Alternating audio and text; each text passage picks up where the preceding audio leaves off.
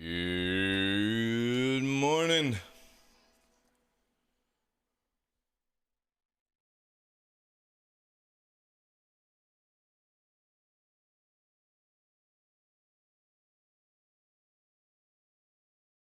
Welcome in, guys. Joe, 2V, Skylum. Good day to you.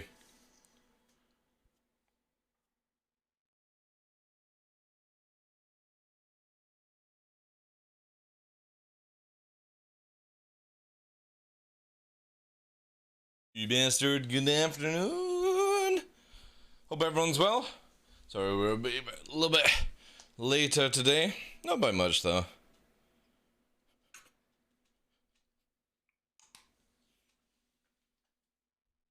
Everywhere is frozen. Takes a little bit longer to get things done.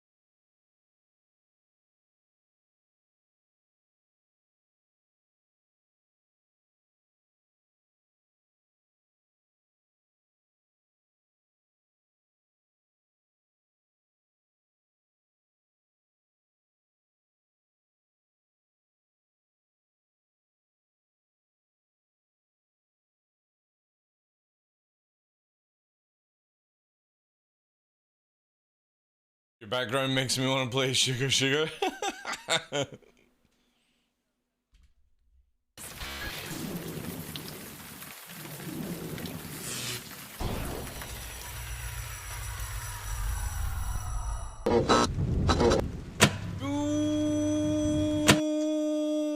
Good afternoon, good evening, good morning, wherever you are around the world. Welcome in, ladies and gentlemen. I'm your host, Michael TheDarkLaw, and welcome to another episode of The Darkness here on Twitch.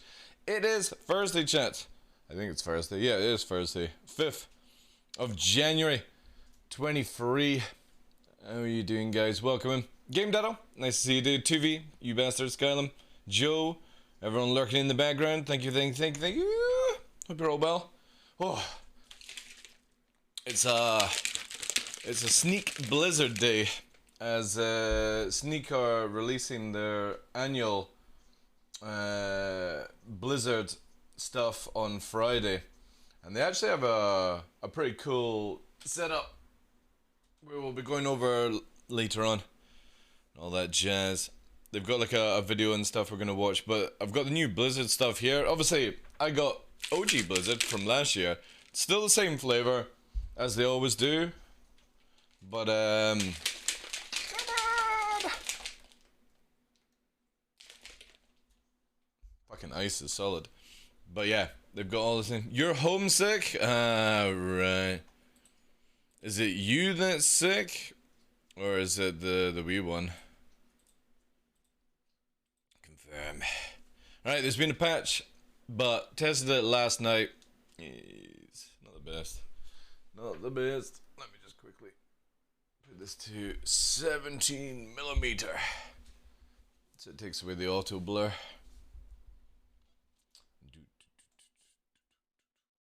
I hope you're well.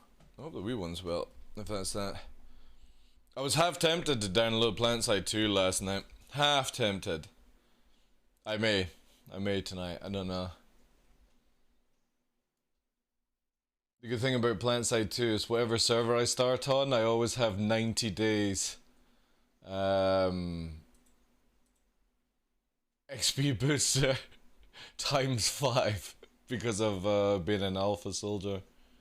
Any character I make. And I always restart because I've got all the cash as well. Right, let me just empty that. But the thing is, as soon as they fix what's wrong in Star Citizen for free 18. Yeah. It doesn't matter, I would just delete my character, game data.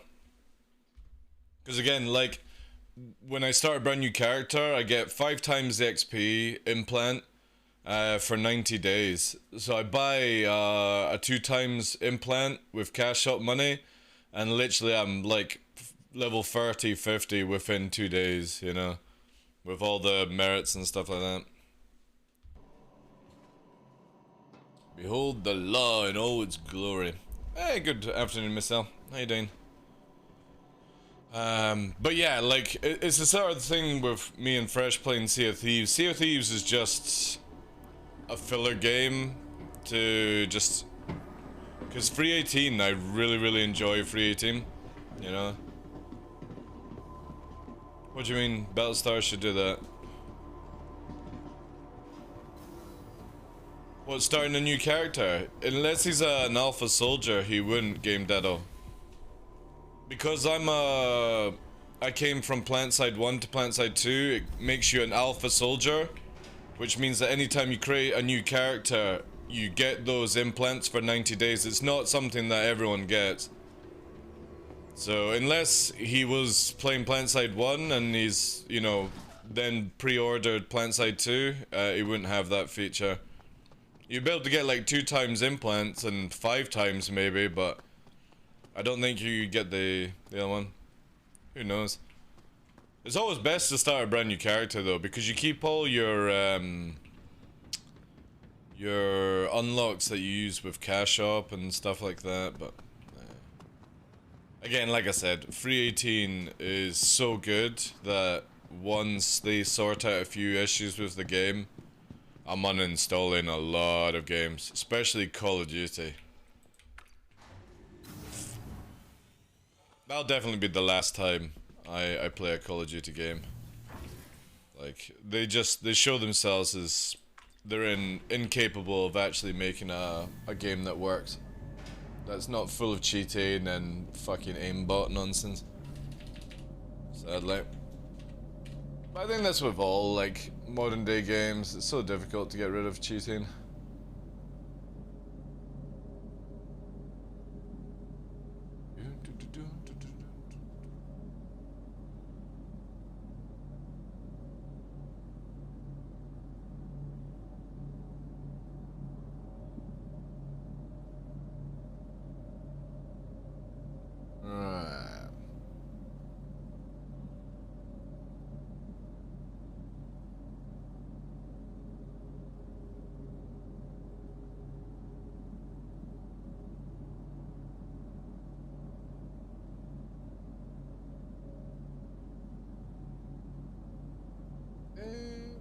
Thank you for all the love on the retweet today, guys. Exclamation mark tweet.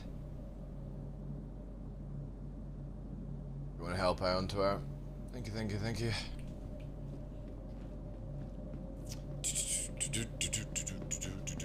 So ballistics are still not fixed. Some are, and fits are still not fixed, which are the 2 main things that I need in free 18 to actually test everything out, which is super frustrating because I would love to actually get this underway and do it and all that jazz, but it's not the case. So hopefully we'll see that this this week. I hope. So we only have the ability to do 1 fit.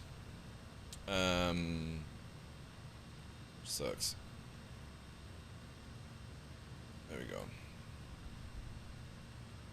But we're gonna rack up, we can do full miniguns. It's shredders and cannons for ballistics that don't work. Shotguns do. I do want to eventually test out a shotgun build. But, like a full shotgun build. But the problem is transferring just doesn't work right now. You need to actually carry them. You know, we could actually just carry it, right? We could do that. I think I've got some ship that could do it. Is the shotguns here? No. I'll need to go to the main console. I think you get Mantis over there as well. You know what, just in case, I'll buy them here. I'll buy them here, just in case.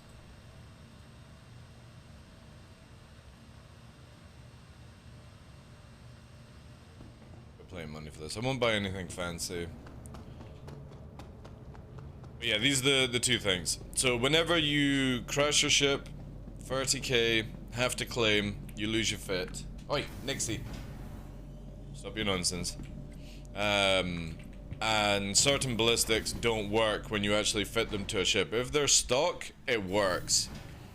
But cannons and stuff like that are not stock on many ships. So testing like mass drivers, broadswords, shredders, you can fit them on your ship and it looks fine on the hollow viewer.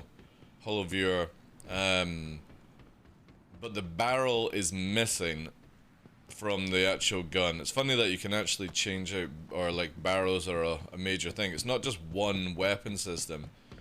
Which also makes me think in the future that there might be a case where you can actually change out barrels for certain weapons. Which would be so dope actually. Like that would actually be incredible. Like if you could take a machine gun, say Shredder, and make it have like short barrels so it's like closer range but maybe harder hitting, and longer barrel for longer range. That would be kind of dope actually, but I don't know if CIG actually have a plan to do that. So I need to go and buy the shotguns, and then I will use some sort of ship to move everything. Because if I move and then I pull the arrow, it's not gonna work. Last call for passengers. The shuttle is preparing. What can I actually use actually? Shuttle will be departing. I could probably use the Connie. Yeah, I can use the Connie, right? Yeah. Right, first of all, whilst we're waiting for this, let's strip off 2 guns. We're gonna get naked. I need the shotguns from this, so I don't need to buy. This thing is so slow though, right? It's crazy how slow everything is.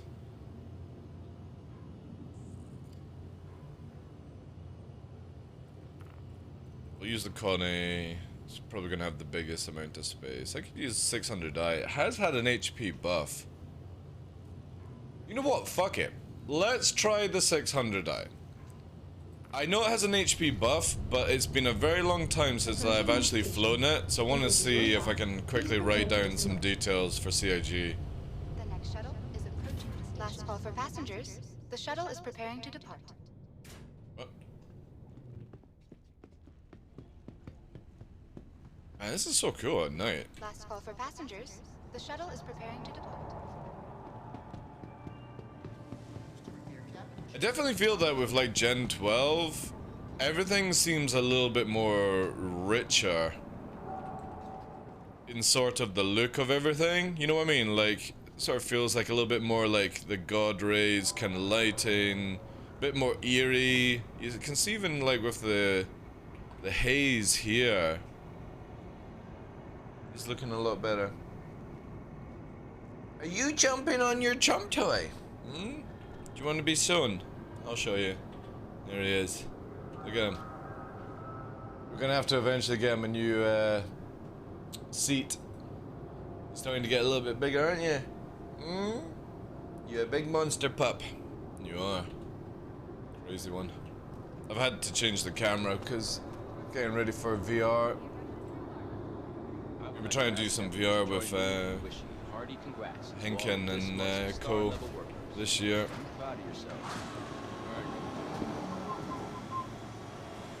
Especially because a VR game, Saints and Sinners, is their second version is coming out, and I know Sai played the first one. It was actually how I learned a bit about VR, was from that. We need predators, 2 of them.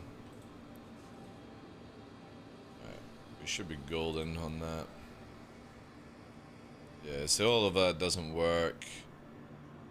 It's the 220. Oh, you can get the 220s here. Good, good to know.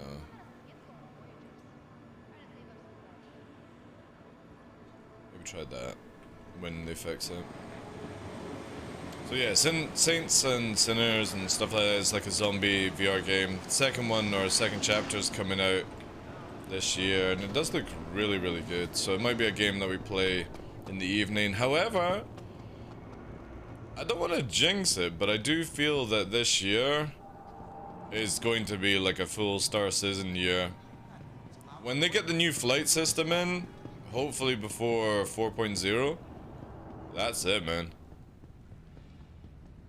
And if 4.0 works, like with server meshing and pyro and all that jazz, yeah, I will be uninstalling pretty much every fucking game I have on the PC.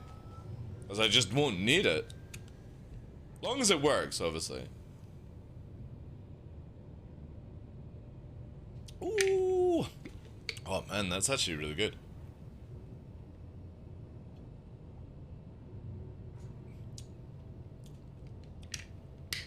When I first tried Blizzard last year,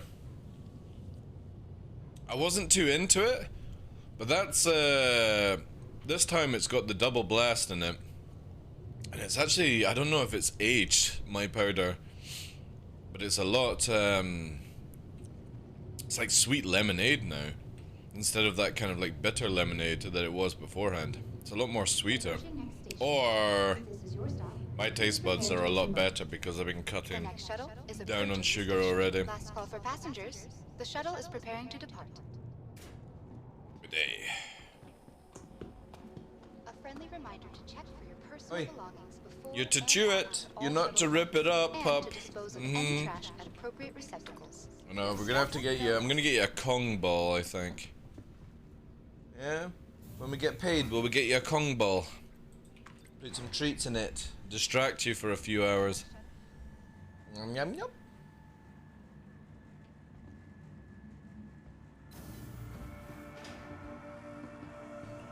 Oh, I've still not used the move all button.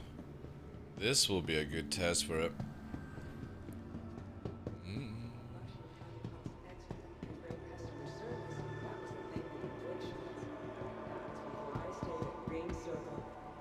We still need to get physicalized cargo as well.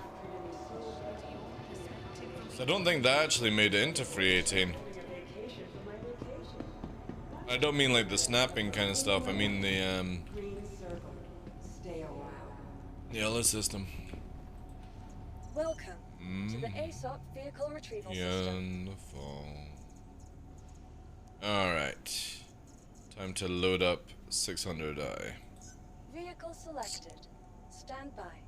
Your vehicle I can't wait till this gets the rework. If we get this rework this year, I'm gonna be so happy. Or I should say is if the rework's in before Pyro, I'm gonna be so happy. Because this will be my main ship.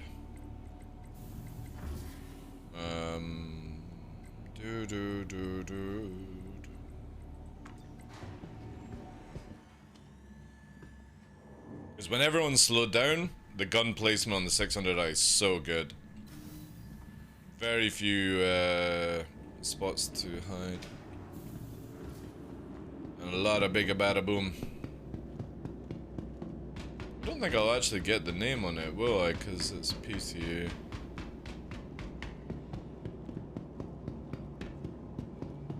Yeah.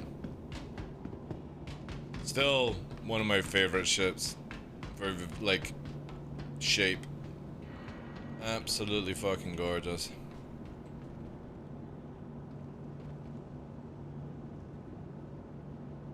Problem is, ballistics will absolutely melt this right now.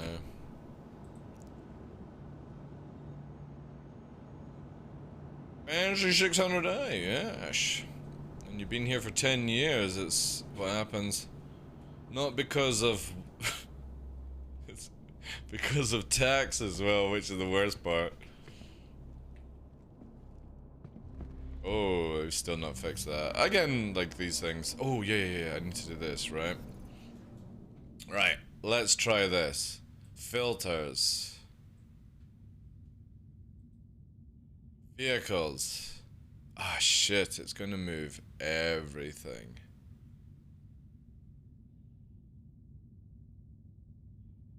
Oh, wait. We can filter this. Fuck it. Let's filter it. Let's take away...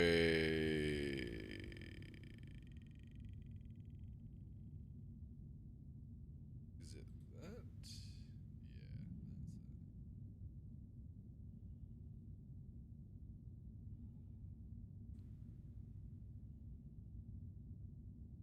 Yeah, right, let's try this.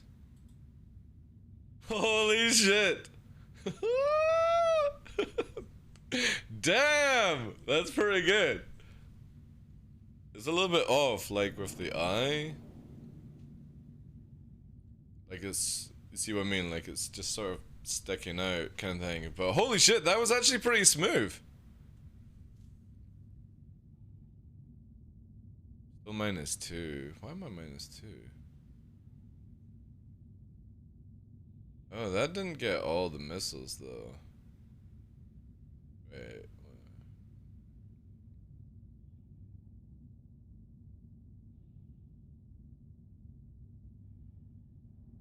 Oh, I don't think I got 20 missiles. I think I've got enough though. 1, 2, 3, 4, 5, 6, 7, 8, 9, 10, 11, 12. Yeah, okay. Just got enough. I thought I bought 20. Let's go to vehicles, see if there's any like shenanigans.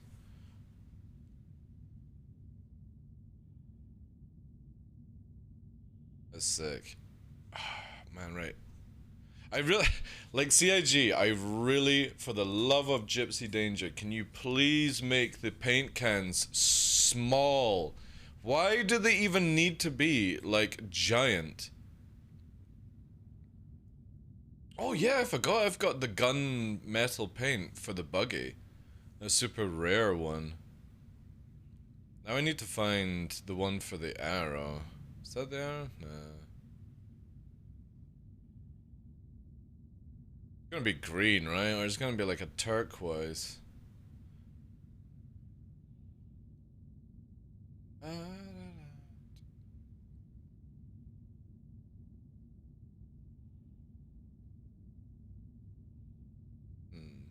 It's almost like I'm missing some things. Ah, well. Fuck it. I wonder if they fixed this one. Where it stays up now. Yeah, there we go. Cool. Right, let's rock it. Let's see what this thing can do. Taxes went to flight sticks and computer, but this time I need to... Nothing to get. So nice. Whoop, easy way to get things to other locations. I know, it's very smooth actually. Very smooth. Man, look at the amount of fucking crap on this ship. Oh, the good thing is with this one, all you have to do is this. Unlike the arrow. Ah, it's been a while, Mr. 600i. You're starting a paint shop. It definitely needs to be a lot smaller. It's crazy. Crazy how small it is. Or large it is, I should say. Oh, I forgot to restart the game. I forgot. Fuck.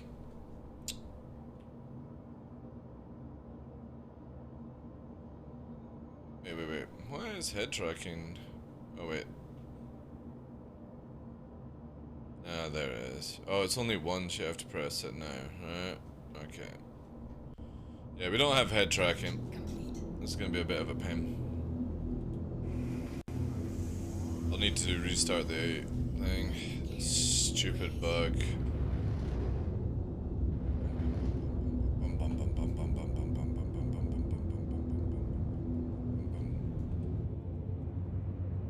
Behemoth.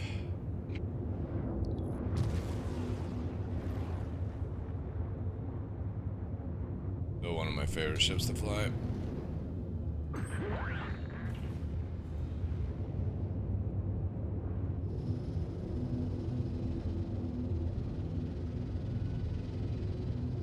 Super slow though. Like, the craziest thing with this thing is this is meant to be like faster than 400i and all that jazz. It doesn't do it. Really bad cap regen as well. This again should be changed in what's it called? 4.0 flight stuff. Map needs to be changed. Oof.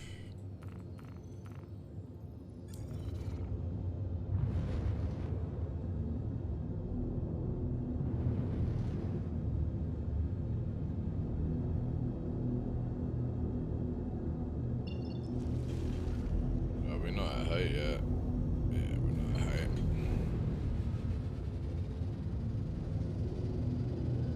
Wonder if they'll actually change the noise of this thing.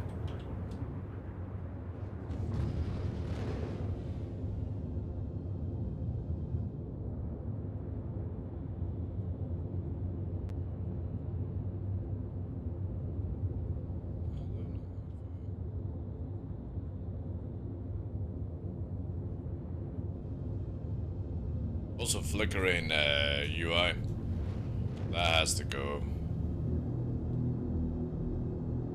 Let's start the watch. I love how there is a little like stopwatch.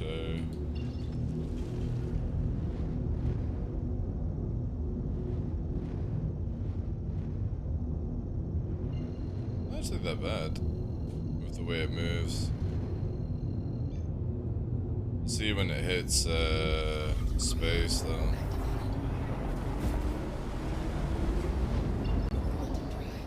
I can't remember what drive this thing has as well.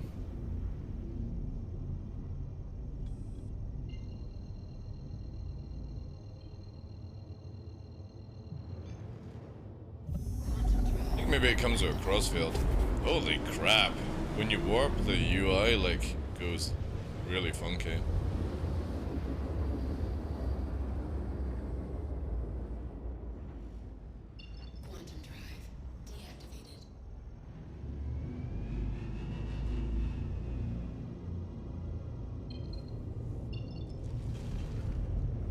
I want head dragging. I swear I'm getting to the stage now where I can't play this game without head tracking for flight. And there's a bug with like what's it called? Lock view or forward view, whatever it's called. Uh-oh. No, please don't verticate. Please.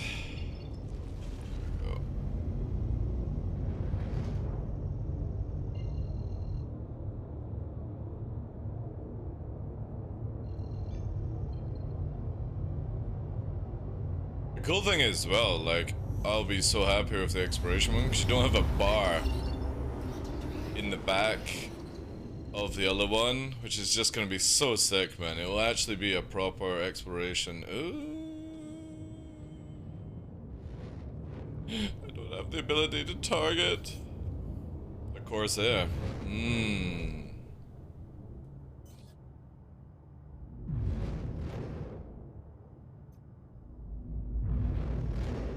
Oh my god, look at that rumble. Alright, let's see what you can fucking do. We're gonna go low here, right? Because this monkey's coming in. 600, let's see what she pushes back on.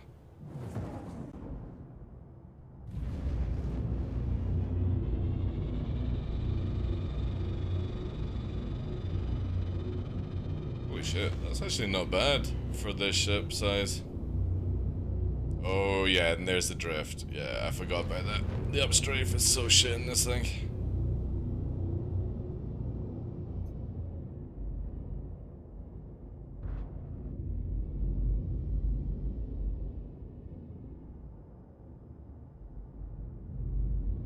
How about it?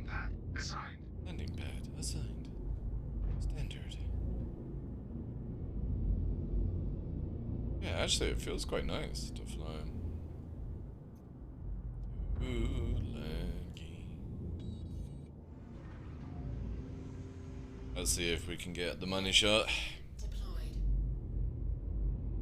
Lag, don't lag, don't lag. There we go.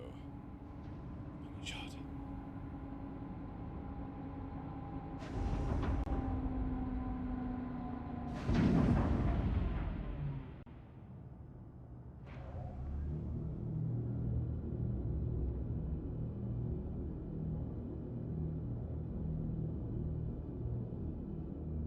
Oh.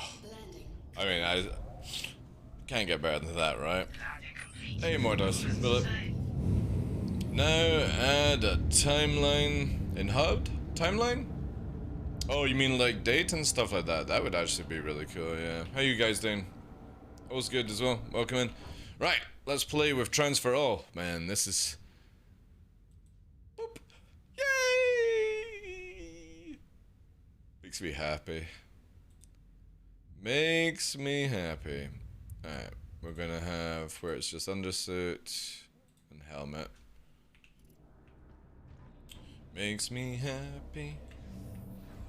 Again, the moment that this gets its revised, this will probably be my go-to ship every day. Good, just at work? Good, so am I, dude. So am I. Hope you're both well. I need some screenshots, Phyllis. To be honest, I need to start doing... I need to start doing them.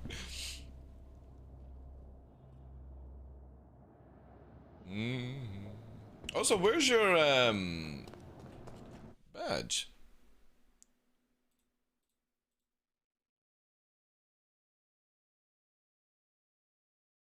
Yeah. Where's your badge off? Or did you turn it off? Let me quickly check here.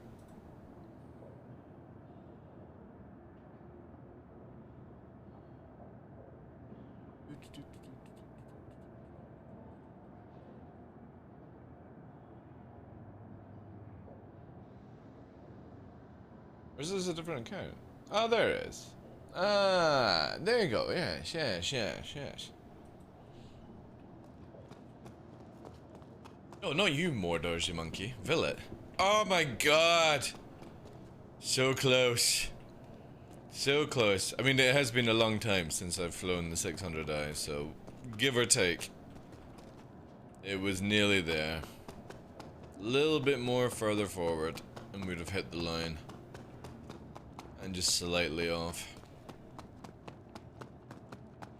Yeah, he's got the creator badge. Him, I can only have 5 badges. Jice and Villet have creator badges on my channel. Jice for creating the goose emote, which is the animated one, and Villet massively helps out with thumbnails, screenshots. Oh shit, that's what I was meant to do. Yeah. Let's do this.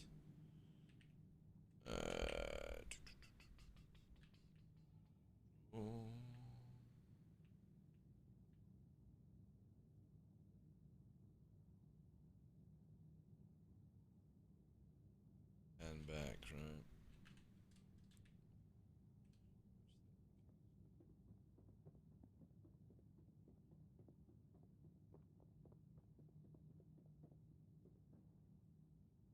Again, just gotta get into the habit of doing this stuff.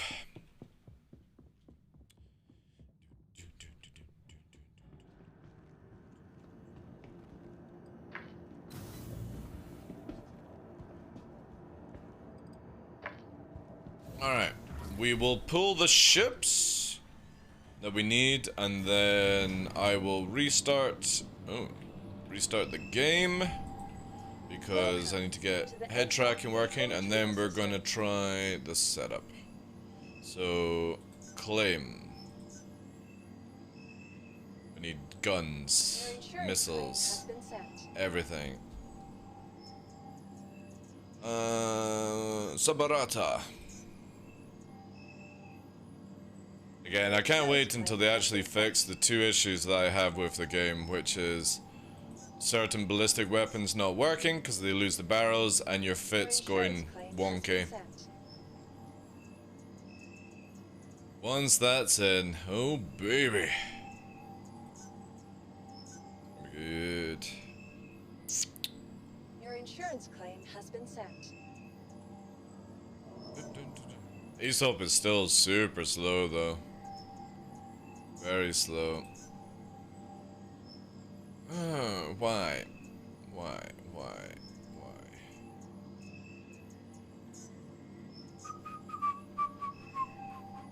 Your insurance claim has been Your sent. insurance claim has been sent. Let's get this for the guns. I definitely feel like if they ever get to the part where you lose fits again, I'm just going to literally strip all the guns off my ships and just move some of this stuff. I need that. Your insurance claim has been sent.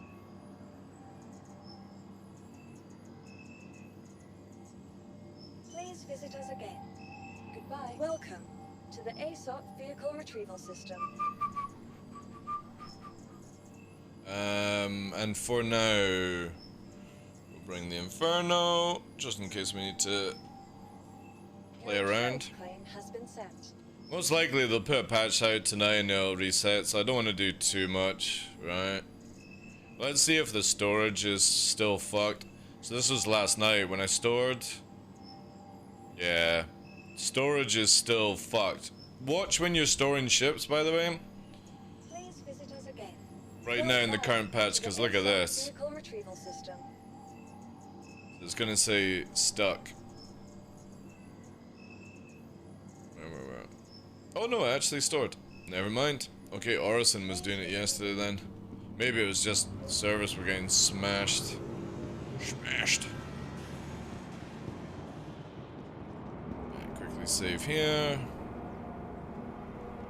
And then I'm going to quickly restart the game. Alt F4! Woo!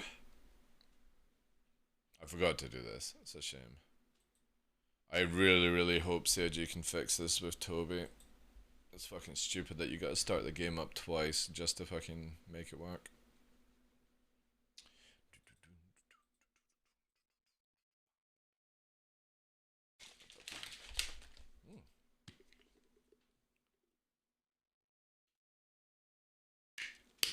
What you up to next?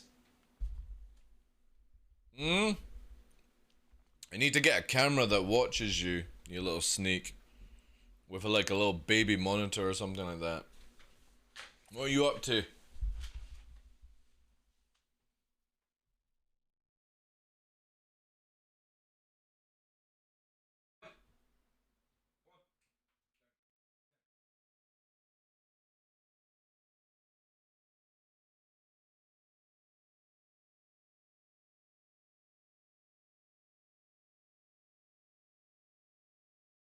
Who was that? Who was that? Oh, thank you very much, TF. Thank you for that, dude. 24 months of support. Holy shit, dude. Thank you. That is crazy. Crazy support. Good day to you, Chief. By the way, I'm gonna do a video for Free 18. There's actually 2 videos in the works. One of them is going to be a music video, a bit of low flying, bit of combat, all that jazz that we're working on. But there's another video that I had an idea for today that nobody's ever done this type of video.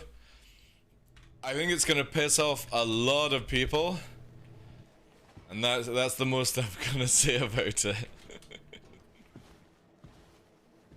It's going to be a tutorial video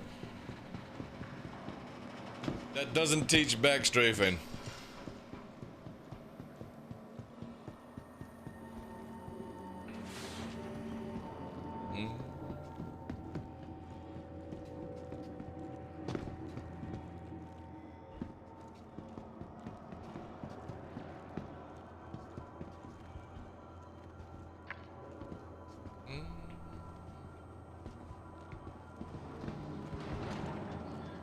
Okay, that lift did not look good. We literally just did that. Oh my god, what the fuck?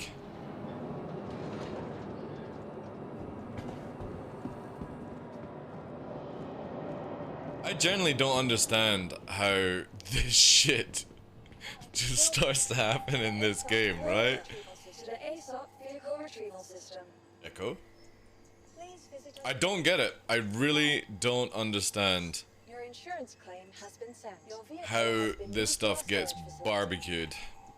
Please visit us. Alright, we've only got one chance at this fit. Oh, whoa, what's that? Retrieval up?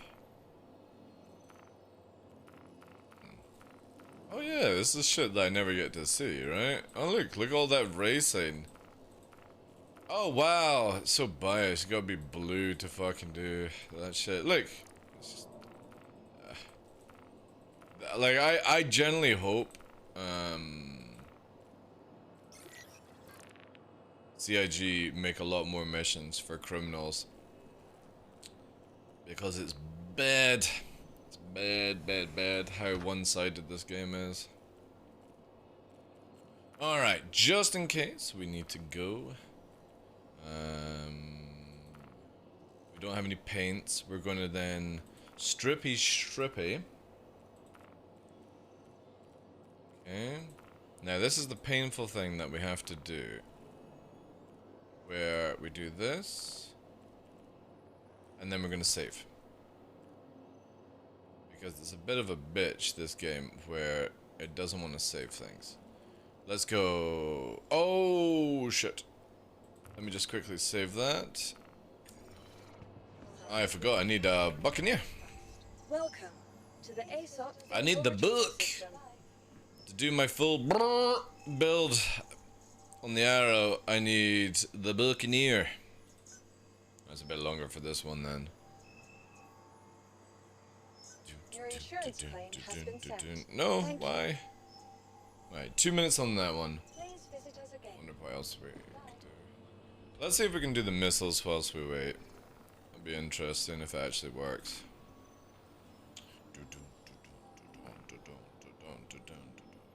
I was using proxy missiles last night. Oh my god. Oh my god. There's something so satisfying about fucking taking fighters out the sky in atmosphere with a proxy missile. So proxy, if you don't know, obviously, instead of it having to be an impact missile, it detonates close to the target. And when you send a proxy and nobody manages to counter it correctly, it fucking explodes and does AoE effect. And literally there was this Hornet last night, before I reset my account, chasing after me because I'd killed somebody else. And the one proxy missile went out and curved round, because I fired it whilst I was doing circle fighting, and it curved round. At the time I forgot to record this, and it came right behind the dude for some reason and proxied. And the Hornet's main engine and like a few maneuvering thrusters got taken out, and the Hornet just span like that. Out of control. It was so sick. One of the coolest thing I've ever seen in this game. Okay, we're gonna do this. We're gonna try and do this slowly to not bug it, right? That is locked in, but this is so angry, by the way. You do not want to just rush this. Don't just do your whole fit and then save. It does not work at all. You want to be very, very nice to your system. There we go. Alright, that should hold that. And we'll quickly check on the book. The book. I should actually, whilst I'm at it, I'll get the Hurricane. The Kana. I'm gonna probably use the cane quite a bit in 318 if people are playing. But we'll see. What we got here, the book is ready. And this will finish off. We are going to try out shotgun arrow today as well. But shotgun arrow is something that may be best to use in like a really hard atmosphere. Also could use a wingman for that one, so we'll see. Alright, let's take the yellow jackets off here. And there we go. Oh. Yeah. It's funny how the size 1 guns are so small in comparison to like other size 1 guns. Let's do this. Vehicle selected. Stand by. Oh, I forgot to check if this Your actually vehicle works. has been delivered to the following location. Please visit us again. Yeah, there we go. Cool. We've got head tracking. We're ready to go. Let's go and do quick 1 mission, maybe 2 missions, maybe 3. Let's see how many kind of things we can get into.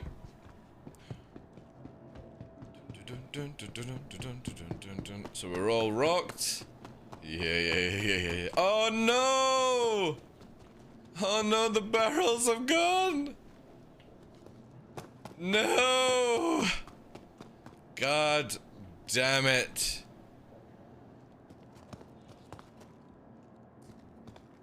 Shit. Alright. We're going with shotgun build then. Let's see if the shotgun build will work. I fucking hate this bug so much. Because again, like 318 is all about ballistics. You know, getting that weird over the top buff. Vehicle retrieval system. And you can't even test it. I'm dying to test mass drivers out. Like, I generally feel that mass drivers is going to be my most used weapon in 318.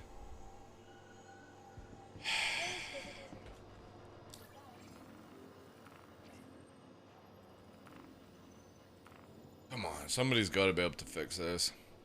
Oh no, do I have the storage thing as well? Welcome to the ASOP vehicle retrieval system. Oh god. This is the bug that I was talking about. Like where when you store things, it just fucks up.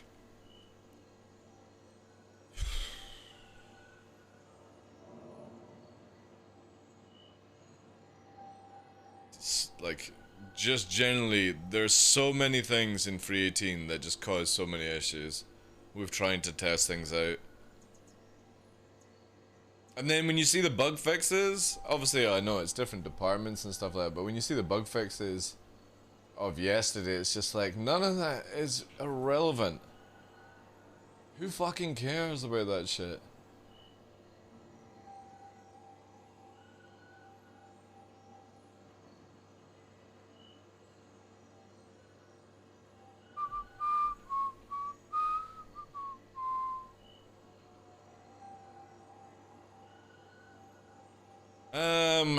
Alright. I don't know what this one's gonna do. I guess I'm gonna have to swap server to try and fix this. Oh wait. I'm trying to remember. How did I fix it? To the ASOP vehicle retrieval system.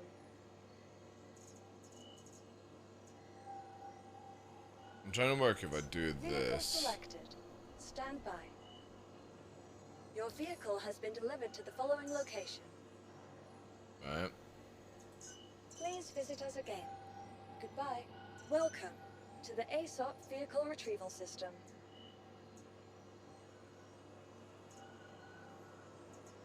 Right. Please Let's just double check this. See if I go to a different region. I think it's a shame they didn't bring back the ballistic shields with the new changes. Those poor big ships. I don't know.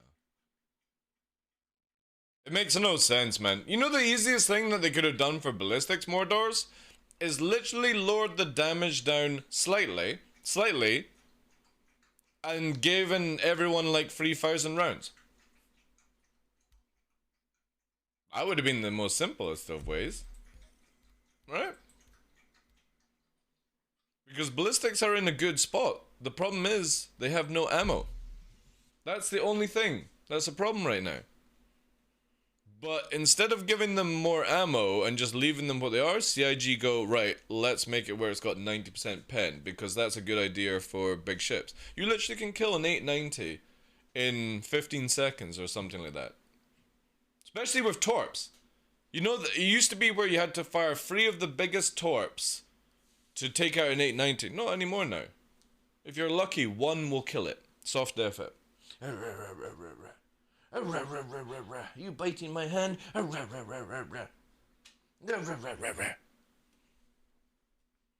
literally can torp carracks 1 shot now. It's beautiful.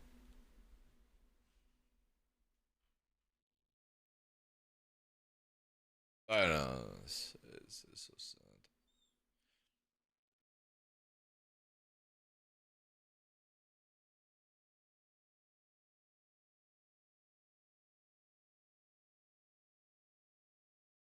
I know that they're adding something in after these ballistic changes, so it's kind of like it'll get sort of toned down before 318 live. I would imagine that's going to be the case because shotguns are just so broken. An arrow can kill Corsairs like they're nothing. You got gunners, I'll kill you before you even manage to break my shields, right? That's how stupid it is. And I understand that they need to get data on it, but I generally feel that CIG should just work on flight, balance every weapon around the idea of just having ammunition, and we know that's going to be the case for 4.0 because with capacitor changes, even like Arrow and Gladius have 60 shots on Panthers. And that's without power to weapons. But if they think that this is a smart idea to literally have 90% pen, maybe they're doing it for soft def, whatever, right? I'm on an American server just now. We're gonna go back. I need to just try and get my ship unstored. There we go. Right. That's unstored. So I think changing region breaks that, Brog. Yo, my base ID. Mordor's, it's not even funny, dude. It's not even funny. An arrow, right? An arrow with 2 3s and 2 1s can literally 4-shot a Corsair. Blap, blap, blap, blap. And we all know that shotguns are based off how fast you can pull the trigger. So it's literally blap, blap, blap, blap, blap, and they're dead. 4 shots, and you kill a Corsair with shotguns. Fucking what? If I thought, like, previously, last year, I was moaning about that the Talon and the Cartual were made far too OP when the ADs came out, right? And they were ridiculous. You could literally take 2 Cartuals or 2 Talons and kill a Retaliator in 20 seconds. Something that has the most HP in the game, 20 seconds to kill.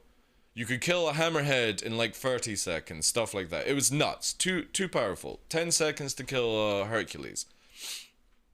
And that was the biggest worry I had, is that fighters that size should never, ever have that damage. Ever have that damage. If it's big ship versus big ship, fair enough, right? Because they're slow, harder to turn, all that jazz. But a fighter should never have anything of the capability of killing something of, you know, triple its size in 10 seconds. That's just stupid. That's bad gameplay. And now CIG have made it even worse, right? So they toned it down to where it was still bad, but now you literally have it where a Cartual, one of the most broken ships in the game right now because it has the ability to manipulate Gs, and its flight system is completely out of whack. This thing now can kill 890s solo. And it's just like, why CIG? Why are you so stupid at setting this up this way? These ships should never have these capabilities. They should be the lowest end of damage scale for these things.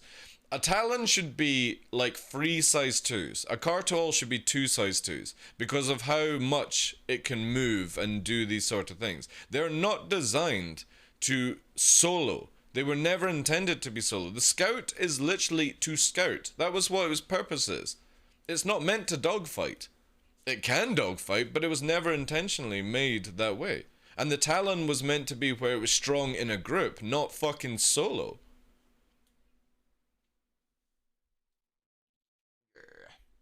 These two ships are just the worst. And now they've made it where Infernos, yes, they can't kill fighters, that's the intention, but they can kill Idrises like they don't exist. They're just like, fucking Idris blows up, right? Well, we know that we're not going to, like, a lot of people want armor as in, like, what you would get from World of Tanks or War Thunder, where it's based off the shape of your ship or tank or whatever, rounded armor, basically. So bullets bounce off you depending on the size and angles and all that jazz, right? Fair enough. But we're not going to get that. That requires too much effort, right? You know?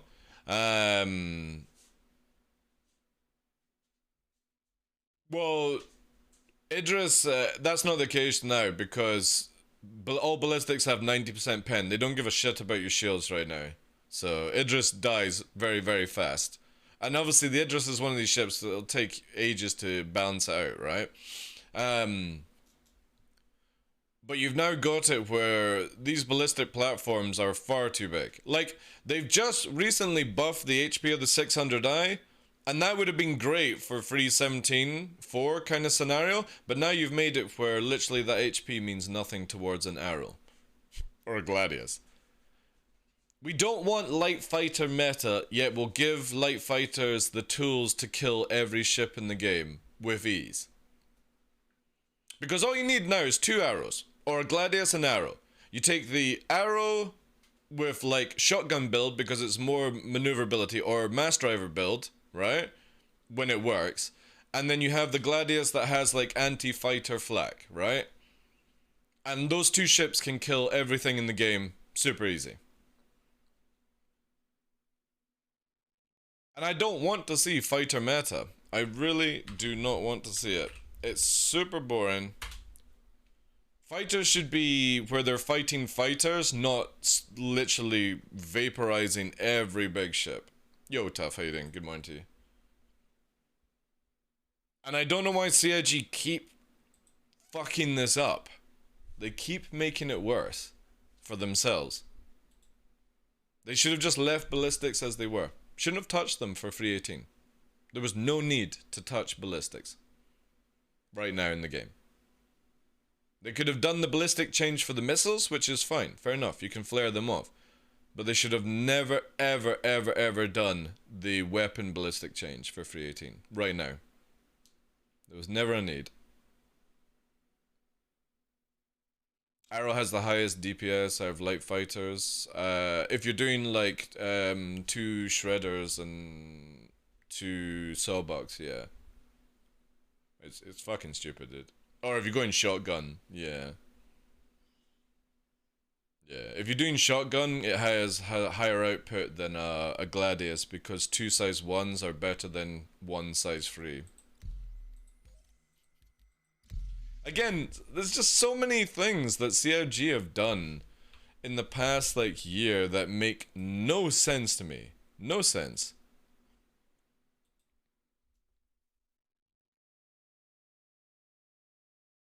Is it possible SIG is doing all this in order to collect data? Oh yeah, it's always to collect data, Donkey, but we don't need to collect it right now.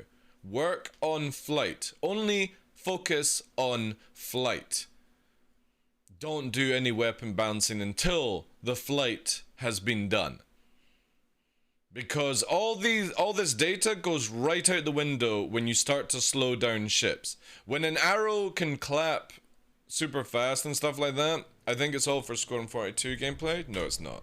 I'll tell you that right now, it's not. Because Squadron 42, they can literally just give you weapons that do double damage, pox. Or you've got a hidden bonus that gives you double damage. You know what I'm saying?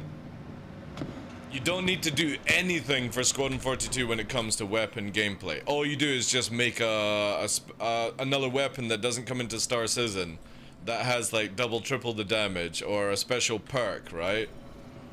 That's hidden in ships. You don't need to do shit. All of this is for balancing for Star Citizen. For 4.0. My biggest concern is that if they don't do the right numbers, again, you have it where we go from just about to get out of light fighter meta with 4.0 flight. Because if you don't realize that when every fighter is slowed down for 4.0, turrets fucking vaporize you. Go to the prison right now in 318.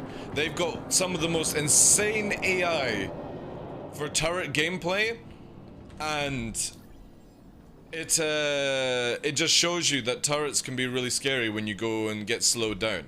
Now, when you're chasing a big ship with big HP, and you've got just yourself, and you're dealing with people... Oh... Where's my second Havoc?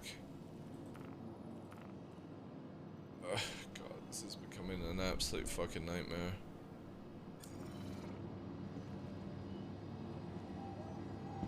Right, I've got an idea.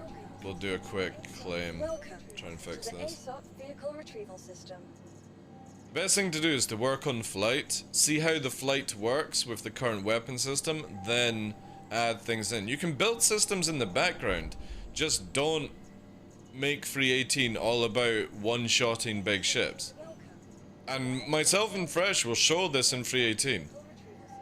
Any constellation that comes after me and Fresh in 318 will die in seconds. Not because we kill it, because we'll strip its engines off in seconds. With mass drivers and shotguns. It's gonna be, if you're in a big ship, it's gonna be an all-you-can-get fucked buffet.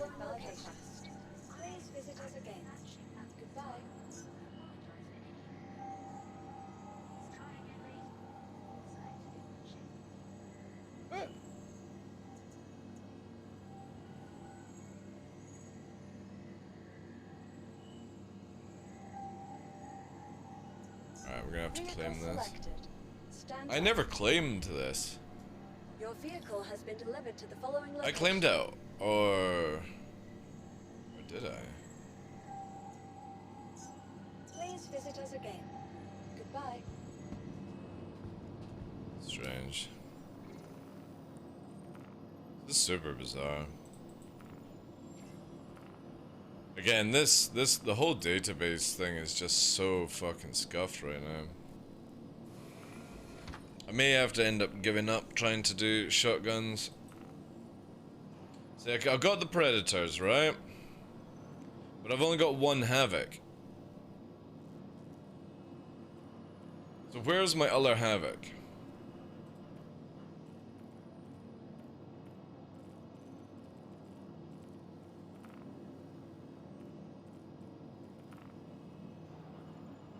Don't you come back no more, no more.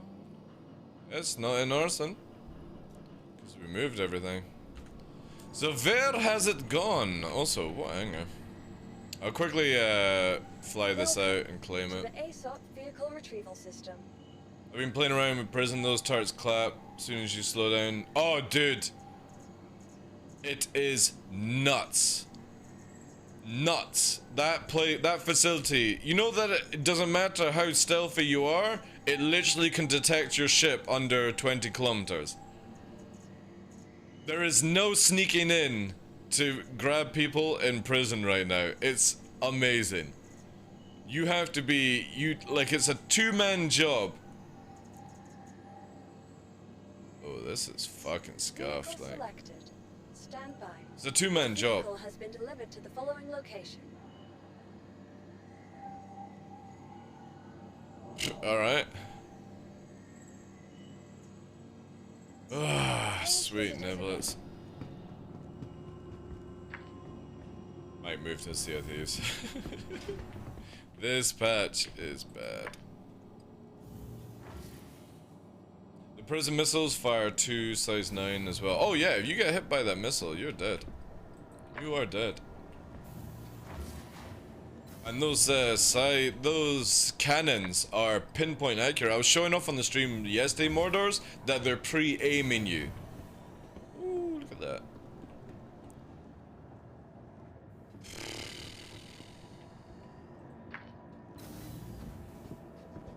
Sweet Barry White.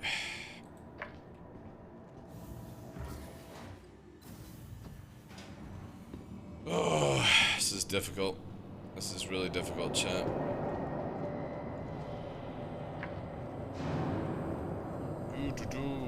Can you actually buy shotguns here, I wonder? Prison is really cool, because I like the idea that you only have to get 20 kilometers to spawn a ship and fly away. The problem is, Pez takes away the 2 rovers, so if you're on a server where they've already used the rovers don't come back automatically, which kind of sucks for people escaping. So if you're going to do prison and you're going to get an extract, you really want 2 people to pick you up. One to spawn a car, because you'll get missiled and cannoned by the facility. You need a car that's not detectable by the stuff. Can we actually get them? Size 2. Fuck.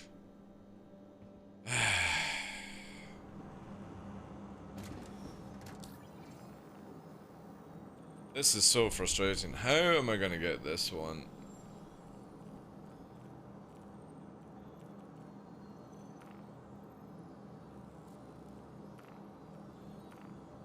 And it's got empty weapons. Why is one of the scatters disappeared?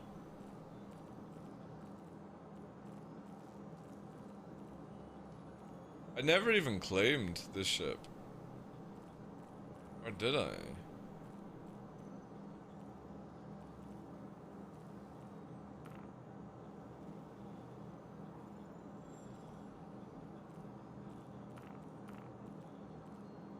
Oh, it's fucking scuffed. Super scuffed.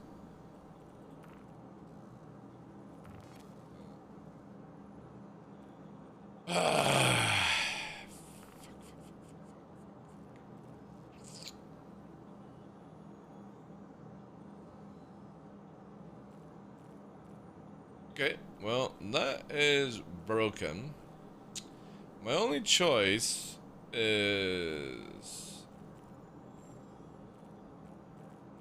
I could quickly nip over to Port Olisar and see if I can claim it. Let's do.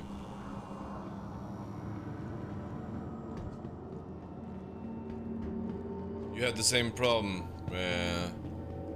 Yeah, I think that's probably the best shout, right? I'm gonna have to go and quickly claim it on an outpost. Get it back.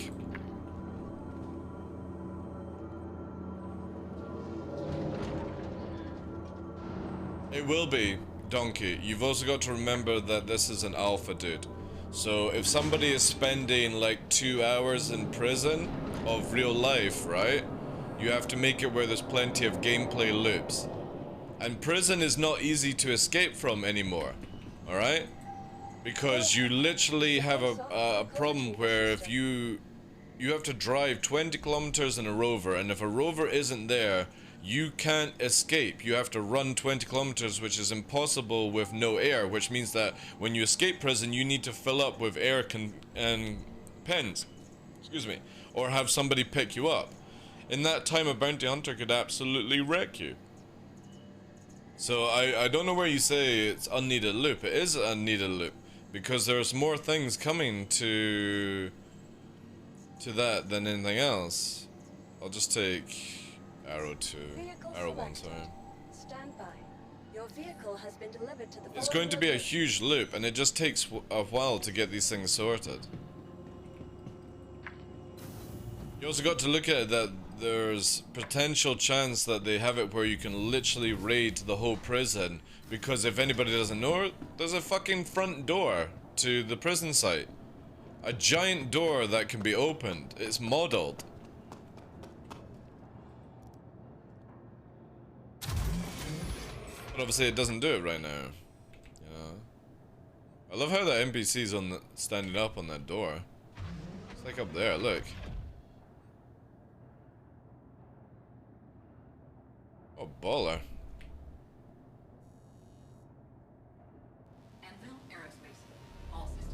You have a ship you can take yourself, no need for a lift, but the body to get to that ship is placed in stupid places in the cave. Most will die. You have a ship you can take yourself to, no need for a lift. What do you mean? You talking about the get rid of your crime stat, Mordors?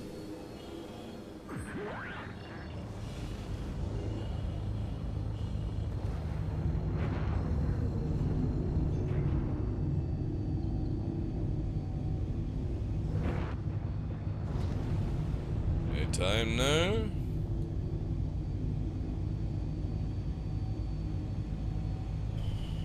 We've arcade. Oh, we've arcade. Fucking hell, like.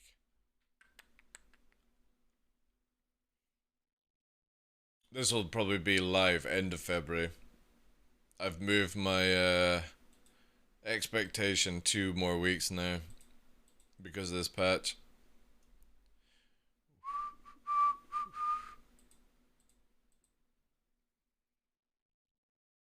Anything sooner than end of February will be a bonus.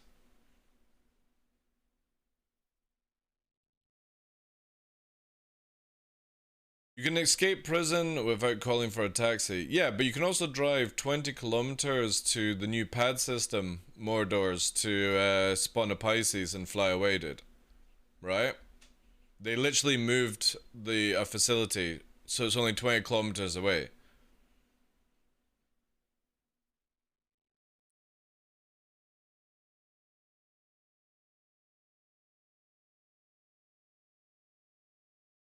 Yeah, it's not gonna be live end of January. No fucking way. Chris Roberts is smoking some grade A copium, like. Again, I generally don't think Chris understands how fucking janked up his game is, right? I don't think so. I don't think anyone actually honestly tells him how bad things are at times.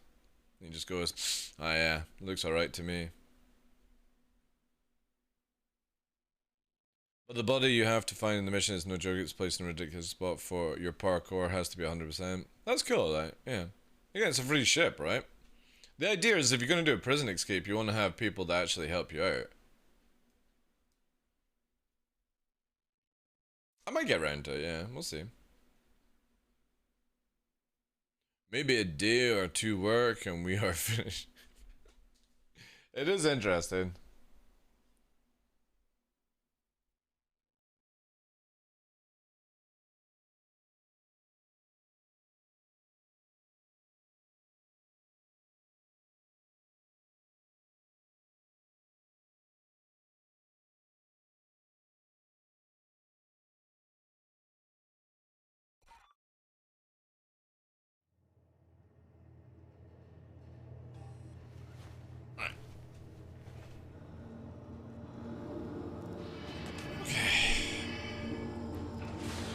Into the fray again.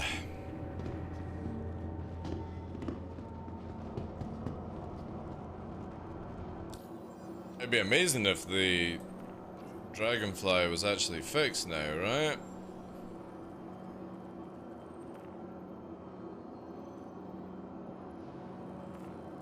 No.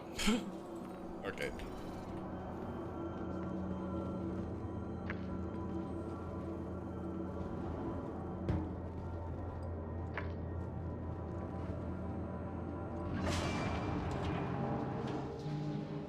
What an absolute mission!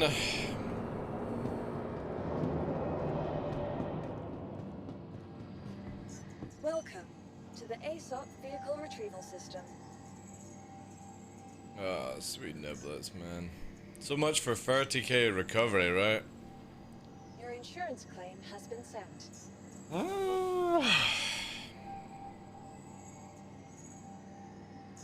Vehicle selected. Stand by. Your vehicle has been delivered to the following location. Please visit. If they can get these 2 bugs fixed before Friday or Saturday, that would be really, really cool. Really, really cool.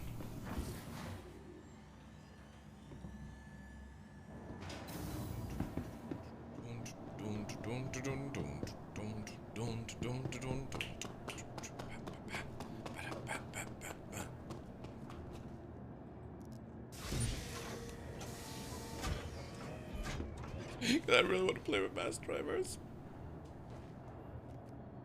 Ever since I heard about the 90% pen, I was like, mass drivers. Let's do it. All we have to do is land a few shots on a player's arrow, car to wall, and that's it with mass drivers. 90% pen, it's ridiculous of damage. All you have to do is just land a few shots and that's it. It would have been so good. But alas, they don't have it.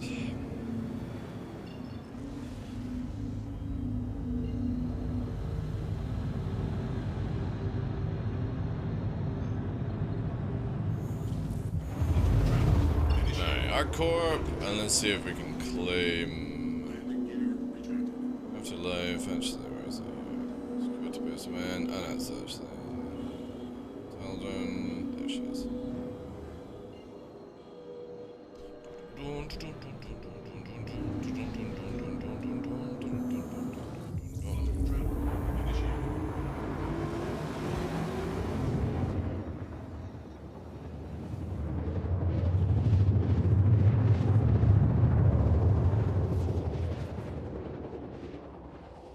I have to say, whoever fixed the alt meter, fucking bravo on that shit.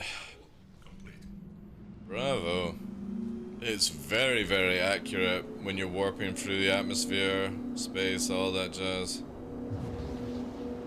That's definitely a fantastic fix on CIG's end. I wish it was accurate to planetary height, you know, stuff like that, but I'll take it where it just tells me instead of guessing a bit.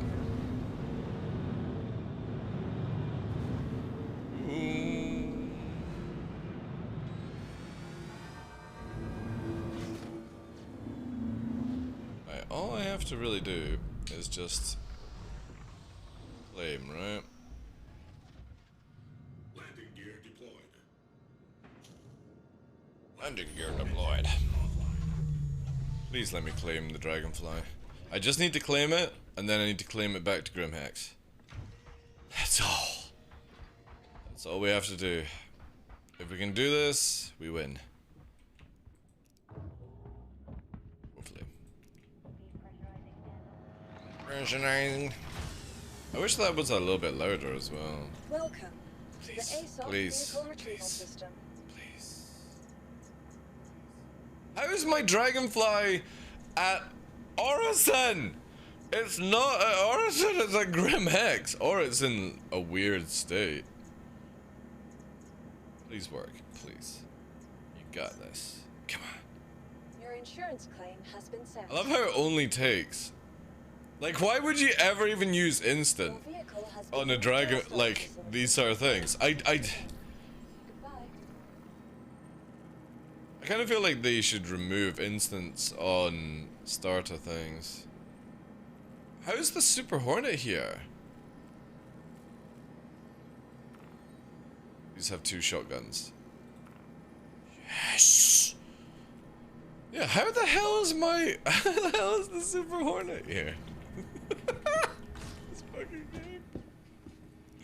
Oh my god. You click one reclaim and another ship decides to fucking move here. Yeah, it is, yeah. It's fixed. And it's actually really, really accurate. The problem is it's still on the old system, right? So it doesn't actually give you ground height. It gives you how close you are to the center of the planet. So right now I'm 76 meters from where it counts, which is silly. I should be at 0 because obviously I'm on the deck. So if they can make it where it's that, but that's fine. It still gives you an idea, you know. There you go. Man, lovely, lovely frames. Especially on 4K.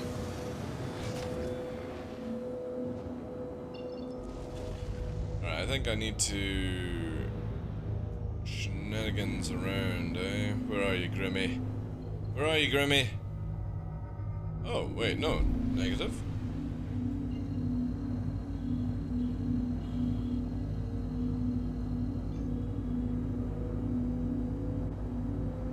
Jump. Anytime, jump! Whoa!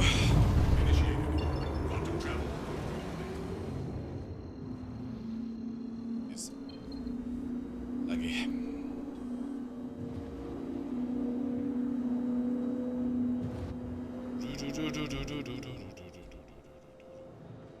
At least there's no object container lag now.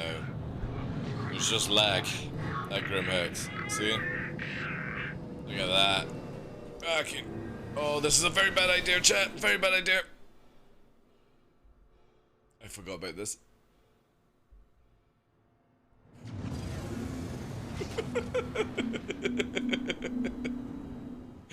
Very, very bad idea to come racing in and fucking 180.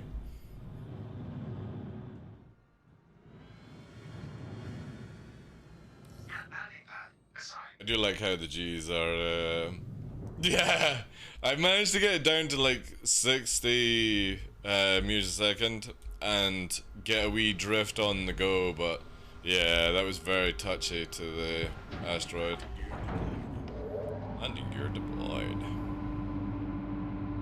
Engage auto hover system.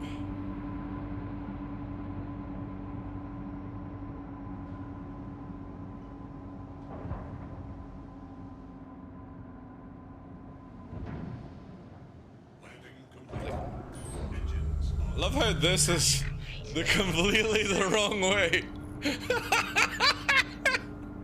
Jesus Christ. I didn't even notice that until now. Literally, there's so many things that are scuffed in this game right now.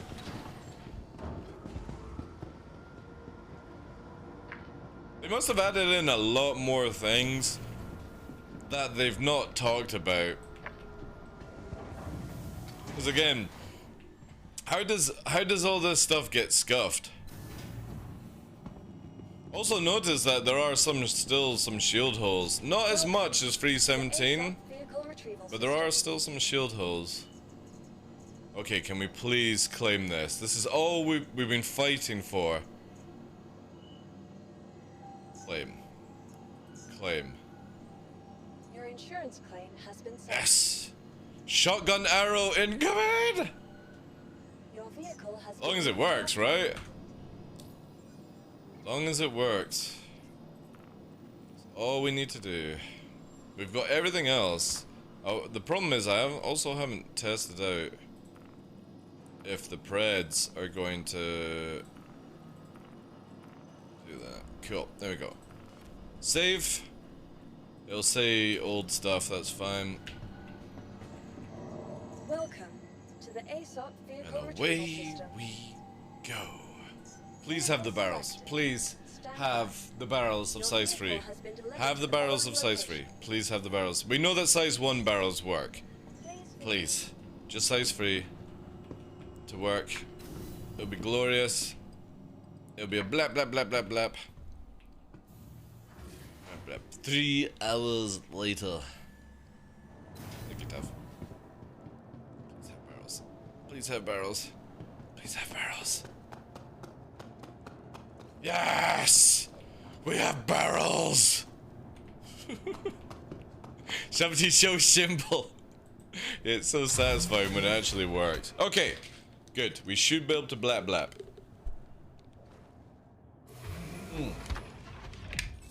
I agree, Pinkosaurus. Hey, Dean. Welcome in. Alright. Well, we don't know if all systems are online. We're yet to see if they even fire. Everything else is borked. Okay, and we need a little mission here.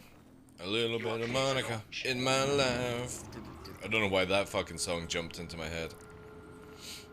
A little bit of Rita's all I need. Oh shit. Oh no, because I fucking didn't finish that mission. No, Vaughn, don't do me like this. Come on, Vaughn. Vaughn. Don't be like that, Vaughn. It's not my fault the server fucking 30k'd. On. Fuck. I need somebody with Vaughn standing to get me back into the game. Takeoff complete. Right. Let's just test the weapons. We might have to come back.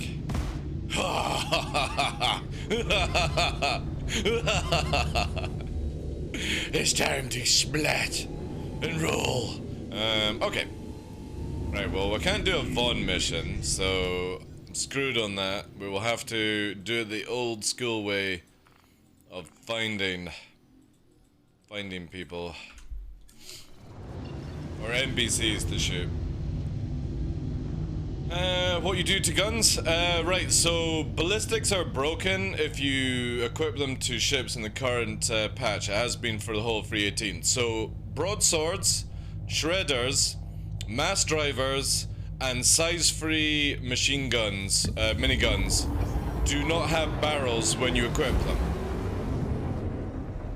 So the only thing that's working right now is size 1 rotary, size 2 rotary, size 1, 2, and 3 shotgun work. Everything else does not have a barrel, so you can only test stock, and they're the only weapons that you can fit. So right now I'm testing a full shotgun arrow for the lulz.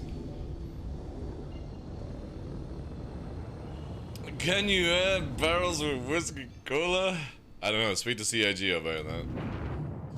And it's really annoying because I really want to use mass drivers again in 3.18, but I need to test them to see if I can actually, like, my theory's correct on it.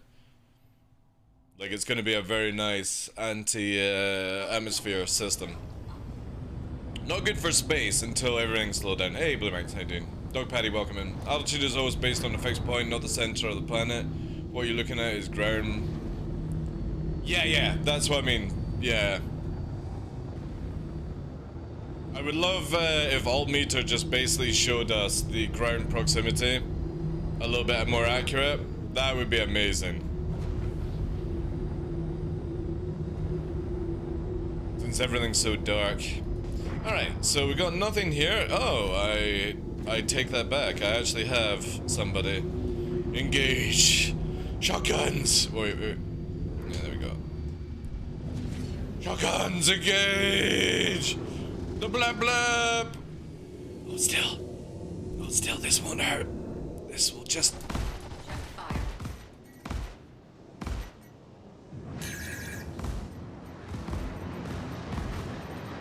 Warning. Weapon system overheating. Yeah, I actually think they've done a ninja nerf on shotguns. Because he should be... I think it has actually been nerfed. I need a big ship to test on, actually. That should have been a lot quicker. Alright, good to know. Good to know. Rubbish for fighters. Even at, like, point blank fucking range. I need a big ship. Test the big ship. Actually, we'll go back for ammo. So generally, yeah, think right now rotary is your best bet. Because shotguns are bad. Yeah, Liberty, they just don't work, right? They will eventually. I think CIG have nerfed shotguns already. And it's been like a ninja nerf.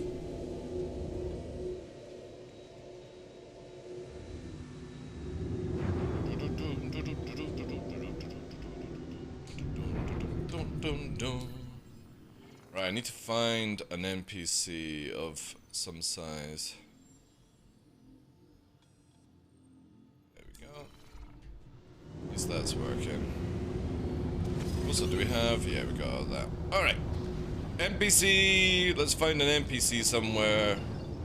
SBK. SBK, probably a good bet to find an NPC. And then we will swap out of this setup, because this is garbage! Again, it might be really, really good for big ships. But, unless you got a wingman, no point, right?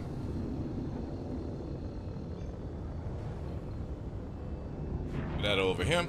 Is now on. Legit, if you add barrel with whiskey cola hacks, will it load? There's just no barrels. It's not like it's an inventory thing, Pinkosaurus Rex. The gun looks fine on the models. It's just when you spawn the ship, it's missing barrels for now. You can't use whiskey to do it. Most likely you'll see that exploit is actually probably gone now from the game. They just need to make it where barrels are back, and then it's all good, right?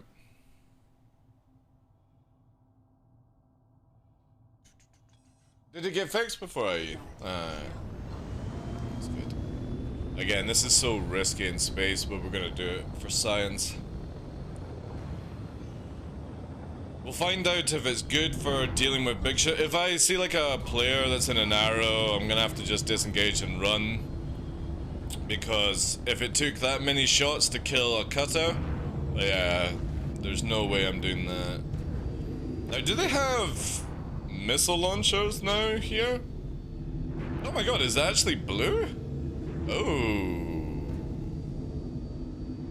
Oh, hello. Oh wow, it is blue. Holy shit.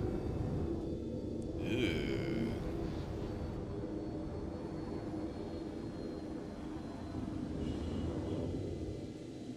Are these turrets killable? Uh-oh. Oh shit. It does have missiles. Ooh. Lovely. Oh, you've got quite a good detection range, have you? Drop it down to 1, it's only cross section. We're also moving like a bat out of hell here. Change our angle. Okay. This is a no-go then. Vaughn.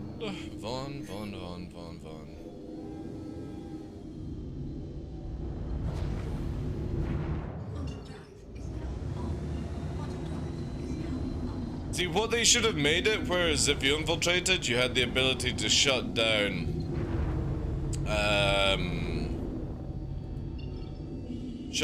the turrets for raids. Again, CIG just doesn't think of this shit, right? They're like, oh, this will be great for people. Let's get them to go into fucking SBK as criminals and get the loot. Oh, by the way, all your loot ships get one banged, and you've got to hire a blue to pick up your loot. Because you literally can't pick it up if you're red, you know? Quantum drive is now on. I swear, like, absolute fucking monkeys in that department. No idea how to build this game around criminal and blue gameplay. Everything is always blue biased, no matter what they do.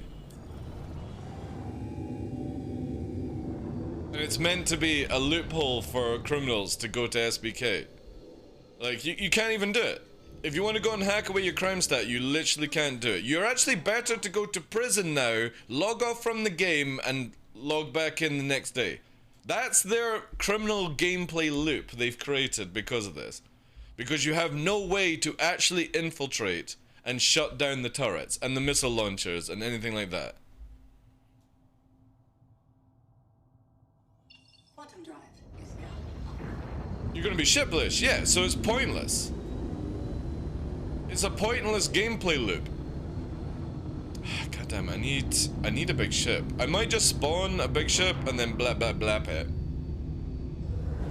Quantum drive is now on.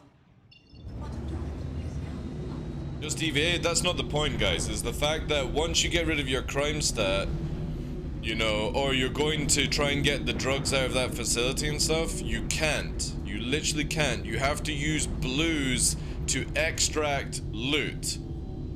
That defeats the whole purpose of going in as a criminal group. Because you literally can't outdo the turrets and stuff.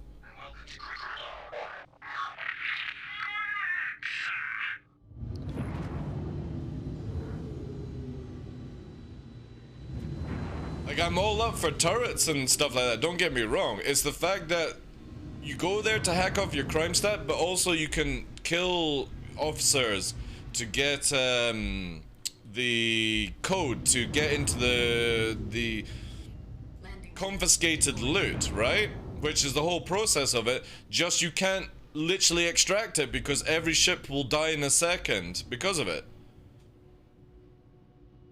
You literally have to have... Oh, hello. You have to have a vulture. You will do nicely. Hold still, please hold still. Hold still, stop going so fast. God, stop going so fast. Stop going so fast. Second to target. I just wanna bite. That's it. Oh shit. Better watch myself. Ah, he's hugging the arm of the sun. Damn you. Don't worry, don't worry. Shh, shh, shh, shh, shh, shh, shh, shh, shh. It's just gonna... One day. Oh, a Scorpius. Ugh. That's not gonna be good. Should we try a Scorpius? I don't think I'm gonna be able to get close enough, sadly, for a Scorpius. Maybe. There's a possibility. Don't lag, please, don't lag.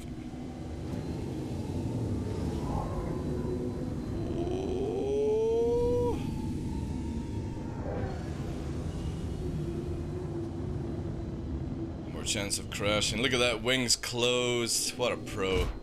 Check fire.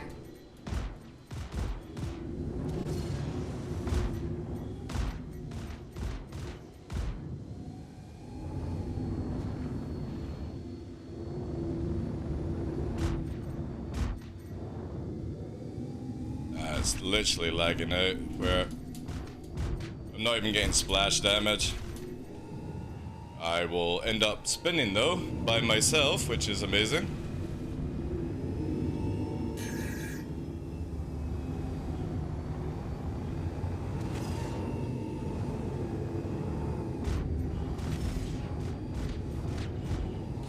Why am I just constantly spinning around? Oh, it's this bug. I know what it is. I know what it is. Ah, right, sweet niblets.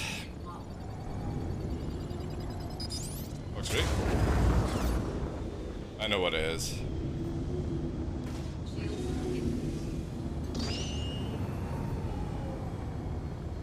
It's the thruster stuff, right?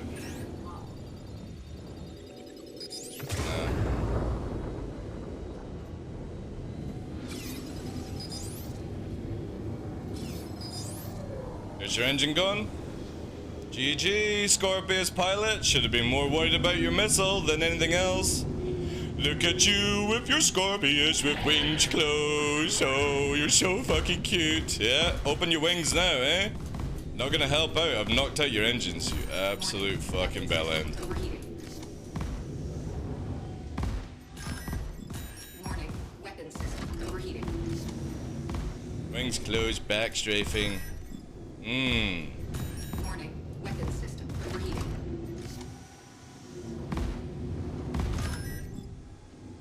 There you go. You can enjoy that. Thank you. Thank you for testing shotguns.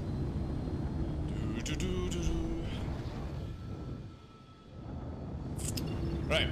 Shotguns are... They've been fucking hard nerfed, like. Hard nerfed. Ooh. Calm down, girl. Calm down.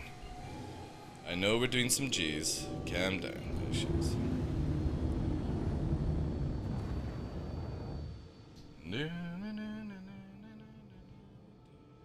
That spinning around is not Grim Hex, by the way. It's actually the thrusters of another ship making me spin around. It's not fixed yet. The object container for Grim Hex has actually been fixed. That's what spinning around is. I'm getting too close to an engine that's more powerful than mine, and it's just making me spin, you know. Yeah, the retros are throwing me around. But it's like a crazy close range for some reason. You know.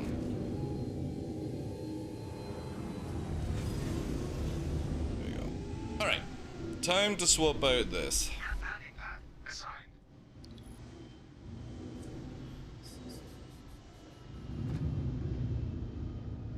Landing gear deployed. Hey folks, how you doing? I fucking hate Scorpius pilots that just backstrafe wings close. That's why I'm not even finishing the ship. I'll just leave it disabled out there. That's what it deserves. For being so bad. Get the wings out, I would feel differently. I'd give a lot of respect for that when you actually see a Scorpius pilot do that.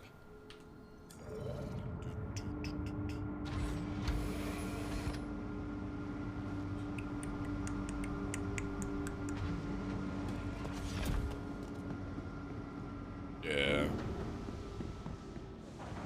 They just need to sort out a little bit. I mean, I'm actually happy for it, Blue Manx. It just needs to be toned down a bit, right? Because a Scorpius, like if I was doing it around a big ship, right? Okay, so two things, okay?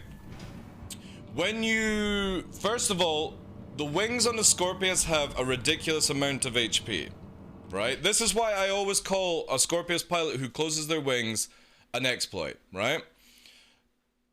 One, if you do it with your size 2 weapons, they actually turn off. The idea is that when you close the wings, it turns off your weapon systems, and only size 3 break when you do this. So that's the first reason, that it's an actual broken thing, where they're going to have eventually sorted out, where when you close your wings, your weapon systems turn offline. It does it with size 2, but size 3 doesn't work. So the second thing is, you also bring in the conversion down closer. So as the wings come in closer, your shooting ability goes up massively because of it. And the third option, or the third reason why I class it as an exploit, is that the wings have huge amount of HP, and when a Scorpius wings close, they actually cover your engines. So you are invulnerable to shots on your engines with laser fire. Only way to do it is, or get to the engines, is with ballistics. Okay, that's why when the missile clapped his engines, he started to spin around, because I blew out all his engines because of the gameplay. So that's the 3 reasons why it is actually an exploit to close your wings with that. Better defense, better shooting ability, and you're not meant to be able to do it. Full stop. Obviously it's a bug that allows you to do it, because again, if you go to size 2 weapon systems, your weapons turn offline and you can't shoot with wings closed. Oh, we're gonna have this nonsense. This might not store. So whenever you see a wing, if you ever see a closed wing Scorpius shooting, they have a huge advantage over somebody that has the wings open. No, it's not, Pinkosaurus. I've spoken to CIG about it. It's an actual bug that you can shoot with the wings closed. It is confirmed bug. It's just the reason why is the power plant isn't shutting off the weapon systems for size 3. It needs a rehaul basically on it.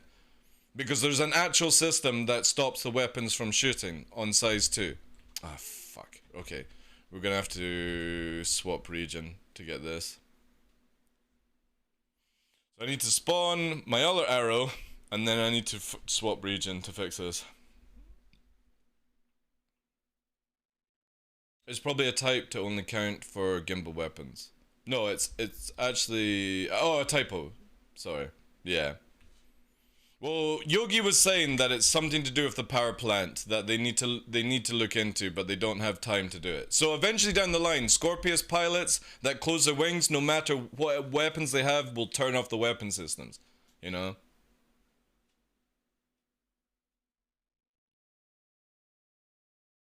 And that's why I've got a lot of respect for Scorpius pilots when you see them with their wings open, because they're not using the exploity stuff to play. They make a smaller profile, they make it where they've got better conversion with their guns, and they make it where their engines are near invincible versus laser gunfire. And people know they're doing it as well. That's the stupid thing. Whenever I use the Scorpius, I have my wings out. What do you mean? I doubt that claim. About power plant? Well, that's what Yogi was saying. It's something to do with it's not turn offline, right?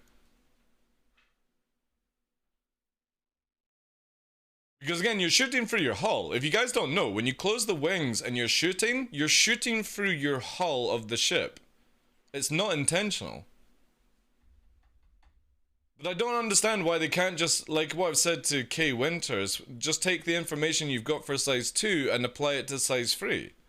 Surely it should be that simple, right? Whatever, if the gimbal, like you're saying, if the gimbal causes the weapons to turn offline and be legit, why can't you just add that parameter of code to the size 3? I would have thought the system would have been that simple, right?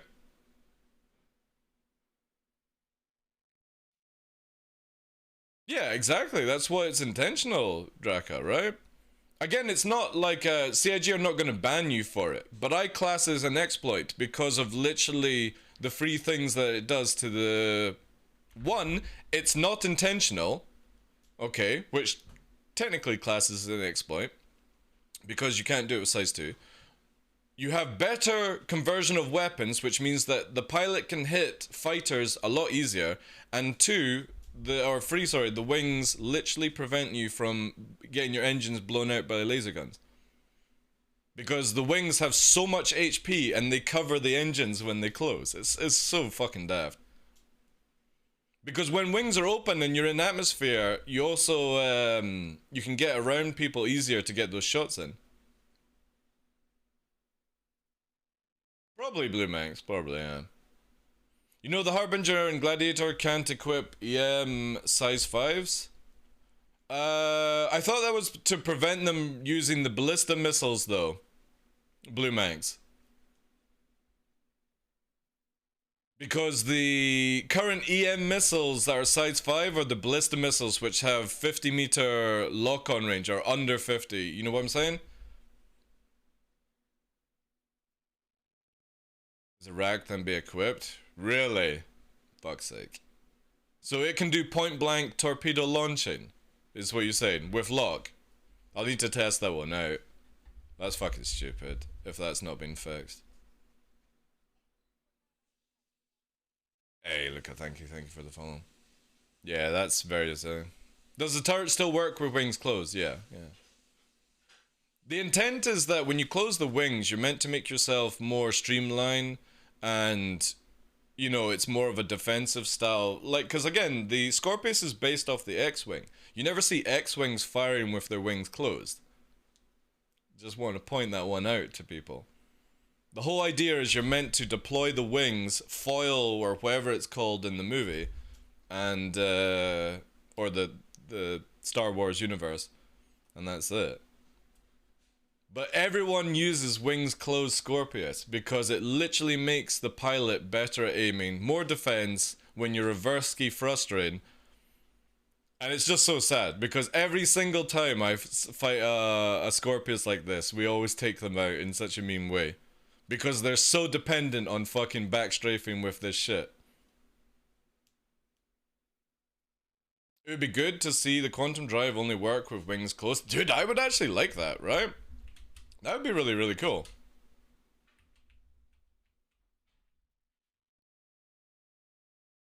Let's see if this fixes it. So what we're doing right now is when you store a ship right now in the current 3.18 patch, it locks your ship away where you can't retrieve it, you can't do anything. And the best thing to do is spawn another ship and then go to another region that I found as a hotfix. But my ships are still locked. Alright. So that's not working now. I wonder if it's something to do with server then. And I've just been lucky where transferring to a different region unlocks it.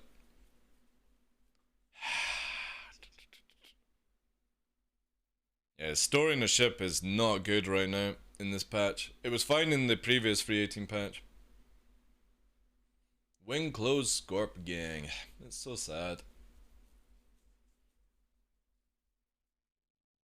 Well, they gotta try and do everything they can to be a hurricane pilot, right? Like, the funny thing is, when you see all the people that use the wing closed scorpion nonsense, the moment that CIG fix it, which will be fixed, by the way, when it's fixed, watch how many Scorpions get melted, right? They'll be like, oh no! The worst is when you see somebody who has gone into the turret seat, retracted the turret, by the way, to be behind, and it's a single player Scorpius. And the reason for that is, when you're shooting them behind, the turret soaks up the damage without hitting the actual Scorpius.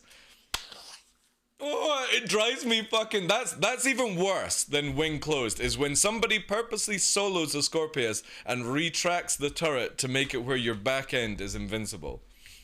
Oh, God. That thing is... It's just such a cancerous ship right now. Once it works, I mean, it's a beautiful ship, don't get me wrong. It just... It's super frustrating. Just a bigger Aurora, yeah. I don't know how to fix this.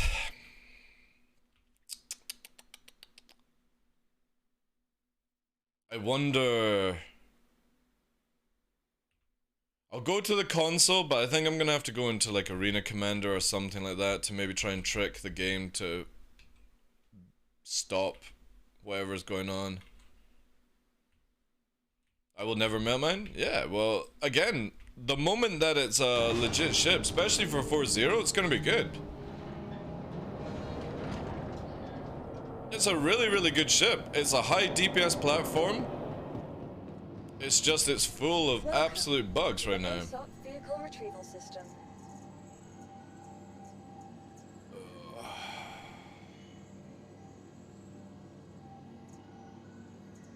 Right, so... That one, that's fine. If we lose Arrow 2, this is going to be super annoying. Let's quickly just check some other things. We got retrieve on that.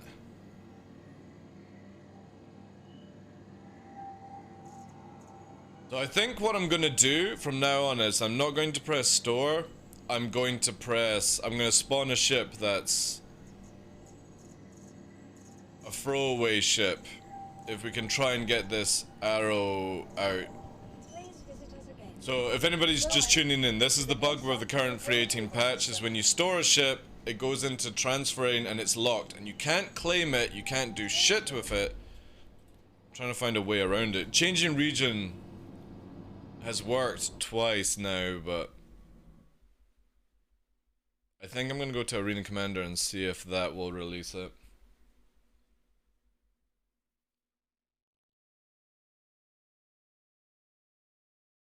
Was that the time Mordor's got hit by a torpedo?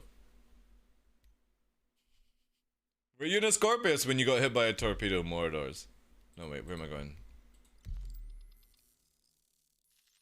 You don't want to get hit by fucking torpedoes in 3.18. Holy shit. It is death. Death. Is that a current reset? Well, I hope not. It might be. We will see. Yeah, I've tried that as well. God, that is so fucking loud when it explodes. We'll try here. Actually, you know what? I'm going to quit. I'm going to close the launcher. Make it where the game doesn't know where I am. I'm going to do a full login. See if this fixes it. Again, I just need to change the fit one more time and that's it. I'm done trying to test around this bug right now. It's too difficult.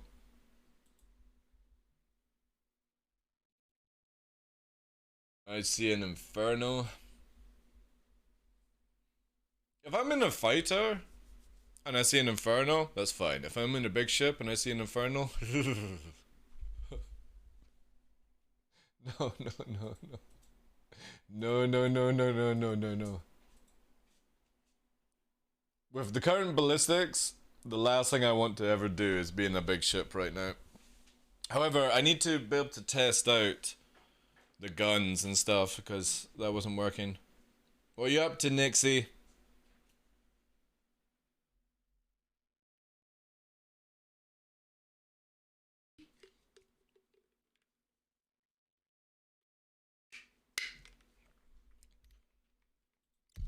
I have a feeling it's only against big ships though. Because I was shooting a cutter with point blank range shotguns, Blue Manx, not really moving any faster, and it did no damage whatsoever. I could have killed it faster with repeaters, laser repeaters. Why if I pick EU in any region I end up on the same shard?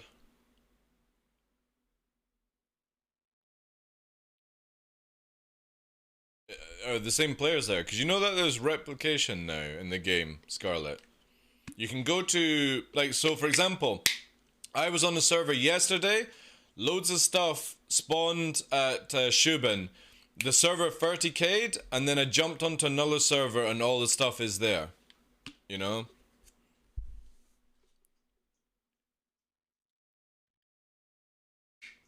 Is there any difference on ping? I don't know, dude. This is where I need to test, right? And the problem is, like, 318 just is such a... It's so hard to test.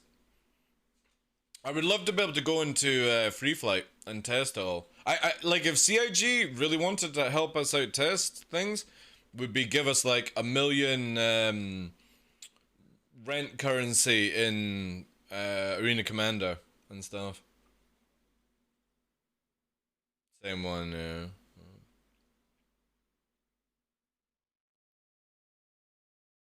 Inferno is disgusting, Mordors, against big ships. Disgusting. Not only can you carry 2 OP torpedoes, you then have, what, 12 size 3s from the rotary system, which do so much damage right now. And then, by free, yeah. But again, if you got like an arrow on you, you're screwed. Have tried self-destruct next to a reclaimer? No. Again, I've not been testing much because, well, this is kind of like how it is right now.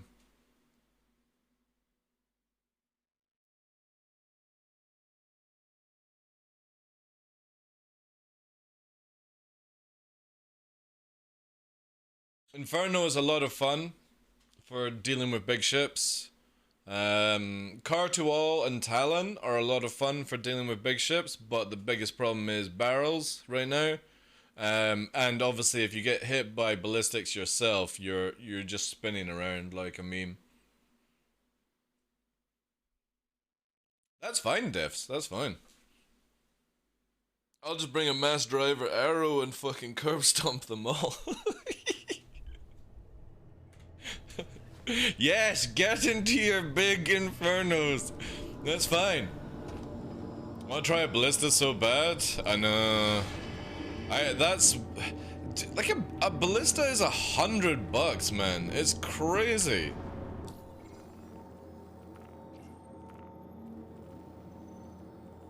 Oh. All right. How do we get this one back then? How am I gonna do this?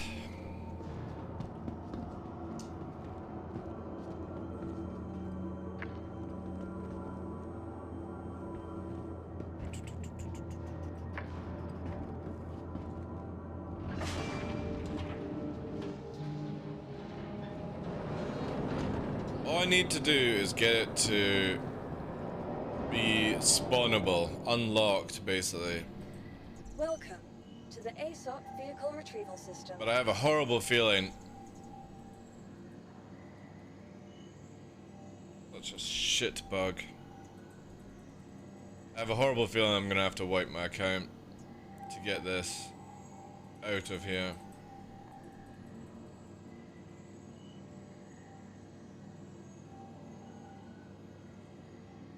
Fuck's sake. Alright.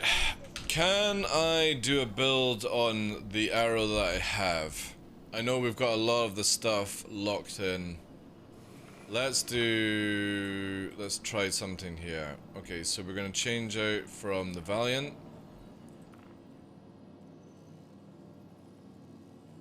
I'm gonna keep that.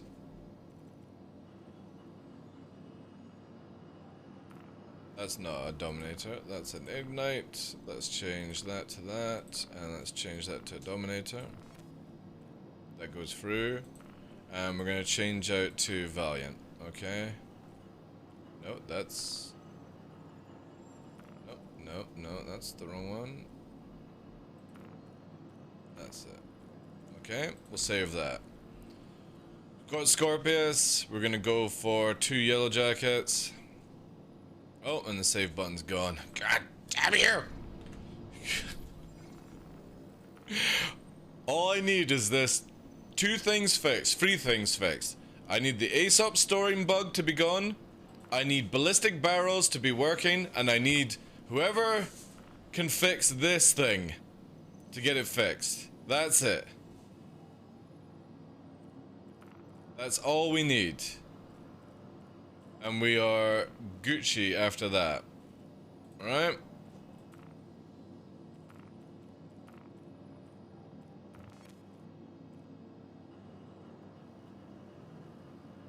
Nope, that's not right.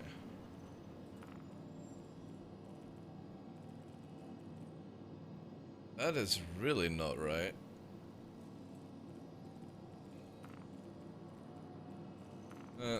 That, save.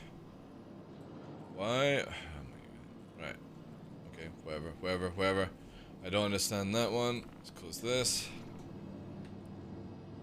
Give the back end a chance to catch up. Dude, I don't think it's the back end. I think it's the fucking... like the colon. The colon is blocked. It ain't the back end that's blocked up. It's the colon right now that's blocked. Right. We are looking semi-peachy with that one. Right. Good. CIG gave you the wrong button. Come on, Vaughn. Vaughn, are you good now? There we go. Right. Vaughn is good. Except for he's not giving us the mission. Screw it. I'll get airborne anyway. To the ASOP Vehicle Retrieval System. Have they fixed the, what's it called? The bug where your MFDs disappear.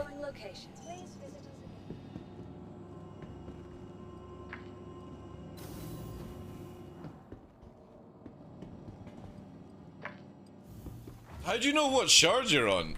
Does this tell you what shard you're on? Oh god, it does, doesn't it?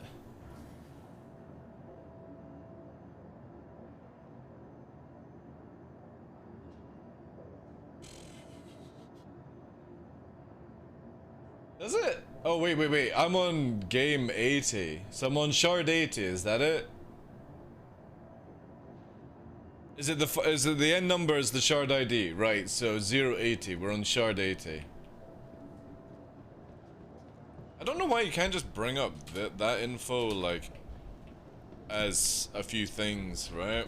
Like, it would be cool if you had, like, server latency and shard ID, and that was it. That's all that stays there.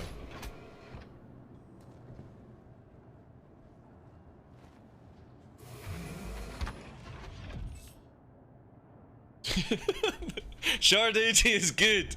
It was better than shard 60. Oh my god, it's gonna get to that stage. Guys, what shard are you on? I'm on shard 100. Oh my god, I'm on shard 10. Please, can I join you? You know? I want to get on the higher shard number. We're sharding at this stage. Sweet niblets.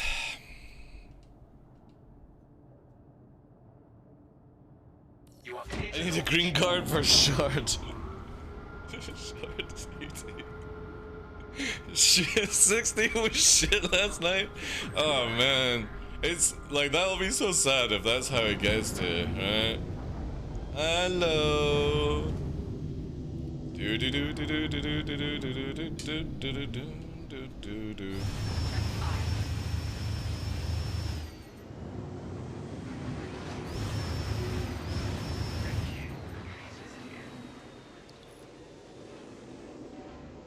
Spinning around, get out of my way.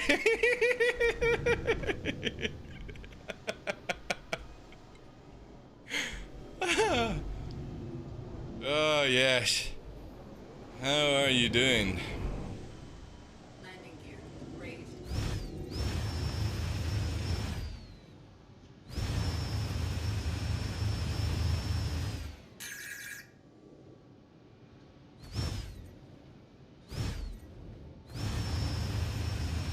Go. Turn all them off. Ballistics mode. Ballistics mode. There we go. Ballistics prime. We've done our job. We disabled that. Now it's ready for boarding. Not bad actually. So we can disable 2 engines worth. I still think ballistics are not as scary as people make out to be.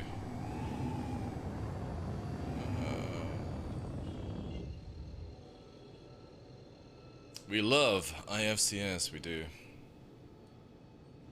Talking sharding? Eggers are hiding, Chief. That's just mean. Dude, he's right beside Grim Hex. He can get a tow. Easy. Easy EVA, even. Plus, I'm only using size 2s. If size 3s had worked.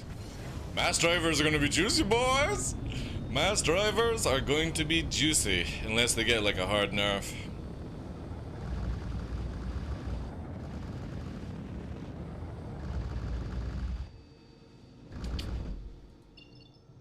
Well, I'm wondering if that's what CIG want, where you're like disabling ships. That's just far too fast, right?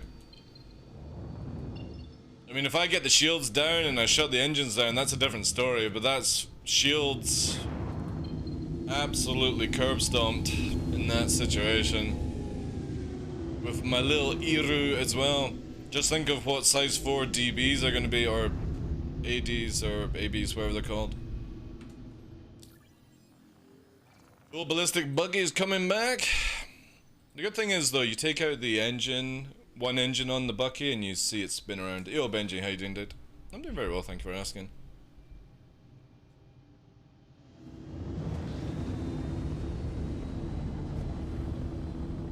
Aurora with ballistic cannons is nasty. What cannons though? Because all the cannons I've tried don't work, Blue Manx. Which cannons are you using?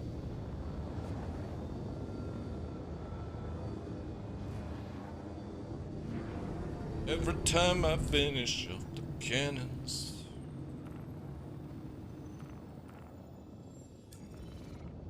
Does it? What ones? Are they broadswords? Or like the broadsword version? There are people screaming on other rooms? What do you mean screaming? Quantum drive is now on.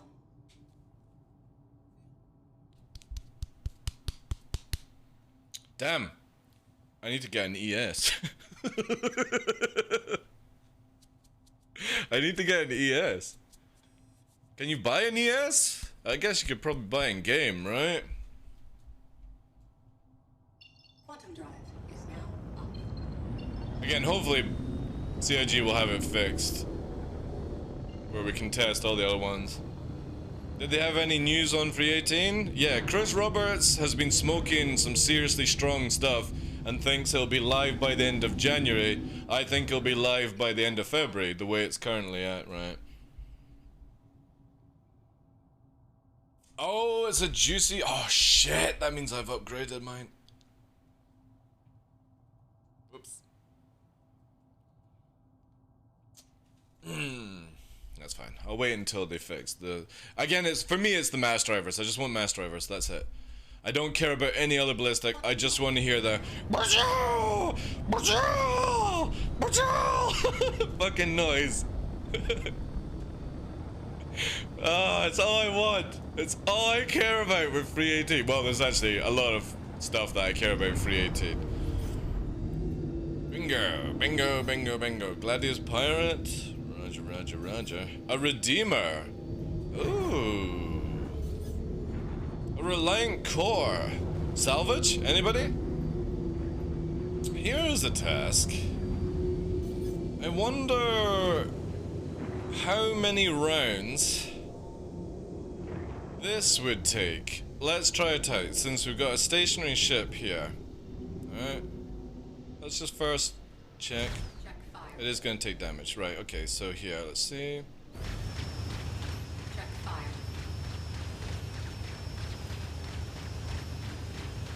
Check fire. Warning. Weapon system overheating. So I've got this rattling.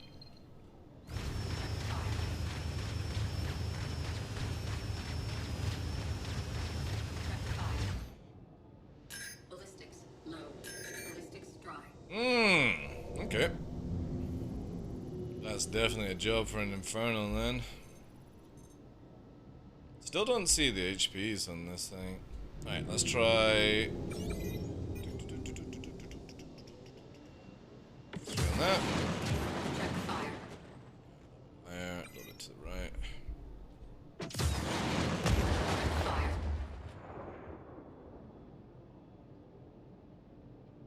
Well, well, well. One arrow worth of damage can do it. Juicy! Juicy, juicy, juicy! That's a shit ton of fucking damage if that's the case. Because in 317.4, with shields down, it took 16 size freeze to do that. In my testing in 317.4. 16 size freeze to do that damage.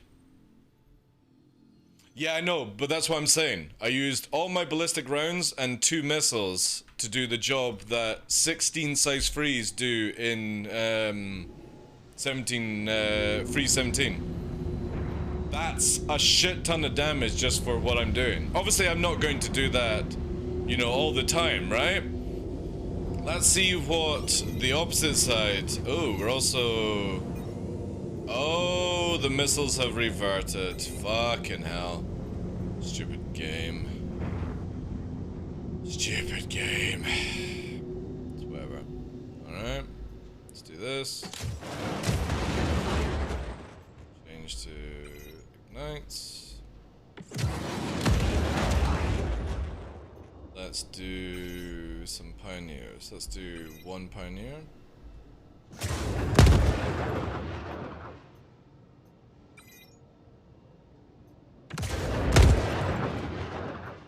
It sounds like glass breaking, that one. A bit higher.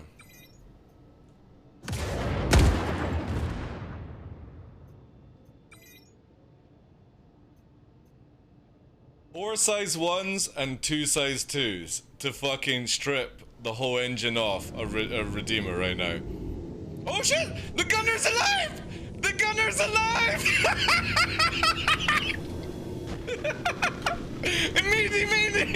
Meaty ballistics!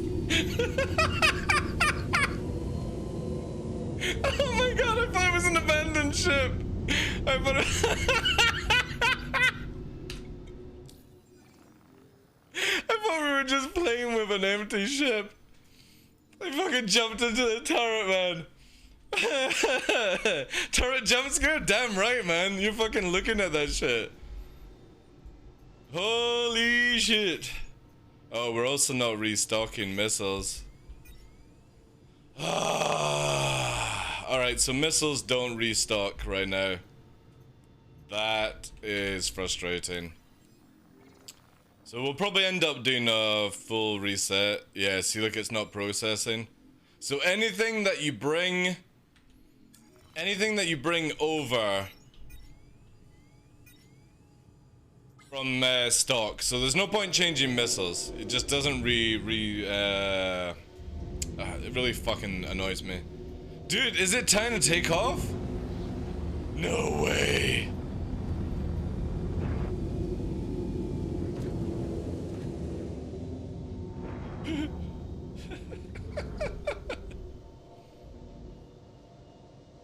Also, why are you flickering? Make her off.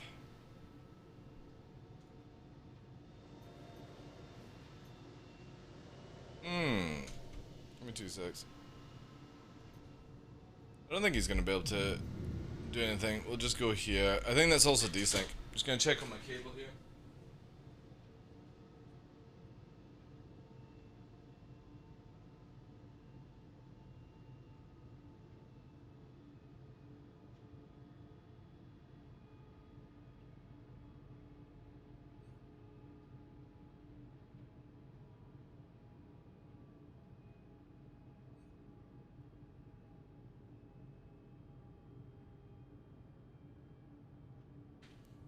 These, the latest patch for these lights have been fucking up hard. I think I'm eventually gonna stop using it for what we're doing here.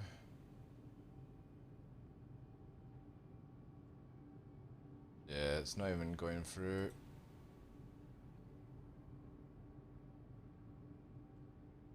Weird how it does this.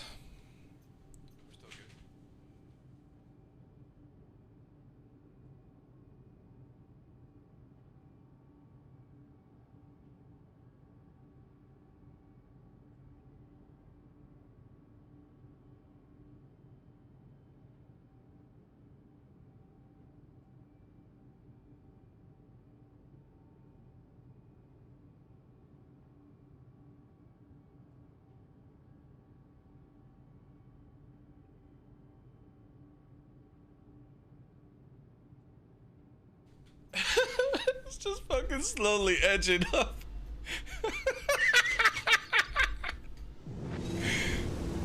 I wonder where the gunner, like, is the gunner still looking at me?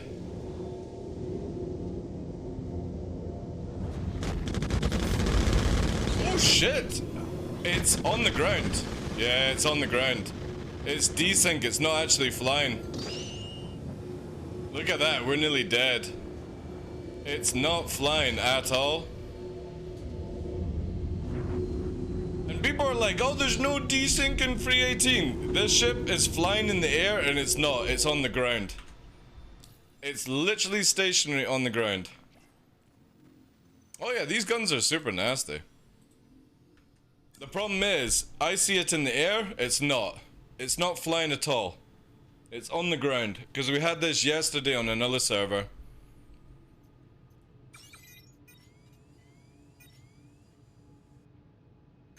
There's a fuck ton of desync, yeah.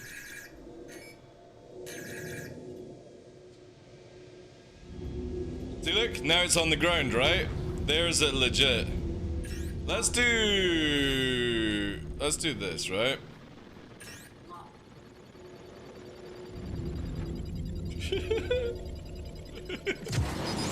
Walk through on that.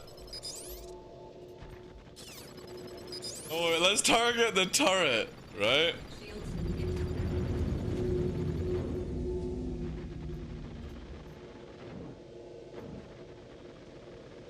There we go, right?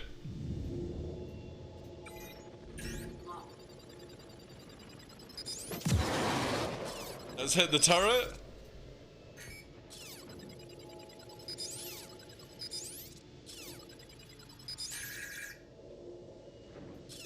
We'll do like one pioneer, right?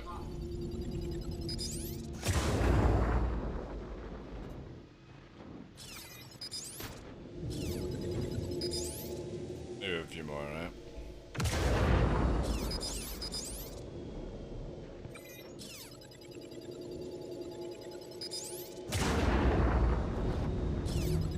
Oh, we got the shield gen! We got the shield gen, boys! And the power plant as well! Get fucked!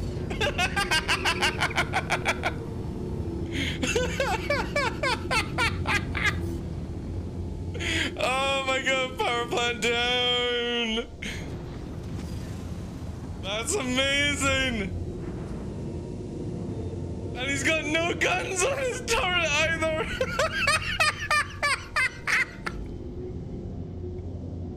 Oh my god, it's fully disabled! Yes! Look at that shit! No power, and it's not dead yet. You can still get some salvage out of it, but yeah, power plant is melting right now. That is amazing!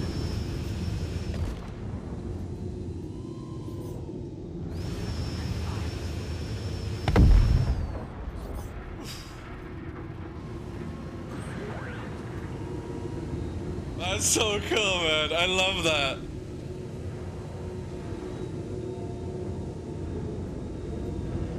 There he is! There he is! Fucking run! Right, I need a crosshair. I see you, boy! I see you!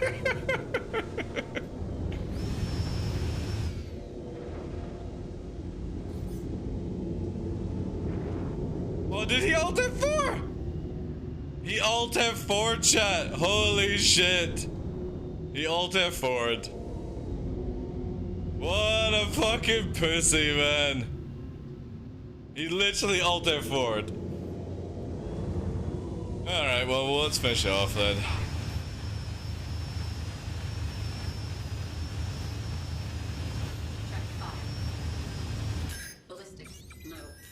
Do we pioneer on it? Do I have anything left? Nah, I got nothing.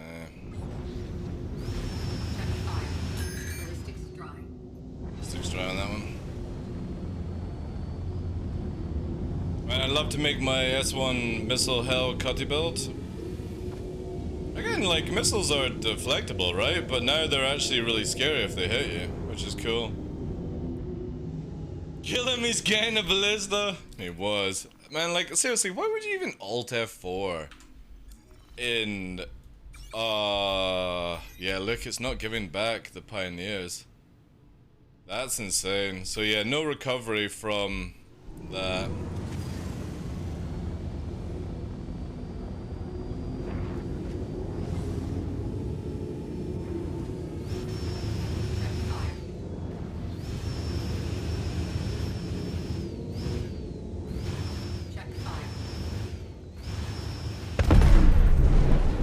Goes. Soft def.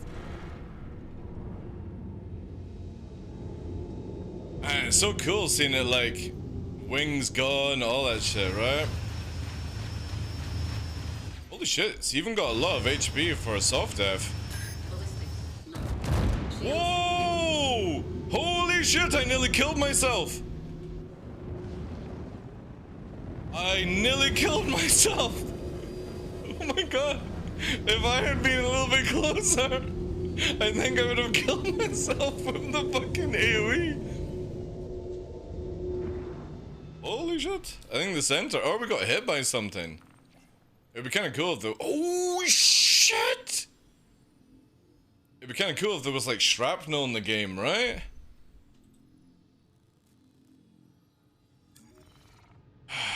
Man, I need to. How do I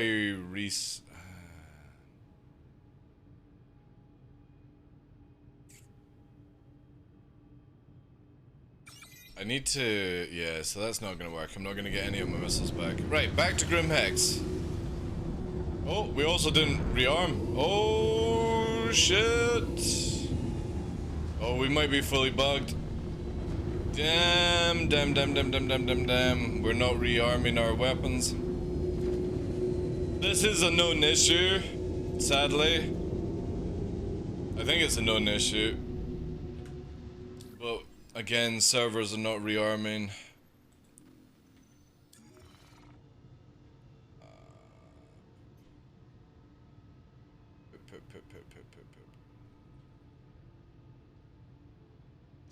And I hate how it does this.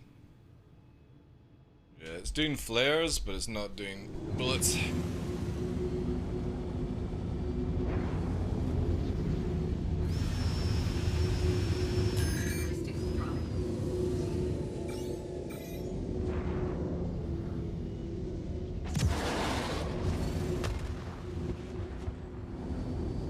Nice reverb there.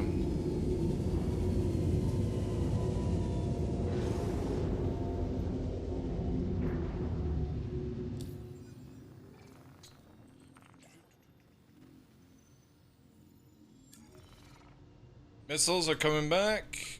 Oh, bullets are back. Okay, so it's a bit of a delay.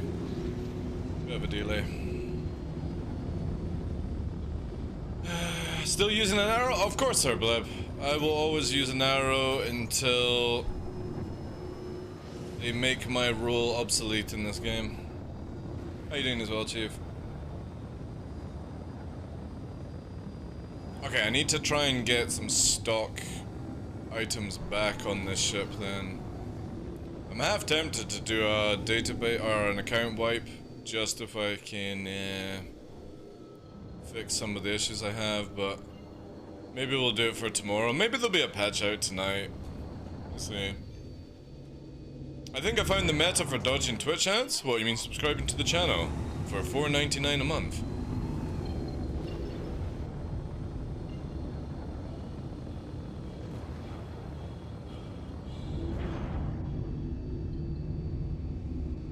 Quantum drive is now on. Shard 60 is dead. No, it's gone.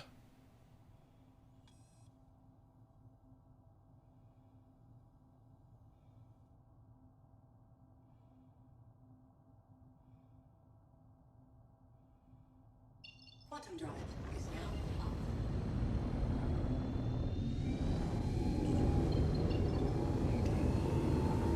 on. Alright, I need some stock.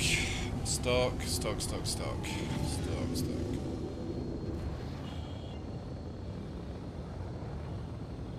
How does the shard system work now? Right, so sharding or shards are connected to the replication layer. So if your shard 30Ks, technically it can move everything that was on that shard onto another shard. So we sort of have a little bit of server meshing on the go here. It's in the background, but it's not as major as the new stuff that will obviously be hopefully at the end of the year. Or for 4.0 or anything like that, right?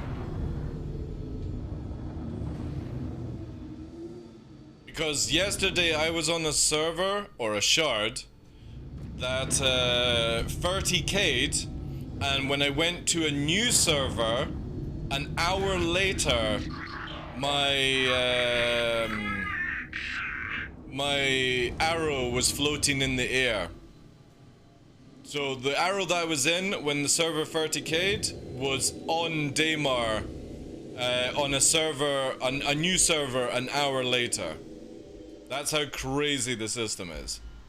Obviously it needs a lot of work to, you know, get it better, but it's nice to start seeing that a lot of stuff won't just always be disappearing when you leave servers. Landing gear deployed. But this is causing a huge amount of issues. Like the database is a bit scuffy just now. Backend colon is all absolutely wrecked. Some other things, but it does sort of show you the capabilities of the system, which is really, really cool. That's why, like I keep saying, 3.18 is the best patch I've ever seen in Star Citizen, and I'm a 2012 backer. I've seen every single patch. If they can get some of this stuff to work, like majorly work, best patch I've ever seen, because of what potential it brings. It might not bring loads of new content for players to do. I mean, it does bring a lot compared to like free 17, but yeah.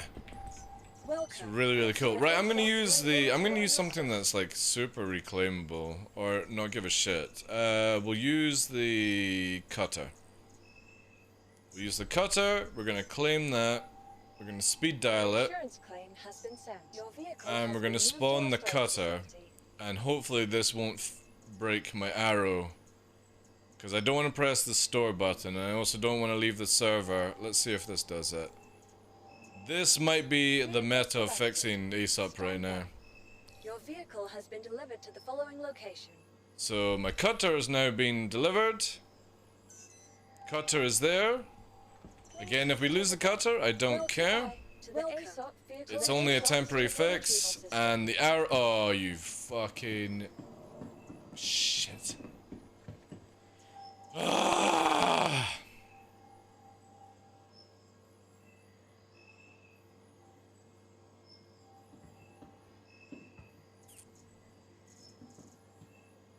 Okay, well, that's not going to sort it.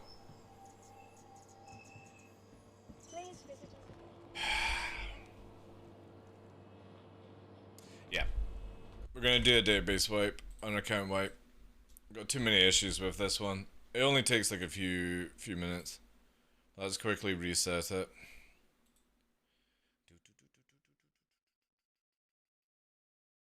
Ooh. Thank you for that, dude. Appreciate that.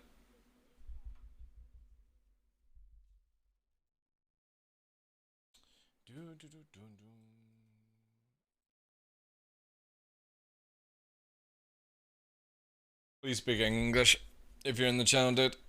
Thank you very much, Sorbalep, for gifting to Detox. Appreciate that, dude. And Detox, thank you very much for the 20 mates.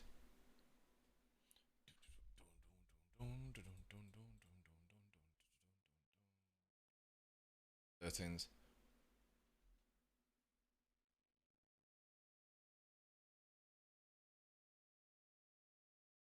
Ah, right. So I wasn't even paying attention to that, dude. You don't need to drop a gift sub for that. Right, raise here. And recopy. And there we go. Right, we'll give that a few minutes. Then we can get back in.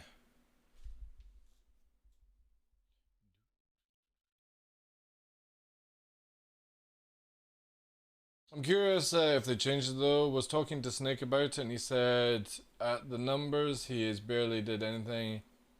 No.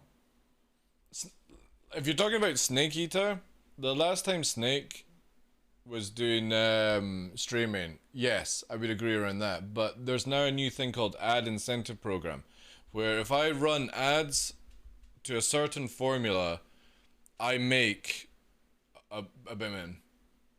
Snake Nade?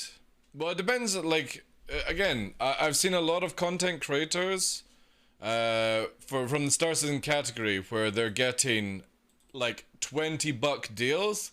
I ain't getting $20 deals, so I don't know what they're frickin' doing, right? Everyone was complaining about the January deal. I ain't complaining about the January deal. I'm not going to disclose how much I'm getting, but it ain't $20, that's for sure. So ads will continuously run on my channel until then, you know? Because it makes up a huge amount of income.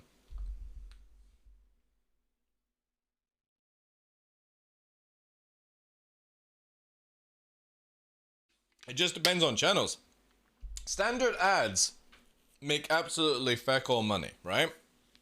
But if you've got a good deal from the ad incentive program, and you have to accept it and you have to do your hours, right? Now, every time I've had the ad incentive program, I've hit my hours. So when they say you need to do 100 hours, I do 100 hours. I don't miss a beat with it. And I think because I'm not missing a beat, I'm getting really, really good deals. So I'm getting to the point where I'm doing less hours per month and I'm getting more and more money. So when I saw like Enterprise, I think it was like he was getting $78. Like, and you know what I mean? Like, he's got a decent amount of viewers and stuff like that. I just generally think it's you're not putting the time in, you know? And that's how it works. Probably, yeah, Sorblab, yeah. Like, I keep to a same schedule. same days, more days, all that jazz, you know? Twitch, Google, YouTube, the only ad I see is everywhere is to buy Scottish land, yeah. Might be how credit cards work? Maybe. I don't have a credit card. I will never have a credit card. I've got a debit card, but I will never have a credit card. I keep to my means. If I need to buy something, I'll just buy it full outright. Okay. That was a quick wipe as well. It's actually really fast. Let's go. You too can be a lord or lady. Well, actually, it's a laird. It's not called a lord in Scotland, Gara. It's called a laird.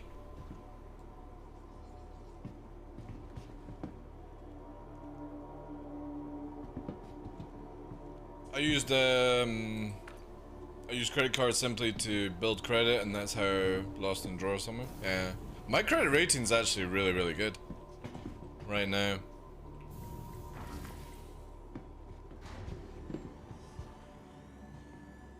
But I don't need it because, again, own my house, no mortgage, no debt. I just keep very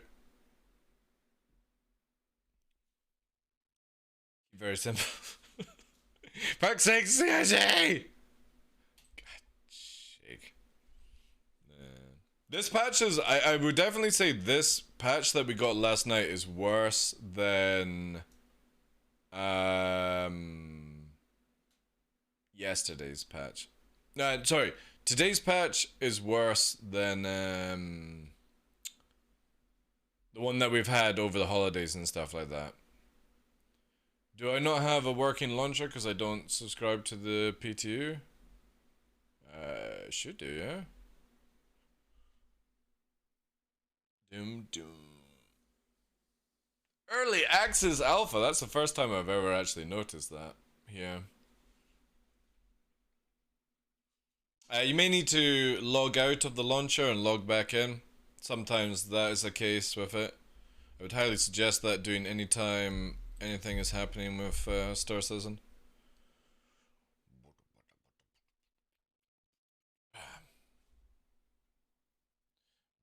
Thank you for all the love on the live tweet today, guys. Exclamation mark tweet if you have Twitter and you want to help out with the channel. I appreciate it.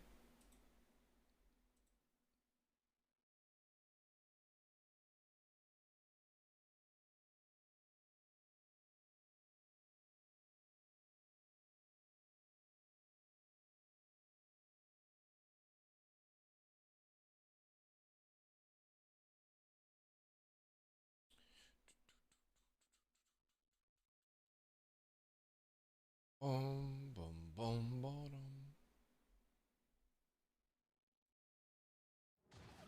I've seen a lot of.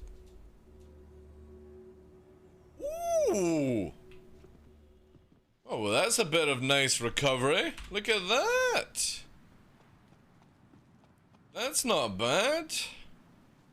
A friendly reminder to check for your personal belongings before and I after. will. Thank you. Last call for passengers. Persistent Shuttle is logout? preparing to depart. Yeah, that's pretty good, actually. Please clear the hatch. Shuttle will be departing.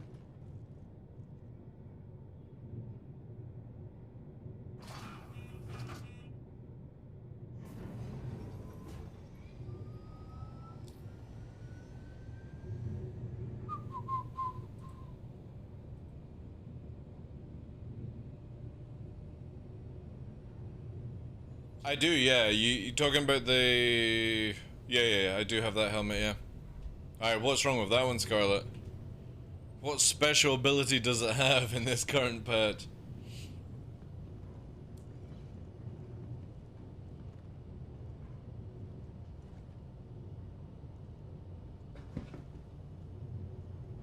Okay, I'll have a look at it. I'm Varpal Serbleb, yeah. I think I was like one of the few content creators that didn't jump on the VKB bandwagon just because they were handing out fucking free products.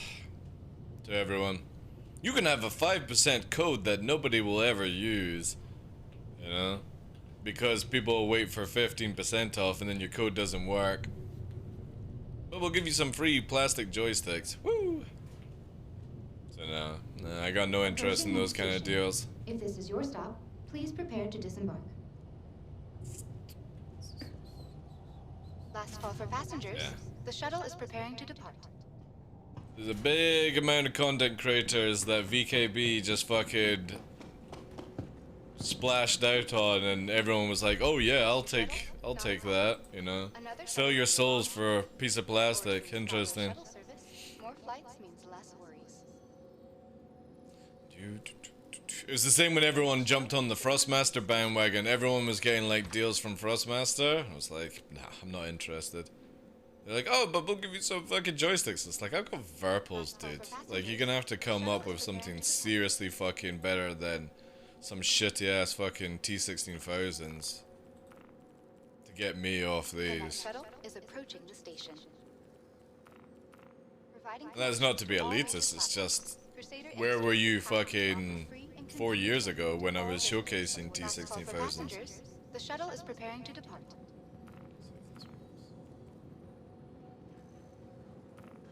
I hate when companies do that. It does annoy me massively.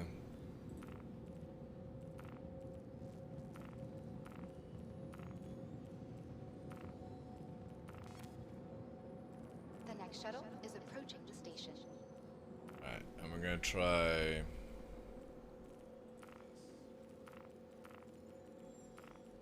Last call for passengers. The shuttle is preparing to depart.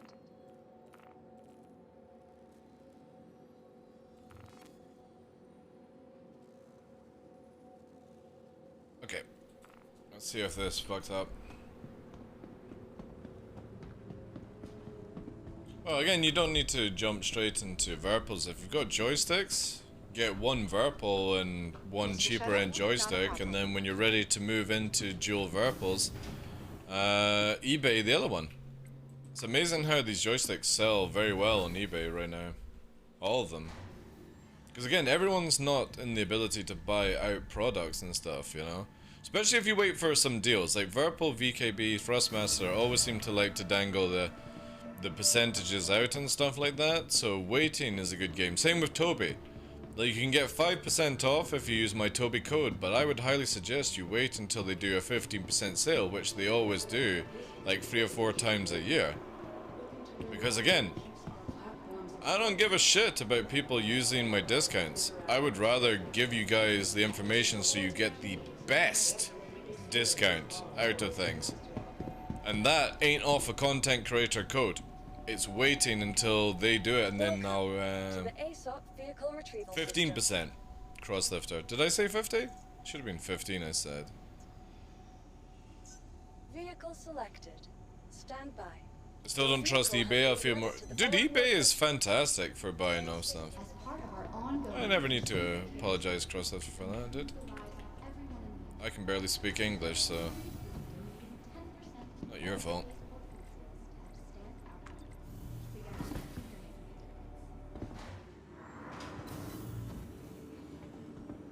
T6 every joystick has a chance of breaking. Bleb.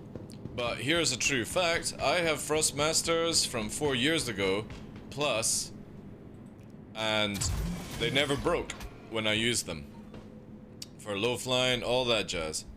Because I actually take care of my products. Like with the Verpals and stuff, I will detach every month and clean out gunk and polish them up and all that jazz. Rewire, everything. A lot of people just buy joysticks, especially from like VKB and Verpal, and they end up just, oh, if they sit on my desk for 6 months, they should always work. It's like, no, you gotta treat them like other things, you know? Take off. You are clear to launch. Yeah, and I think a lot of people just break all their stuff from just misusing. Landing gear raised. And then they blame the product, and it's like, I went for 2 years and never broke a warboard base. hear everyone, oh, I've broken my springs, I've broken my springs, I've broken my springs. It's like, I never. For 2 years and I fly harder and faster than most pilots, so moving the joysticks around like crazy.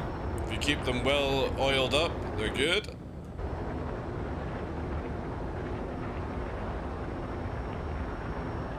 Rewire as in basically just take the wires apart and just clean, dude, that's it, right? Not necessarily actually doing soldering, if that's what you think. I'm talking about where you just take everything apart, clean it, put it back together, use some silicone grease and other stuff, you know? And just, there'll be plenty of tutorials. Noobifier's got stuff. If you go to Noobifier's channel, he's got a good video on how to maintain all your things. I've always said this, I have zero interest in making videos for people on how to do things, okay? This is where it's gonna probably sound really arrogant. If I have to learn to do something to benefit myself, then other people should have the same attitude, right? And not always look for an easy source of, you know what I mean? Like, I will go and quickly see this video and do this sort of stuff, you know? The manuals all tell you how to do these things, and hey, Hero, how you doing? You know what I mean? Again, it might sound hugely, like, arrogant, but I genuinely believe it's the same when people ask you, oh, what's your keybinds? No, do your own keybinds. Stop being lazy. And that's not saying that you're lazy, Sir Blib, it's just, that's how I feel about things. People should go out and learn how to do things instead of always relying on somebody to make a YouTube video to fucking help them out. We used to have this before we had social media and YouTube and all that stuff. Books are amazing things to learn, you know?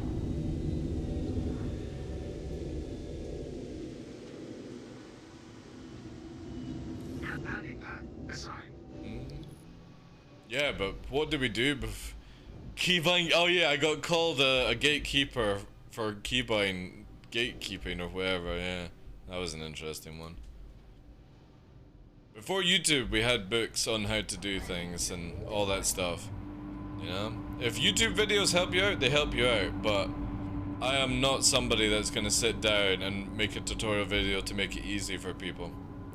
I got no interest in that shit. Life ain't easy.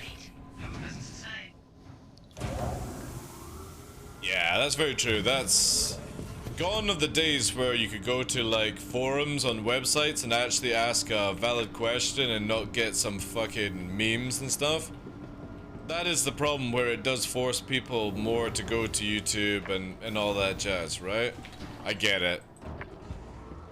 Sadly, social media, the internet has become a massive cesspool of just kids wanting to fuck around and stuff like that. And then when they get to like 30, 40, they also realize that, you know, it shouldn't be that case. Remember when we actually had help desks that were actually helpful? Now when you ask a help desk, they have no idea. They're like, what is your social ID number? Sorry if that sounds racist by using an Indian, but anytime I phone up a help desk, it's never somebody from my country.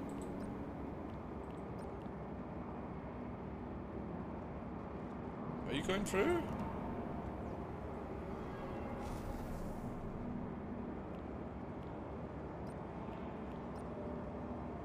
Please. Oh, there we go. There we go.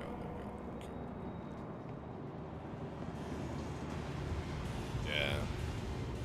It drives me nuts how backwards the world is going, or how lazy the world is going, or how many excuses the world needs, right?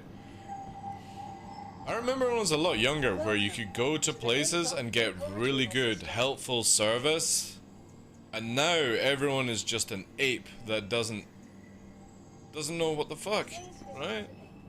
They literally don't know how to communicate with people, or too scared to say something that will get them cancelled and stuff like that. What a world we live in, right?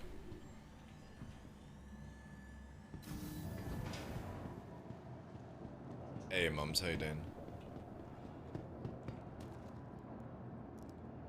everyone is so hypersensitive these days as well.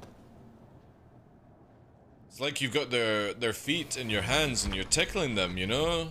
And they're about to piss themselves from laughter. And then they get angry about it, you know?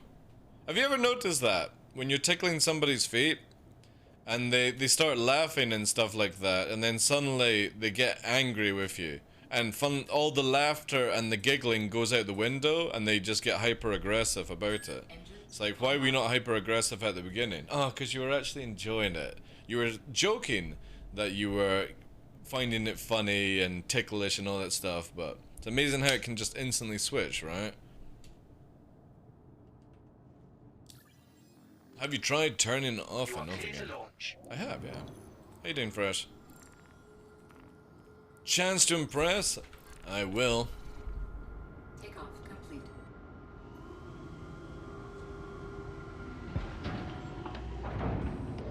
We had, earlier on today, Fresh, we had a backstrafing, wings closed fucking Scorpius. One missile to its engine, and it fucking span out. Also, Redeemer engines, right? 317-4, where I could kill Redeemer's engine in 16 size 3 missiles, 2 size 2s, 2 size, what, or 4 size 1s, and that's it. Strips off the whole Redeemer engine, like, ooh, baby.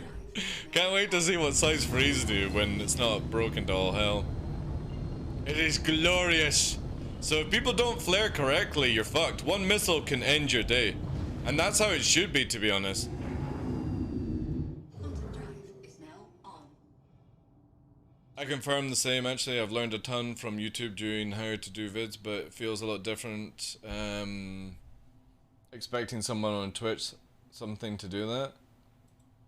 Like, there's a lot of people that will do tutorials, Garrett. I'm just not one of these people, you know. Quantum drive is now. I get it that a lot of people do it, they make a lot of money on it, and that's great that they actually have that ability, but I won't make it easy for humans. I just won't do that. Because this is where I see the world going, where everyone just gets lazier and lazier. And again, I'm not suggesting that you guys are lazy.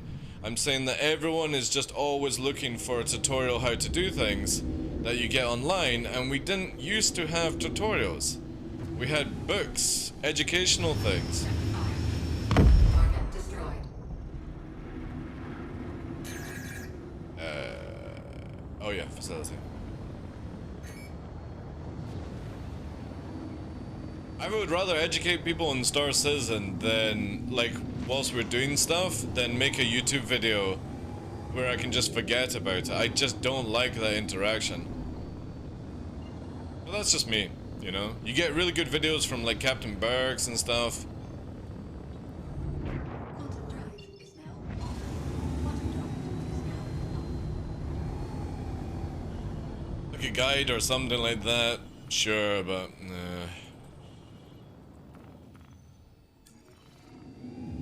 also, oh, it didn't put through. God damn this game. Only got 4 missiles. They need to fix these bugs ASAP. Quantum drive is now on. Shut up, Crosslift. Exclamation mark flight, that's all you're fucking getting from me. Do your own keybinds, you lazy bastards. Ugh.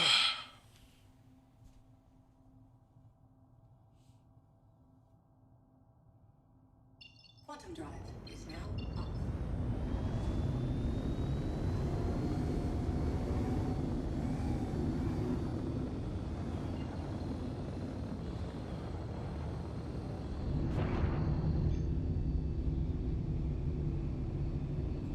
Well, here's the thing with patches. They have to bring out stuff that other departments have already done. So I would imagine whatever is happening with builds, fits and certain ballistic weapons, Yogi and the team are going to be, you know, trying to figure that one out. So the patch that came out last night, as much as it's a lot of stuff that most people won't care about, it fixes the problems that were there, right? Now we have a few ones that need to be sorted out.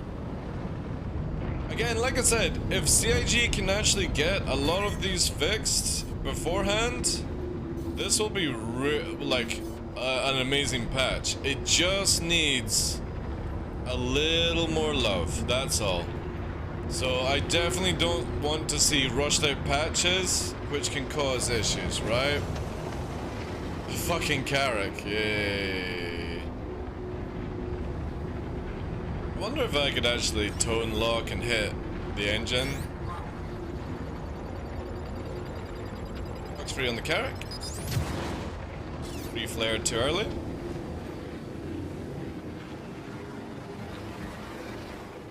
Oh, I rolled the wrong way. My bad. My bad. Is it turning on me? Has it got gunners? I'll be impressed if it's got gunners, right?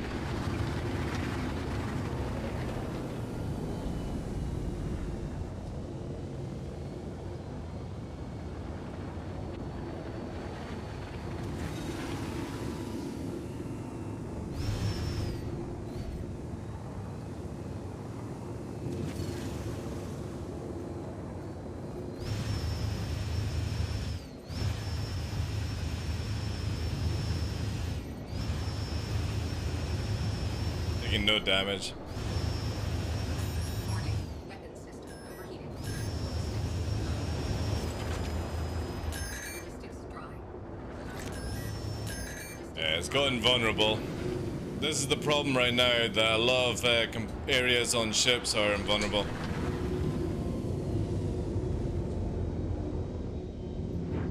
Which is very frustrating. Look how agile that thing is. Oh my god, I can't wait for that to be fucking fixed. Can't wait.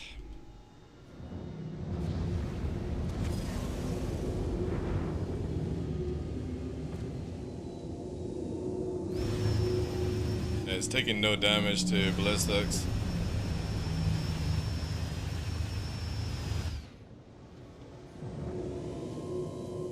Or I'm not getting any indication on it anyway. Of course, you obviously can't find out the HP. Oh no!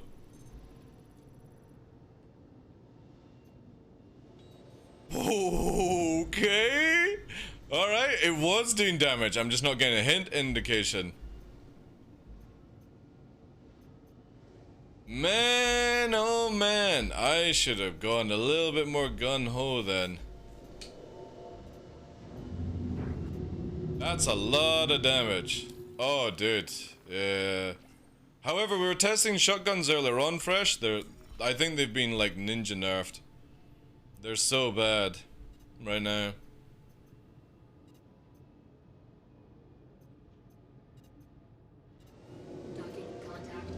Docking contact received. Well, guess what?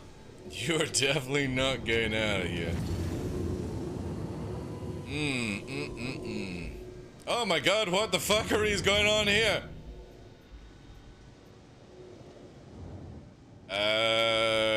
Toblerone? Load the Thunderbird ship. We're about to go blasting off again. What the fuck?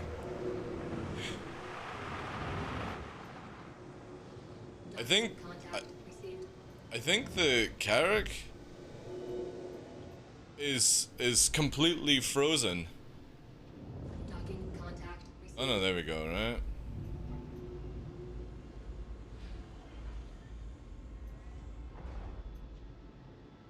Maybe the tarantulas for the meme? Well, you just use mass drivers if that's the case then, Fresh. You get less shots, but you get like 18 more damage per shot. Again, we just need to test them. I think they've just ninja nerfed shotguns for just now, that's all.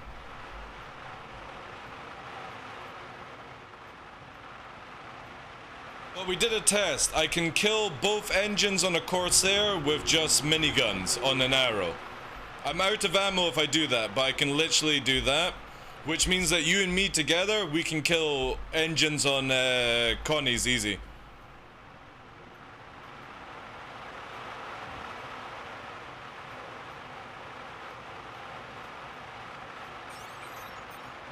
Oh, I've got my 2 ignites back now. Alright. That's interesting. They actually came back. Very interesting. Cool. I've got less... I've got more missiles than I thought now. Ooh! Where are you going? Oh, NPC.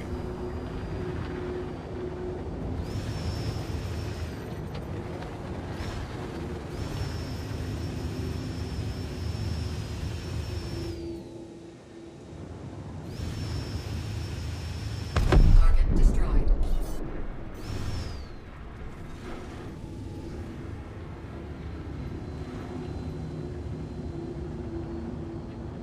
Need to get a little bit closer before I start firing. Gotta remember that bullets lose a lot of damage.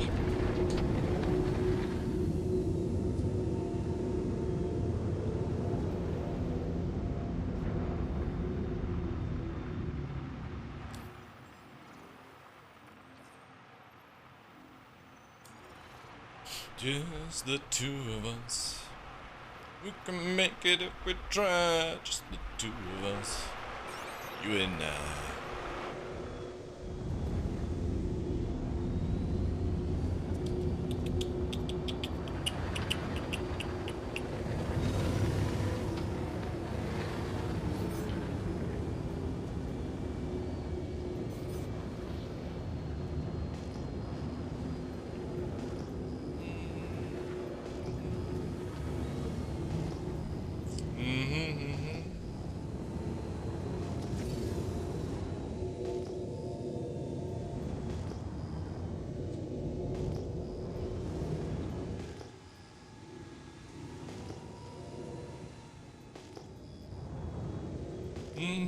The 2 of us. I don't know why these little things keep appearing. Look at that. Like underneath you. It's Pokeballs! I don't remember that. Also. Oh no, they're not in the ground.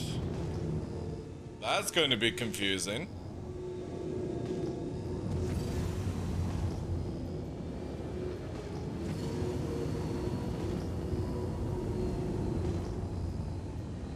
Oh, now it is. Yeah, I think it's just server lag that causes it.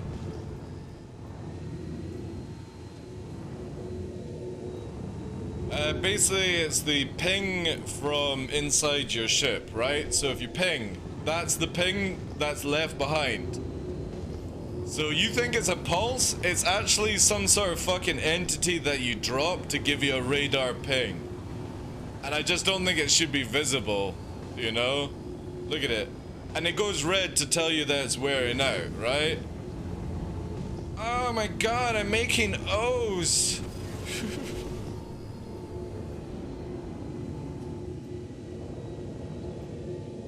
But when you see it, it's a bit like sort of Mimi.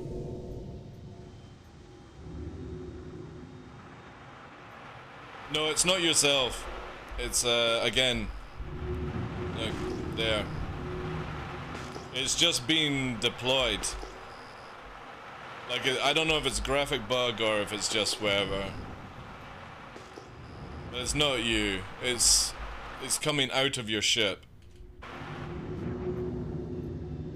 And it never used to do that. I think it's just a visual that's maybe not hidden. Where it's meant to be there, but it's not meant to be visibly seen. That's my only guess with it right now. My only guess.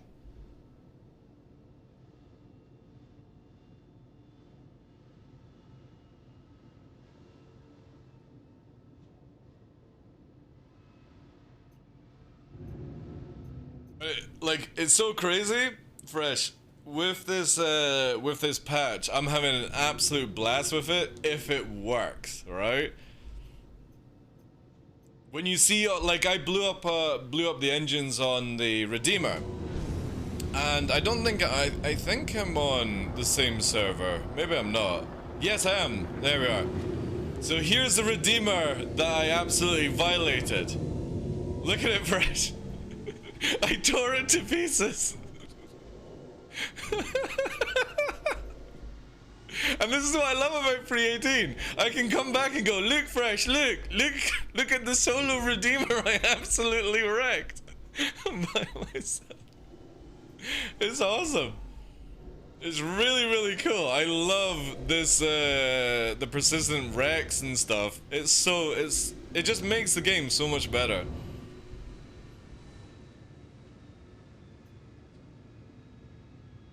I tried it out earlier on, Crow, and it wasn't doing any damage. I had to do like 9 shots on a cutter, and it wouldn't die, and this is point blank range, right? So, unless it's been like nerfed, where it just does fuck all to fighters or something like that, but I need to test that on a bigger ship. But the game is so scuffy where if you store a ship, it gets hung up in the database right now, so, you know. Yeah, hopefully it gets changed, because even for me who enjoys, like, fast killing, I think it's stupid that you could literally do that with shotguns. However, I've got 2 size 2, 2 size 1 on my arrow, and I can kill one of the engines and turn off the other engine by the time I run out of ammo.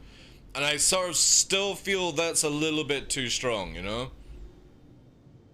Is everyone referring? Yeah, the not the K Winter, the Jonathan Winter one, where he blows up the Corsair. Yeah. That's far too broken, you know? Need to do a proper test, yeah. Again, I'm not worried about it just now because I'm pretty sure CIG will do some ballistic changes, you know?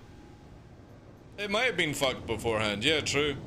But I kind of feel like they've done a ninja nerf on shotguns for the time being.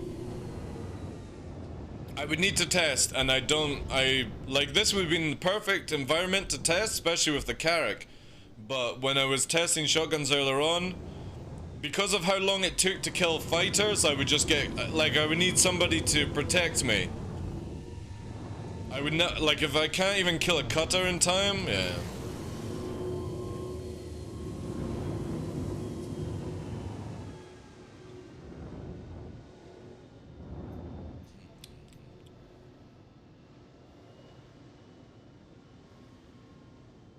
It did, yeah.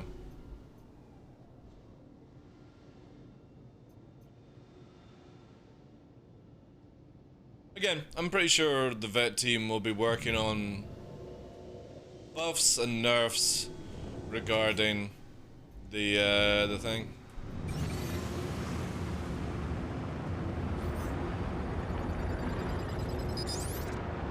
Got tone, works great.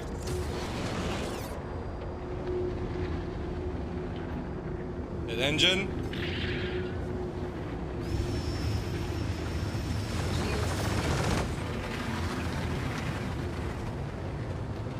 Pull out of that.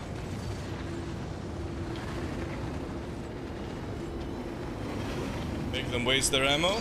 Regain.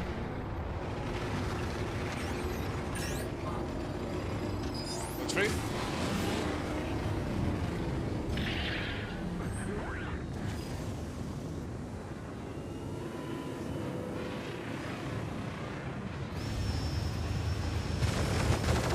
Reflect.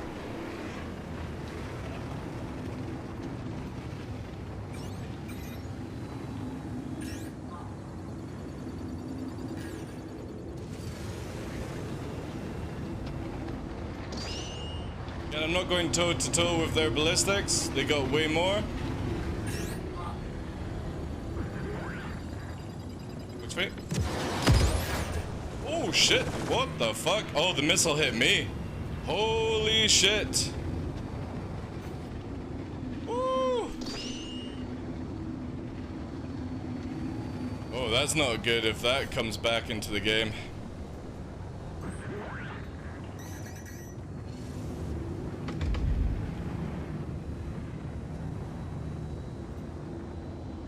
Bring it down.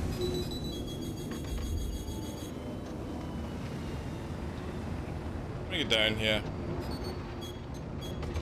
It's only got a few missiles, so it's all good.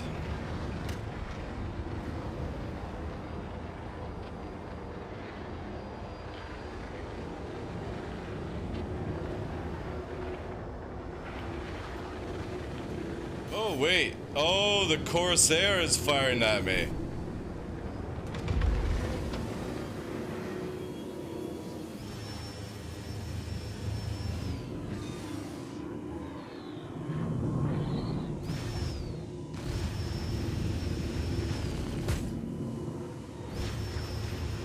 Backstrafe, backstrafe, backstrafe, backstrafe.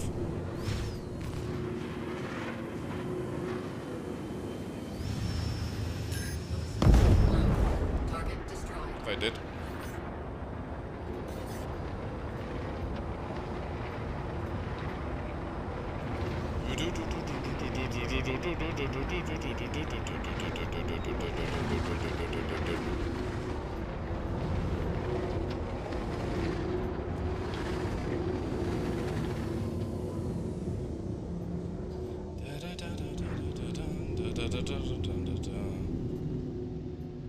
I'm interested to see if we got a...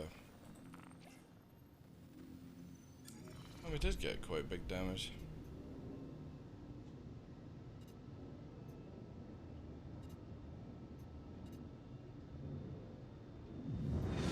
Ah, dear.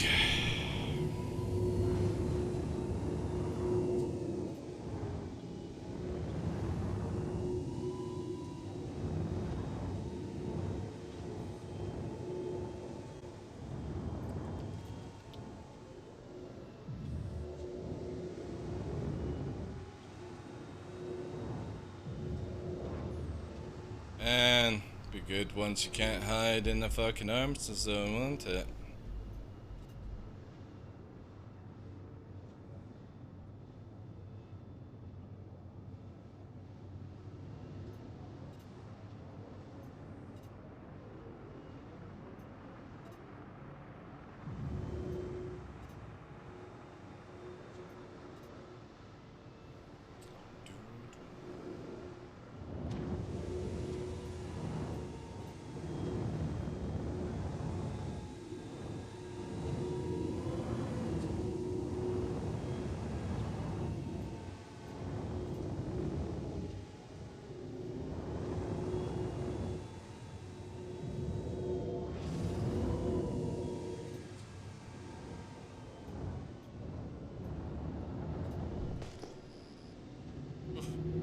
That was a bit laggy.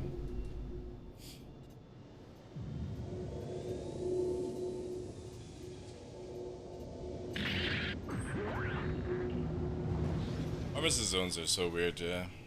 Yeah.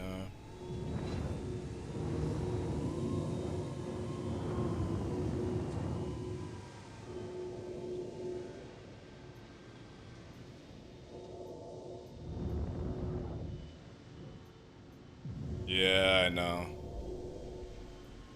I know, MFDs are very, very screwed right now.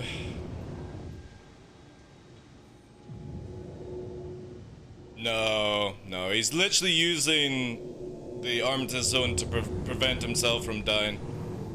He's quite happy to sneak out and fire some missiles at me, Cynical, and then hide back into the Armistice zone where I can't shoot him, right?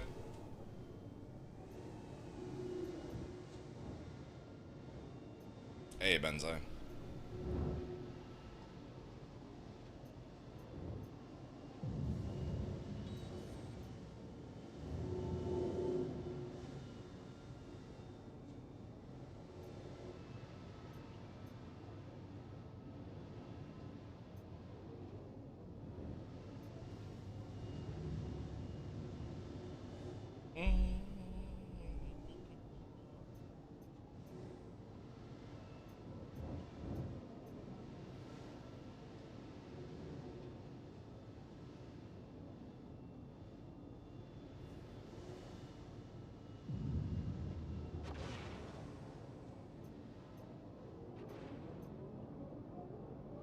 Talking, contact, received.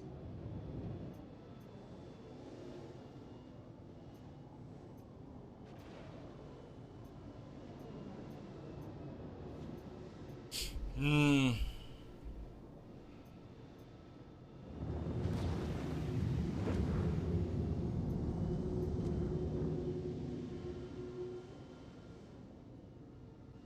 Yeah, exactly. It'll be changed down the line where this Corsair would already be crashing by now. They hide in their little Armistice zone. That's all they got as players. Heaven forbid, actually just, look, there's Yella right there. Heaven forbid going up 1500 meters whilst fully aligned, your thing's already fucking ready to go and just warping, right? This dude could literally warp away in seconds. I wouldn't even be able to get its one engine down before it warps. You just queue up here, you just go like that, and then just fucking up and align and warp. There you go. Super easy. This dude's so paranoid to leave.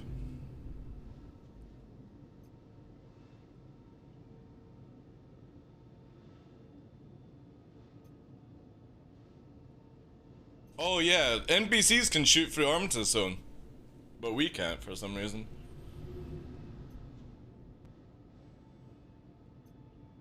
Let's have a read chat. No, there's no chat either.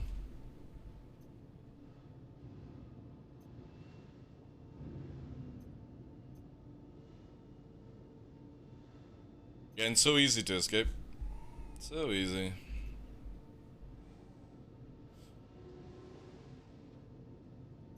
Solo players in their big ships annoys the shit out of me in this game.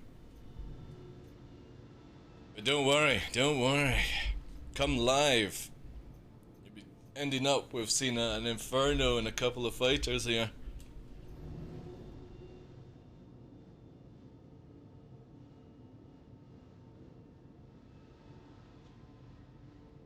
Yeah. Oh, I do like when the NPCs show up. Especially there's a good right, so here's a cool way. Yeah, Gladiator will actually be a good one. Here's a cool way of doing it as well. So if, say for example, these players are in an Armistice Zone and say a Hammerhead spawns to kill me, if I stand on their ship, it becomes red, right? And then the NPC Hammerhead kills them, you know? I can't tell you how many times I've been threatened to get reported for waiting for people to leave Armistice and kill them. Well, here's the funny thing, like, Armistice Zone is going from the game, right? So, literally, you won't be able to sit here and not get shot. It's literally going this year when 4.0 comes out, because they're replacing hard Armistice with light Armistice, which is like truck stops with turrets and missiles. So all I need to do is just vaporize you before the turrets and the missiles hit me, which is quite easy if you know what you're doing. So all these people on the ground, I can kill when this change comes. So learning to hide in these zones, especially as I've not shot at this Corsair yet, right? I've not shot at it. I shot at the Carrack and I killed the Buccaneer. But the Corsair snuck out the Armistice Zone to fire missile at me and then went back into the Armistice Zone. I've not even engaged this dude yet. And is now playing this kind of game. It's just so sad. It really is sad. I had no intention of shooting the Corsair. Now I do. And if it logs out, it logs out. I don't care about that either.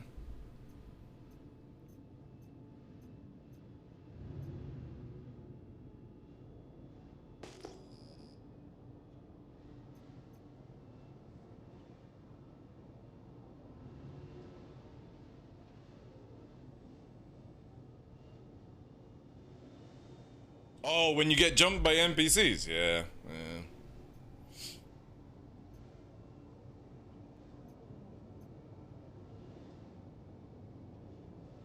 There's nothing to report? People report for any reason, dude. If you shoot at a player, they report you to CIG, even though they signed up to a game that offers that ability. There's a lot of hypersensitive people in the Star Citizen community who just don't like to get shot at by another player.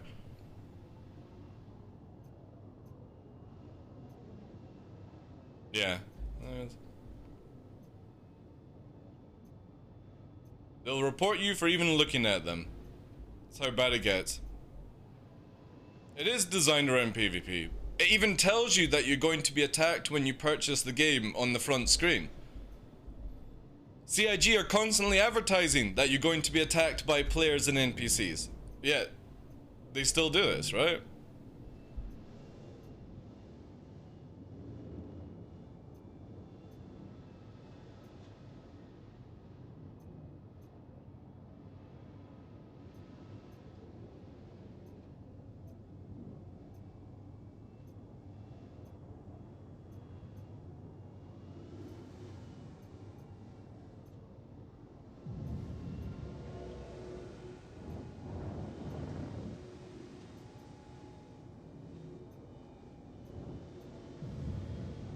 You know the door on the Carrack is still open, right? The door on the Carrack I shall open is still available. I could have boarded it and fucking hijacked it.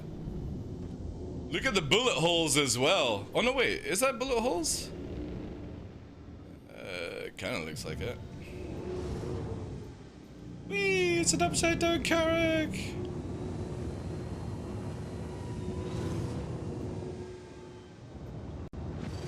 Now, wouldn't it be amazing if I can get these two to smash into each other whilst trying to locate me?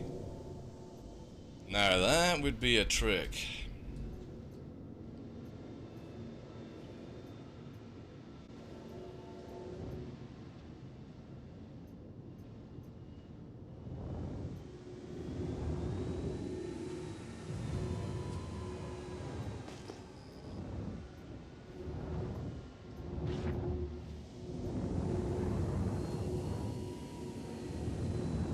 The Carrack can easily leave. Like, I don't know why the Carrack is there.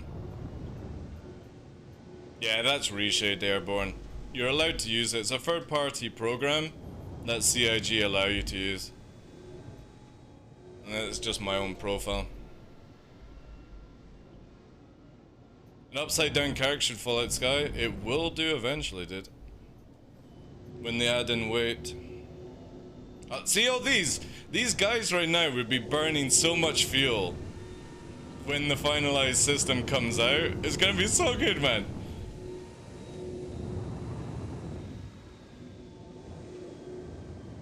Well, yeah, CIG should add night vision, but yeah, we all know CIG have priorities elsewhere. Yo, Amp, thank you for the 19, dude. A lot of NPCs get reported as well, yeah. Thank you so much for that support, dude. There's literally popular YouTube with videos online reporting people. Oh, yeah. It's so sad. They're so cringy as well, like, oh my god, this guy's a cheater, he's a griefer. Time for me to assemble my community to report bomb and cancel. It's so sad. What the fuck is this Carrack doing, dude?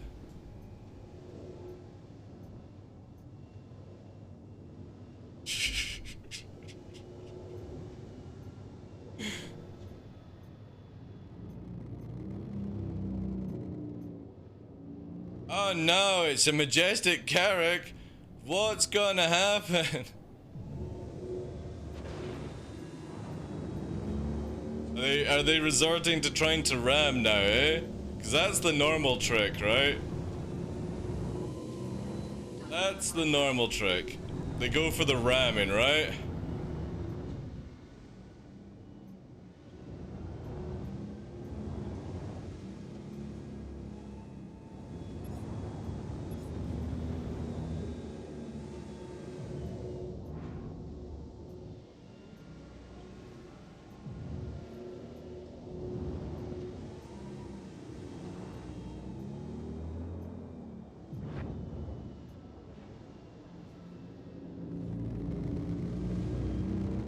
Eh? I can't do anything in my solo car. What's it fucking called? Carrick? I'm gonna try Ram instead. That's how we do it.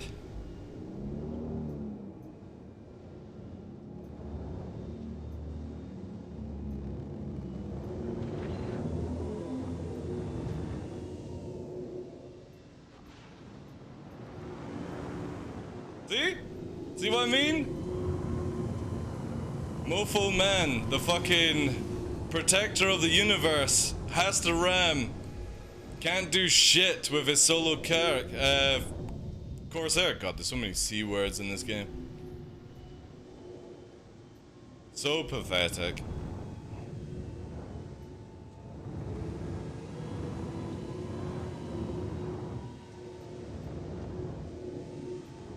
The shittest kind of player.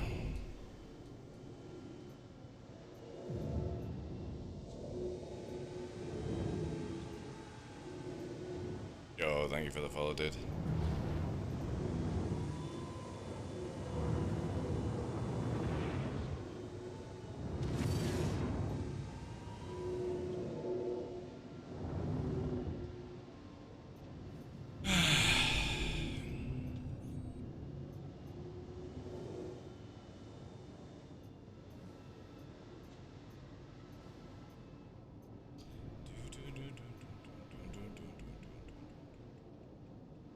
I had another Corsair trying to ram me earlier tonight.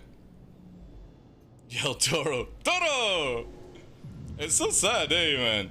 I can't be you, so I'm gonna try and ram you. Even though it's a TOS violation, by the way, to ram people in Armitage Zone.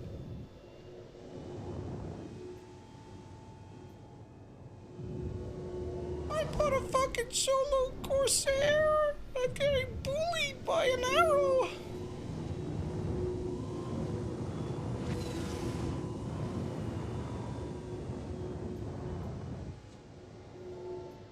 Again, could have easily warped. Who cares, dude, if it's BTU? Yeah, go and land, Muffo, man. This one as well, like, it's amazing that these two giant ships feel threatened where they can't do anything. They've got to try and ram. They can't actually just leave, right? Like, look at this dude. Just warp a little bit further up. Go a little bit further up and warp away. Oh, I can't do that. It's too scary.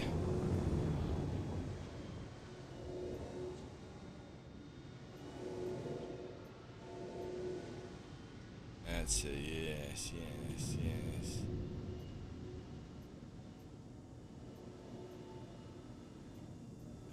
You know you want to. Come and ram that booty. That's it. You want to ram. Oh, look, there's the Alt F4. There's one Alt F4. You know, when we get full persistence, you're not gonna be able to do this, by the way. You're not gonna be able to just fucking leave your ships down here. Like, if you don't actually stow them and stuff, it's gonna be so funny.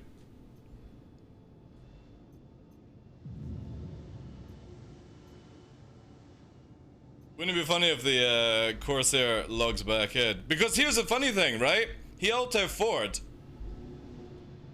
He ain't logging back in his ship, right? You've got to bed log.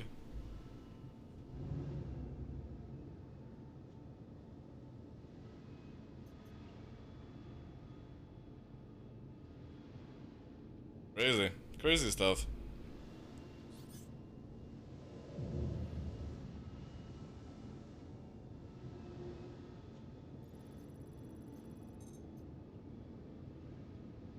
Yo! Croncy, thank you very much for the raid, dude. How are you doing today, Chief? Happy New Year to you, dude. Does a bedlog keep the ship there for a while? A bedlog would make it disappear. An Alt F4, you lose your ship. Anytime you Alt F4, you lose your ship. You have to bedlog to do it the legit way. So, the Corsair is gone. You would have to literally... You're gonna have to claim that Corsair. if I had been shooting the Corsair, it wouldn't disappear. But because it's a non-aggressed Alt F4, it instantly disappears. But the person still has to claim the ship. It's not, you have to go to the bed to log to come back in the same spot. So they've literally just lost their ship for no reason, right? Now this course, the Carrack here, even though it's badly damaged, could easily get away from me. I am not preventing this ship from leaving. I don't have a Mantis. I don't have enough damage to actually kill it. It could go at any time. But for some reason it's just hovering around, right? Look at it. It's eventually going to destroy the Armistice Zone. I could literally board it by just going on the top of it. But it chooses to hang around, and I don't know for what reason, you know? If it was picking up vehicles, I'd understand, but it's literally moving around. From Scotland. From Scotland Road. Welcome in, guys.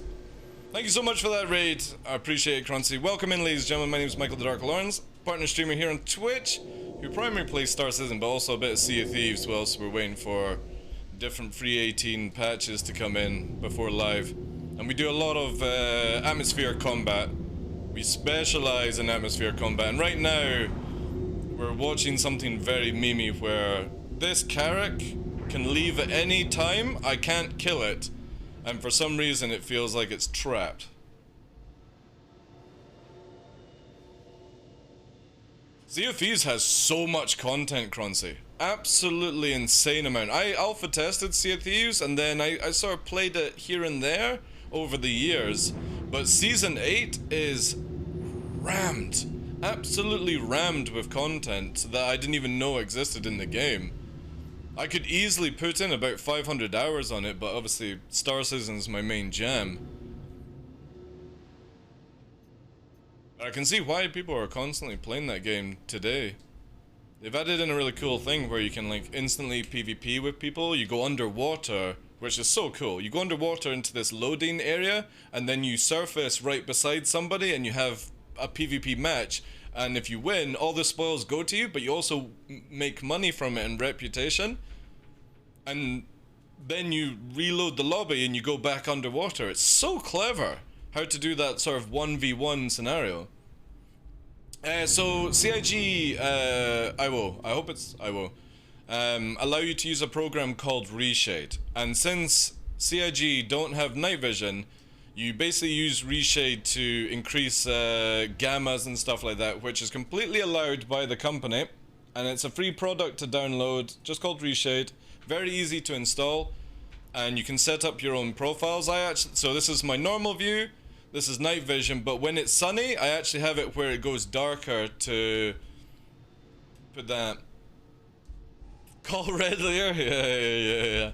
A lot of people will call it cheating, but when the actual company who build the game say it's cool to use it, you can't really call it cheating after that. Because again, I could just turn up the gamma on the game.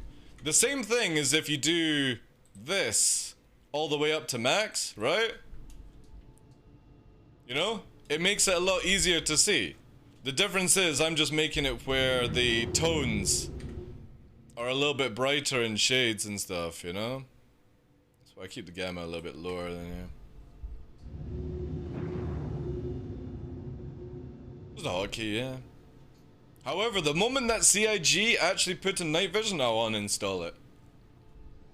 I will uninstall Reshade the moment they add it in. Also, if they could have it where you could wear sunglasses. I would love it where the helmets actually were like real life helmets, because pilot helmets today, you put the screen down, especially on an F-35. You have your face mask here, right? And it's got all the HUD's display, and it can do where you can go into scene in night vision, and also when the sun is down, it can block out the sun. But 900 years in the future, apparently they've lost that technology, right? So I'll use Reshade until CIG turn around and do that. How do you use your sticks to control Reshade? Yeah. At least you got a button on my joystick that puts it through the profile. It's very easy to do. It's just creating a profile. I actually can't remember what my keybind is to open Reshade. It's something home. Is it home that I do? Is it right out home? There it is. I completely forgot the button. So here you can just see, I can't move it around, but obviously this is reshade working in the background and it's just changing out some strands. And all I do is just basically change the profile. So right now you can see a night vision profile. Now it's just changed up there where it says TDL standard. And that's all it is. Very easy to work out. You can actually go to, like Croncy suggested in so many words, if you find Red Lear on YouTube, he also streams on Twitch. Red Lear has a guide and profiles to give you night vision for Star Citizen by using Reshade. For completely free, just go to his YouTube channel, Red Lear. Spelt as Croncy did. R-E-D-L-I-R. In the grim darkness of the far future. Yep. Oh, a Pisces. Okay, so we got a spawning of the Pisces now. You're hella good at this? In what way? What do you mean? If you mean flying, you've seen nothing there. You can do exclamation mark new if you want to see how I fly. Ooh, we're actually getting some really good frames, actually. 40 on 4K, which is not bad. How was your show though, Croncy, if you're still there, dude? I obviously understand. If you need to go, go. Get dinner, get food. I know the joys of late night raiding. Don't feel like you need to hang around. It feels good for performance, but the databases, like, have you tried storing a ship? It gets locked in the database where you have to reset your account. So if you have a ship that has a fit on it that you don't want to lose, don't press store, don't leave the server. What to do is spawn a ship at the facility you're at that isn't of importance, and you lose that instead of your main ship. That is such a hard one to deal with. Is this dude gonna come back and try and ram again? I kind of feel like we're gonna see another ram attempt here in a faster ship.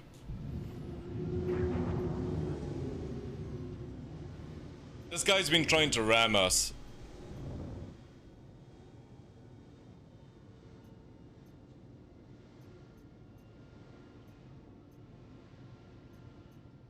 When you're a solo Carrack pilot and you can't do anything against a puny arrow, you're resorted to ramming and doing all other things. Steal his Carrack? I was actually half tempted to do it.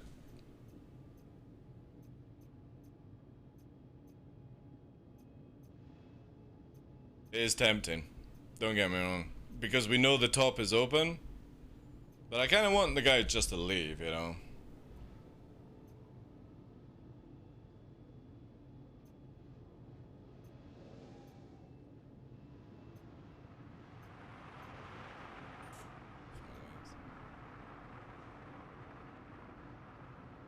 We found it in stream today. I've been running a 144 Hz monitor at 6.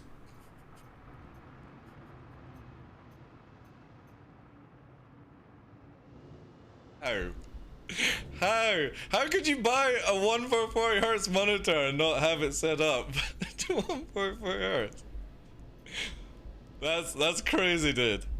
I mean, to be honest, as a streamer, that's sort of fine because you can only output at 60 FPS anyway. But yeah. Show me heat scans? We don't have heat scans. I don't have that kind of vision, if that's what you're asking for. Like, my background is in audio. I don't know what hertz is. Fair enough, dude. That's fair enough. I blame chat? Yeah, you always blame chat if something. Oh, dude, seriously, look. Wow.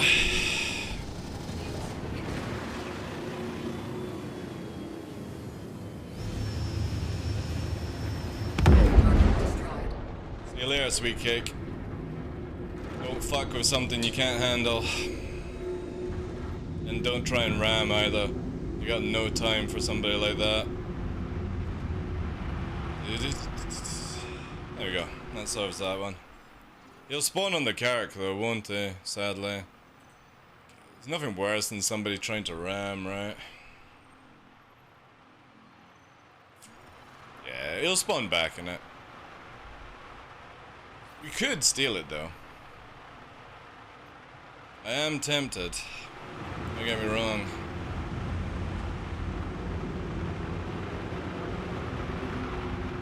Very, very tempted.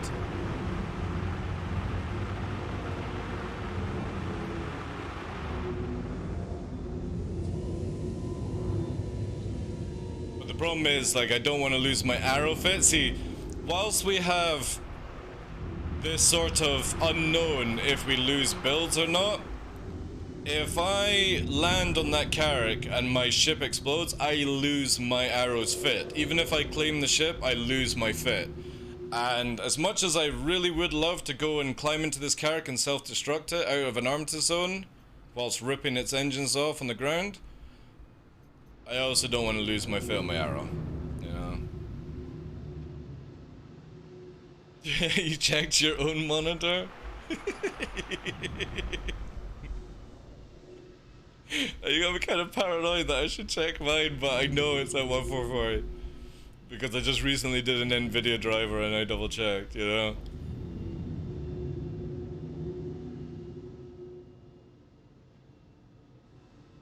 Right, so a long time ago, Texan, we used to have it where if you lost your ship, you lost your, you went back to stock fit. And this actually will eventually come back to Star Citizen, okay?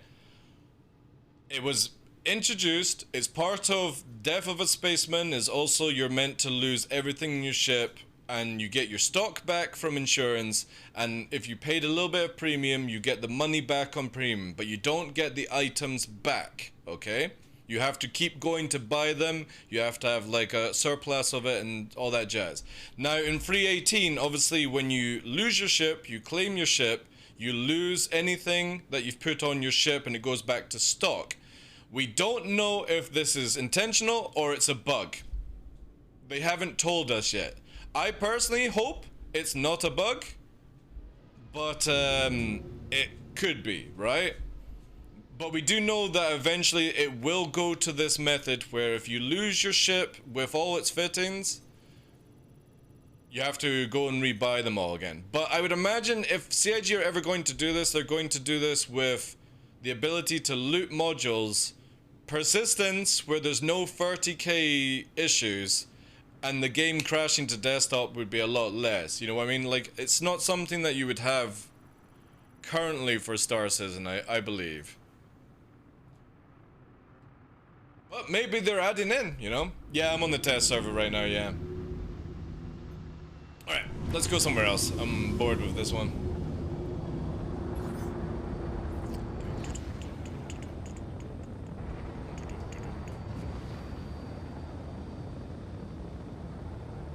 This is just an incentive to make more money. Yeah, I would love for it to be where I'm off going, making money and stuff like that. That's what salvaging and killing players hopefully will be for me in the future.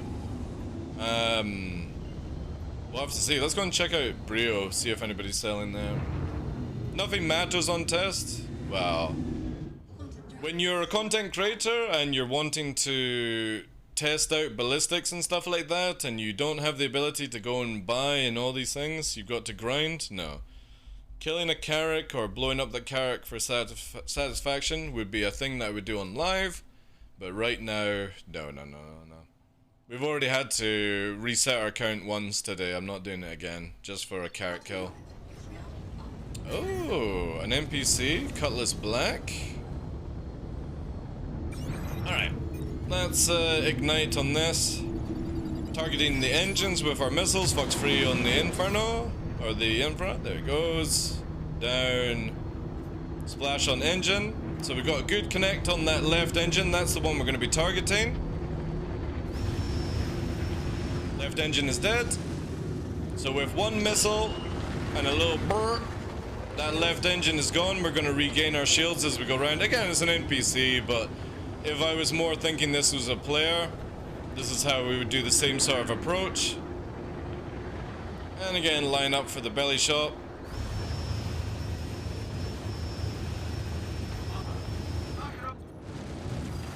And just just keep strafe warring it. And we're gonna come back in again. We got plenty of shield for it. I don't want to waste too much ammo.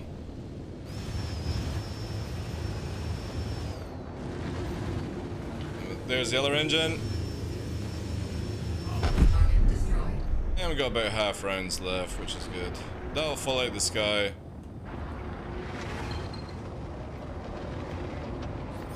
Super Hornet on site. This is the only thing with ballistics. Ballistics are really, really good. I probably won't do a full ballistic build in the future, just because of how much ammunition still is used.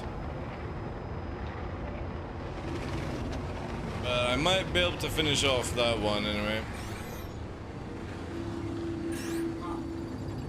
And Fox free on that.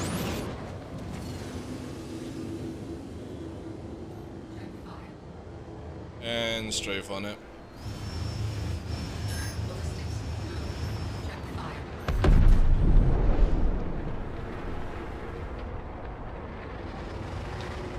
We still have a little bit of ammo. Not much though. One cutlass. One Super Hornet worth. Oh, and that Super Hornet is soft F, so.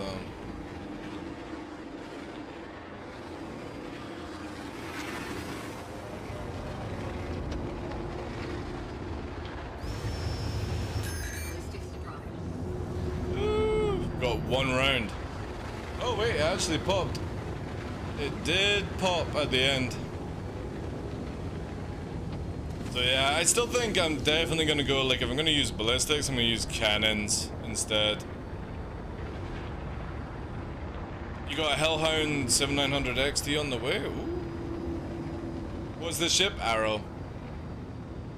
I always fly the Arrow just purely because it reminds me of like an F-22 in modern day, just with its movement. And if I'm going to like a hard atmosphere like Hurston or Microtech, I'll use a Saber, which is like an F-14.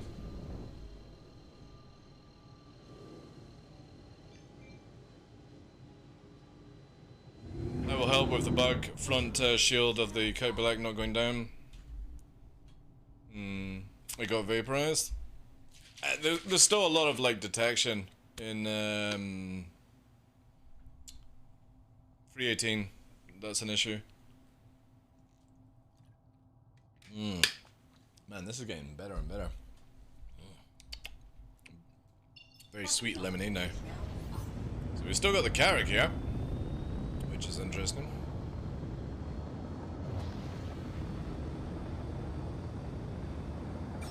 Well, we're out of Ignites, we're out of Yellow Jackets, we got 1 round, might as well just dump them. You can see that we don't have the ability to kill too many things.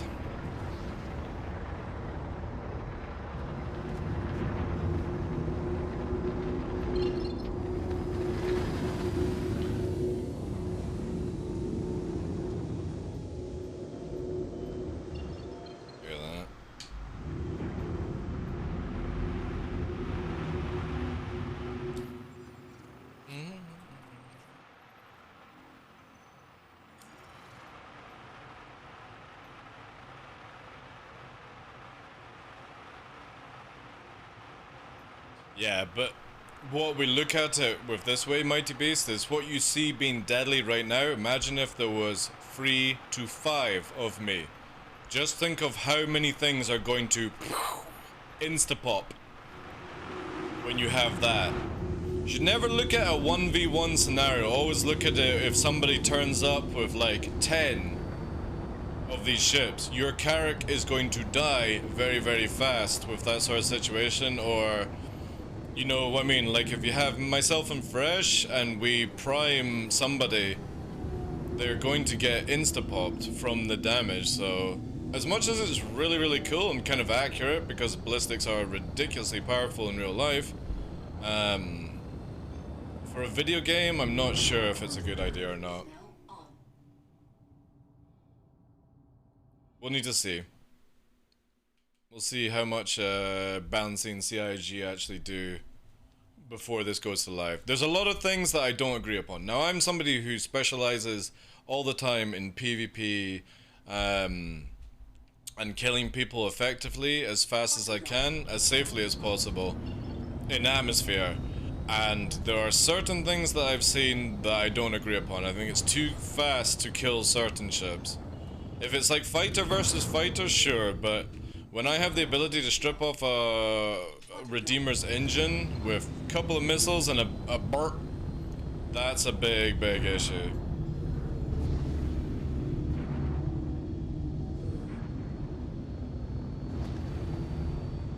It said Carrack.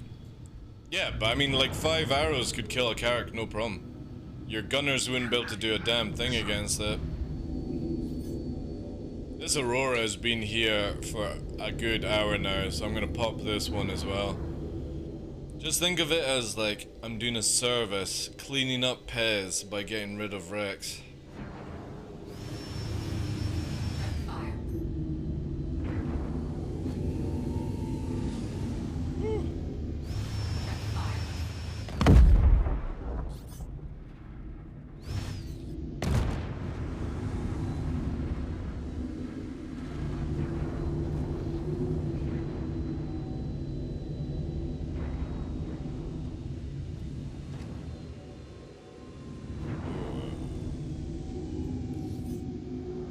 Corsair. My. 19 kilometers out. I wonder if this is the Corsair we shot earlier and blew off one of its engines. And it's just been drifting ever since. It's a good possibility, it could be.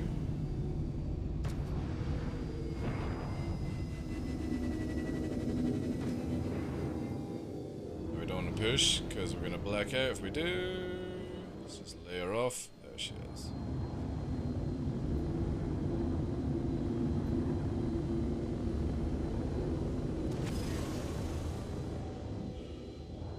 Strafe is a killer, man.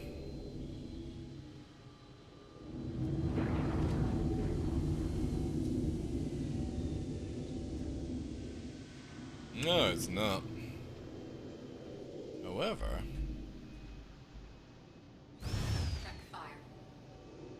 Sesame.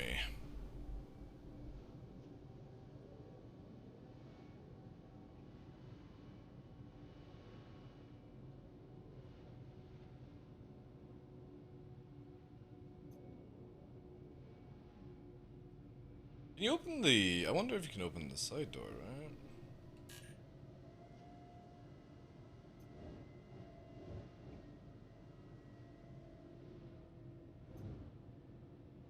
Oh, wait. Roof access, that's what I'm looking at. Can you open up the roof? Check fire.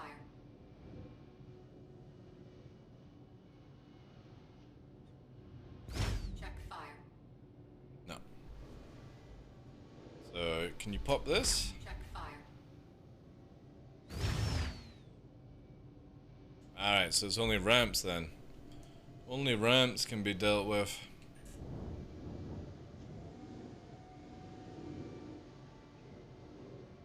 This is where, like, I hope we get some, like, space theft auto kind of deal. Where you could steal this and make money from selling the actual ship. Curious, yeah, let's see.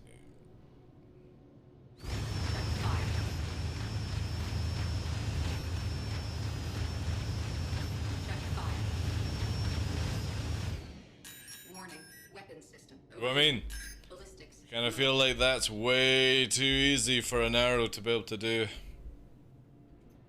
So if I do this, for example, Ballistics low. that's it fully disabled, and I still got 21 rounds. Yo, thank you for the follow, Chief. Appreciate that. So this is a fully disabled ship now. And an arrow can do that. I just don't think that's... Again, it's stationary, right? It's not got gunners.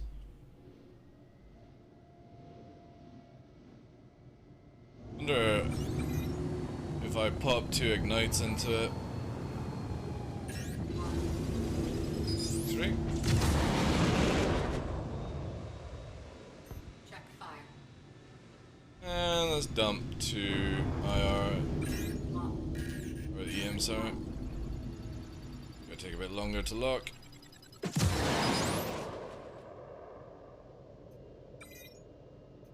Alright. Check fire. Oh shit! It took out!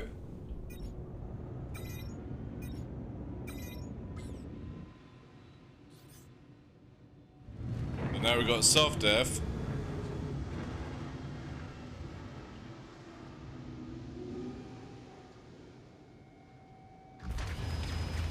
Shields hit.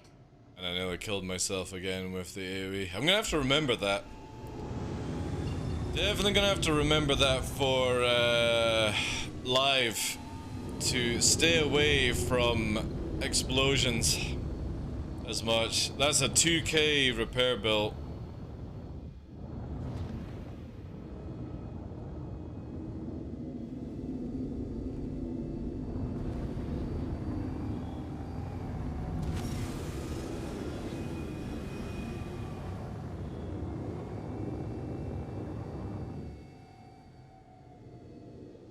Grim, isn't it?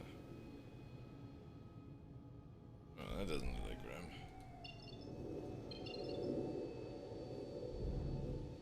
This does not feel right. Nope. This is not Grim. I got major torque as well because of that. There's Grim.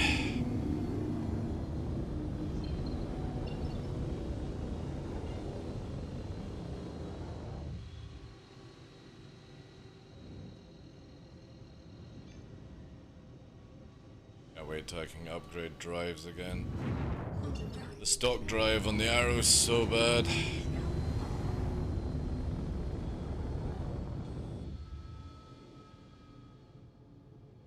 Yeah, I know. I like living risking grudge, right? I love riding on the line. Oh, we're in the right area. Cool.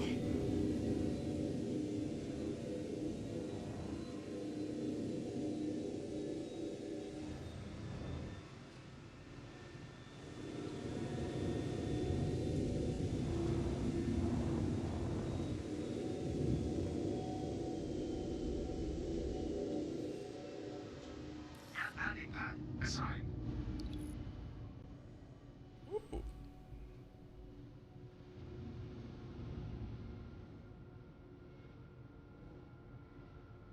Open sesame. I hope one day CIG can get it to where, like, if the doors are half closing and you do a landing, that it just keeps going, right? Landing gear deployed. Won't you go?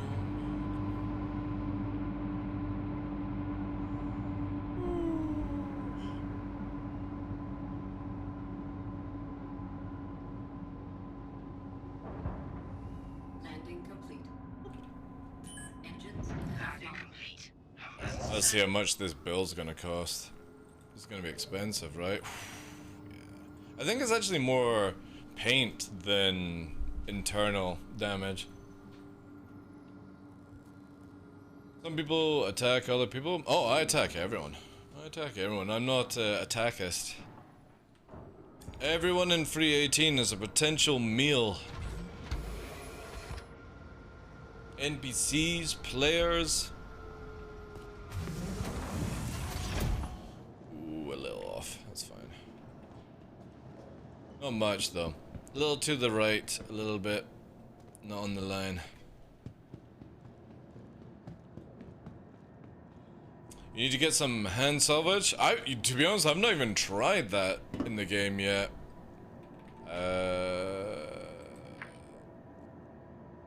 I thought they fixed this, but I guess not. Ooh.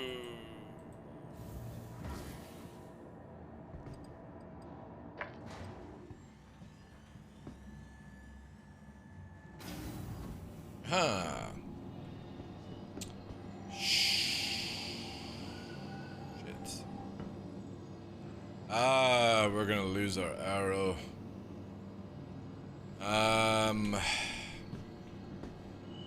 Crap. Yeah, this bug sucks. Oh, I don't want to leave the server. I might lose my arrow. Ah, we're gonna have to gamble with it. Sadly. If I lose my arrow, I'll do like laser stalk or something like that. That bug is terrible, it is, yeah. There's a few ones. There's the black screen one. There's ballistic barrels are not attached when you're actually using them. ASOP, or sorry, the Mobi-Glass, when you're putting some fits together, doesn't go through the first time and you have to like do it very slowly. Like the back end is just absolutely full and it's not working correctly. I mean, there's not many major bugs, but these would be the major ones for it ever going for live. Yeah. Well, funny enough, we actually have one of the old bugs back in Mobi-Glass where the save button disappears. That's an old one. That's a juicy one from the past.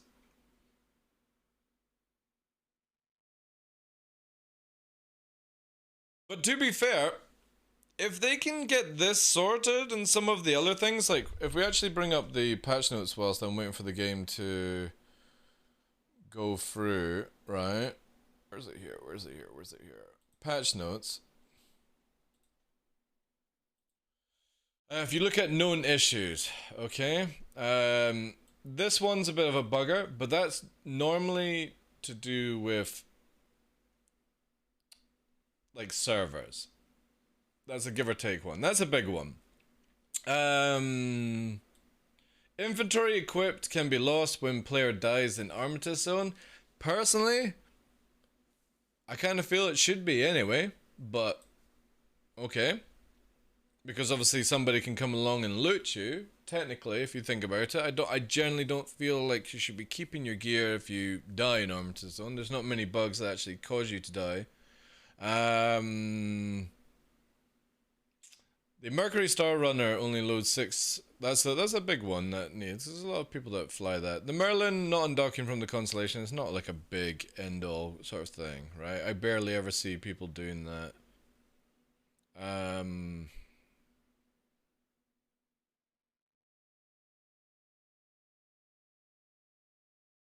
Inventory loot boxes. Loot boxes will disappear on approach after opening. Again, it's whatever. It's not like something that is... It'll get fixed, but it's not a big one. The thing is, didn't they say... Oh no, they haven't fixed it. ASOP ships abandoned on planets no longer appear on the ASOP terminal.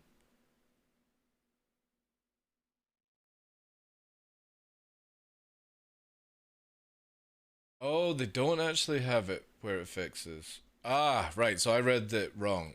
Console shows information of other player. That's what's been fixed. The black screens are not, though. Okay. Also, game is dead. Let me quickly restart it.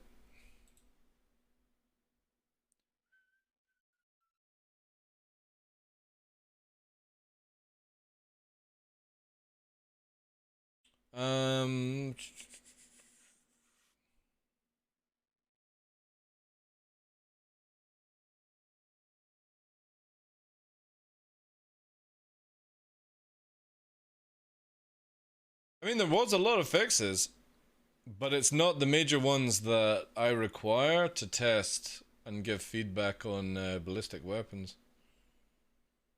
I'm hoping we'll see that before the weekend. Like, the terminal and the screens going black, that would be a good one. Being able to actually fit your ships without it going wonky. Storing of ships without it going wonky. Ballistic barrels being there for testing.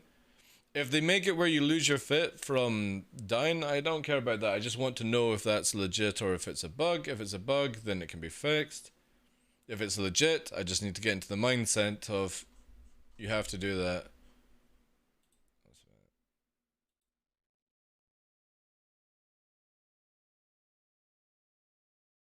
But not many, actually. Not many big things. It's just the ones listed. For some reason, the known issues that I've just talked about are not there.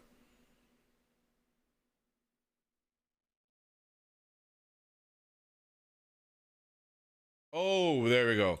UI vehicle HUD. Is it possible? It is possible for the vehicle HUD to vanish for the player during fight and combat. That might actually be connected to the terminals then as well. But again, a lot of fixes yesterday. This is last night's patch. Good fixes, a lot of stuff here, but the technical ones I always go with. If they're fixing 15 client crashes, then there's another like 10 still to do or something, because it's crashed a couple of times today. We've had 130k, so fix the server deadlock. There might be just something else causing another 30k.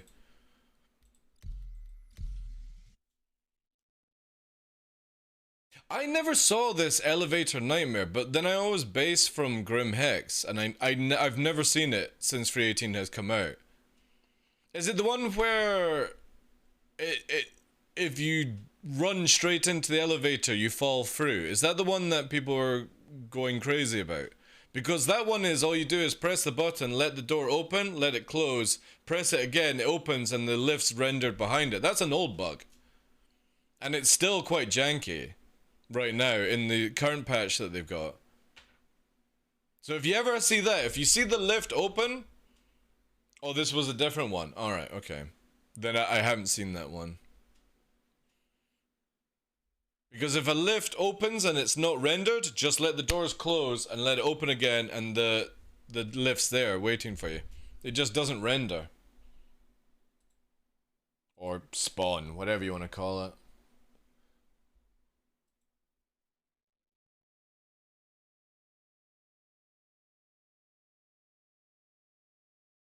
Boop, boop.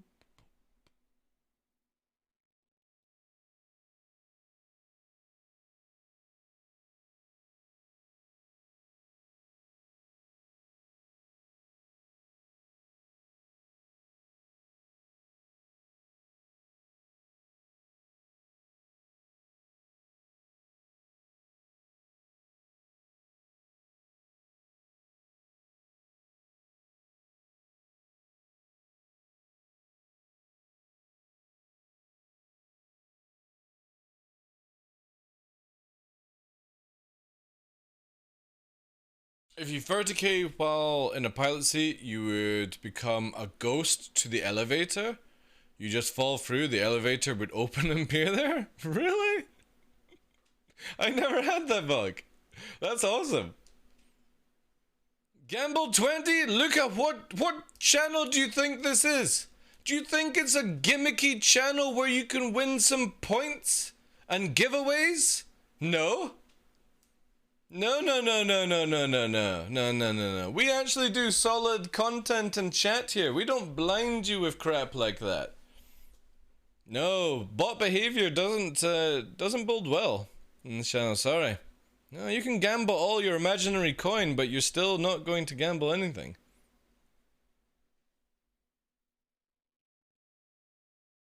Oh my god, gamble. I go into everyone's channel and I type gamble. Hey Zolly, how you doing? Still trying? I know. How you doing, Red Monster? Don't encourage them, Red Monster. That's bad. Alright? Bot behavior is bad. He's probably already left the channel, Zeman. Gamble live!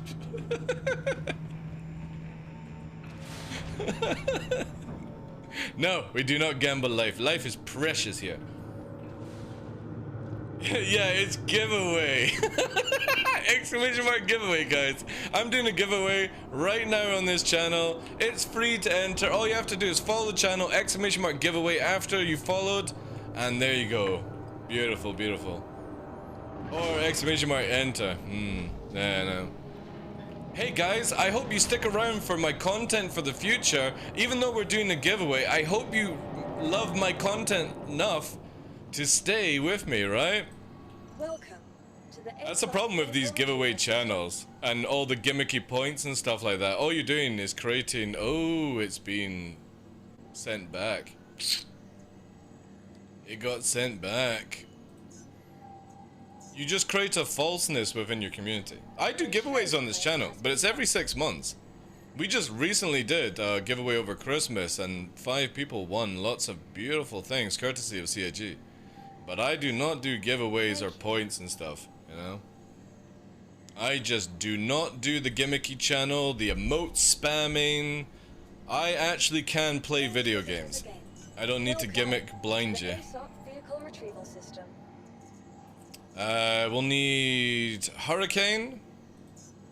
And we're going to need Nox for the other components. Oh, I need to actually do this.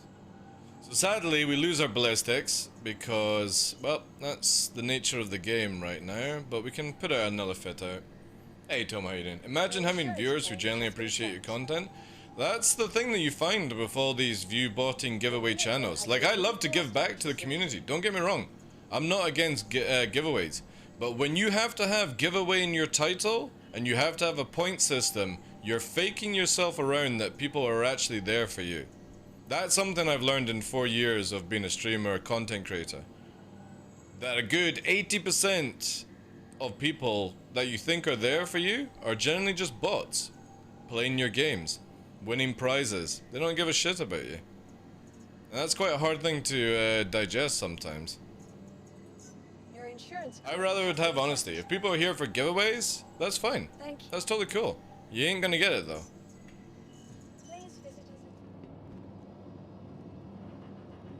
And if you actually saw, everyone who won a prize at or a gift from CIG at Christmas were all long-term viewers. No randomness at all, which was beautiful. Right, that's still not gone through, sadly.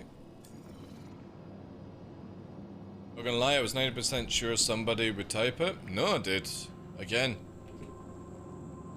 I generally don't have bots lurking in my channel. I just have cool human beings.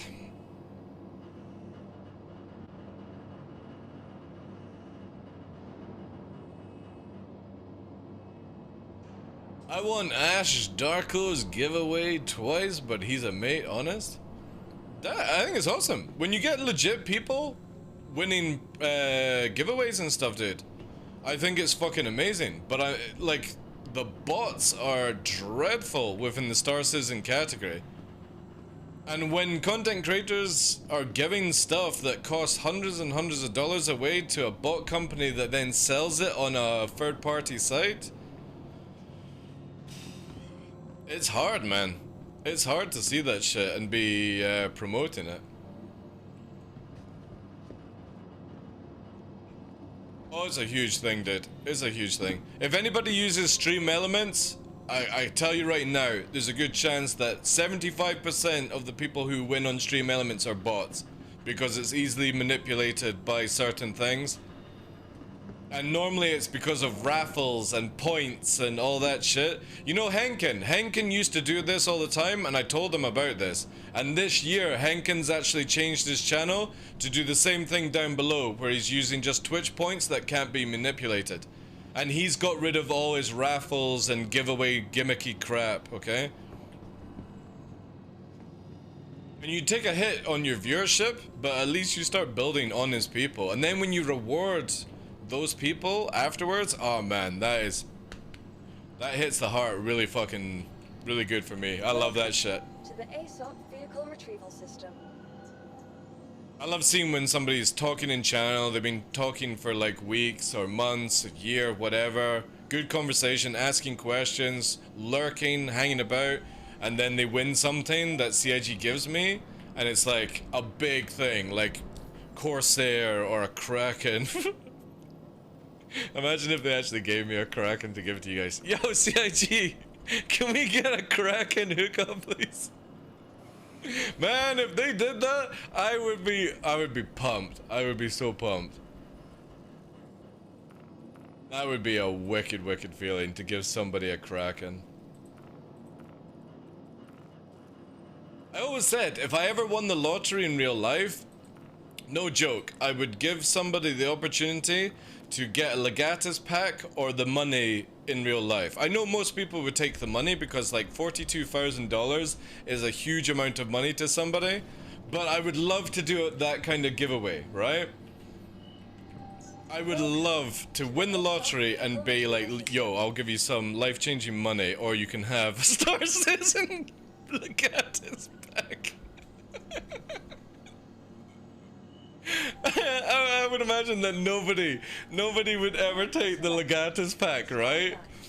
I mean, let's genuinely be honest with me, chat. If somebody offered you $42,000 tax-free or a Legatus pack, which would you take? Honestly, in today's market, in today's like way life is set up right now, who generally would take the fucking Legatus pack? Take money? Yeah, honestly, money would be a thing. So many ships in the ASOP. No, exactly. But I would love to do that kind of giveaway. Be like, yo, you can win a Legatus pack or you can win $42,000 tax-free. Which would you pick? I don't want to scroll. Yeah. Money so I can buy a donkey. Yeah. Did someone try to do a Kraken giveaway and ended up... Yeah, that was, What the Fuck Saurus.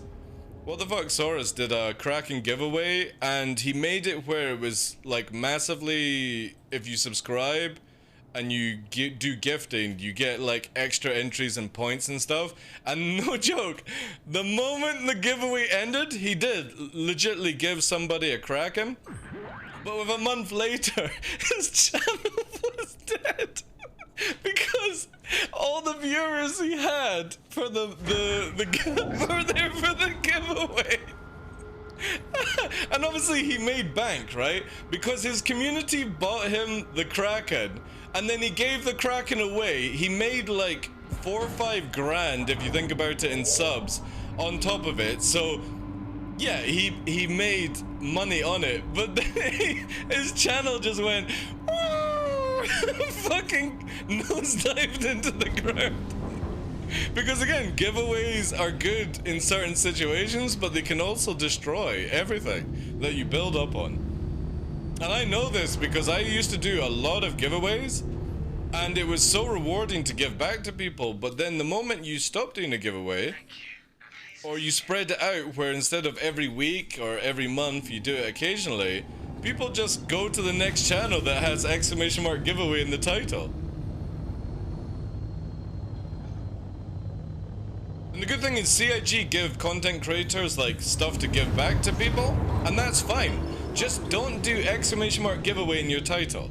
Because you know that there's actually bots that search every single channel on Twitch that has #giveaway or ! giveaway in the title. A bot scans it and they go into every single one on the channel, follow, and then drop an ! enter, and then they leave your channel. And it's just like fishing. It's like giveaway. And the thing is though, they win so much. And they're not just in the Star Citizen category, but every category. It's the worst thing to do as a content creator is highlight that you have the bot name in the title. Always do like !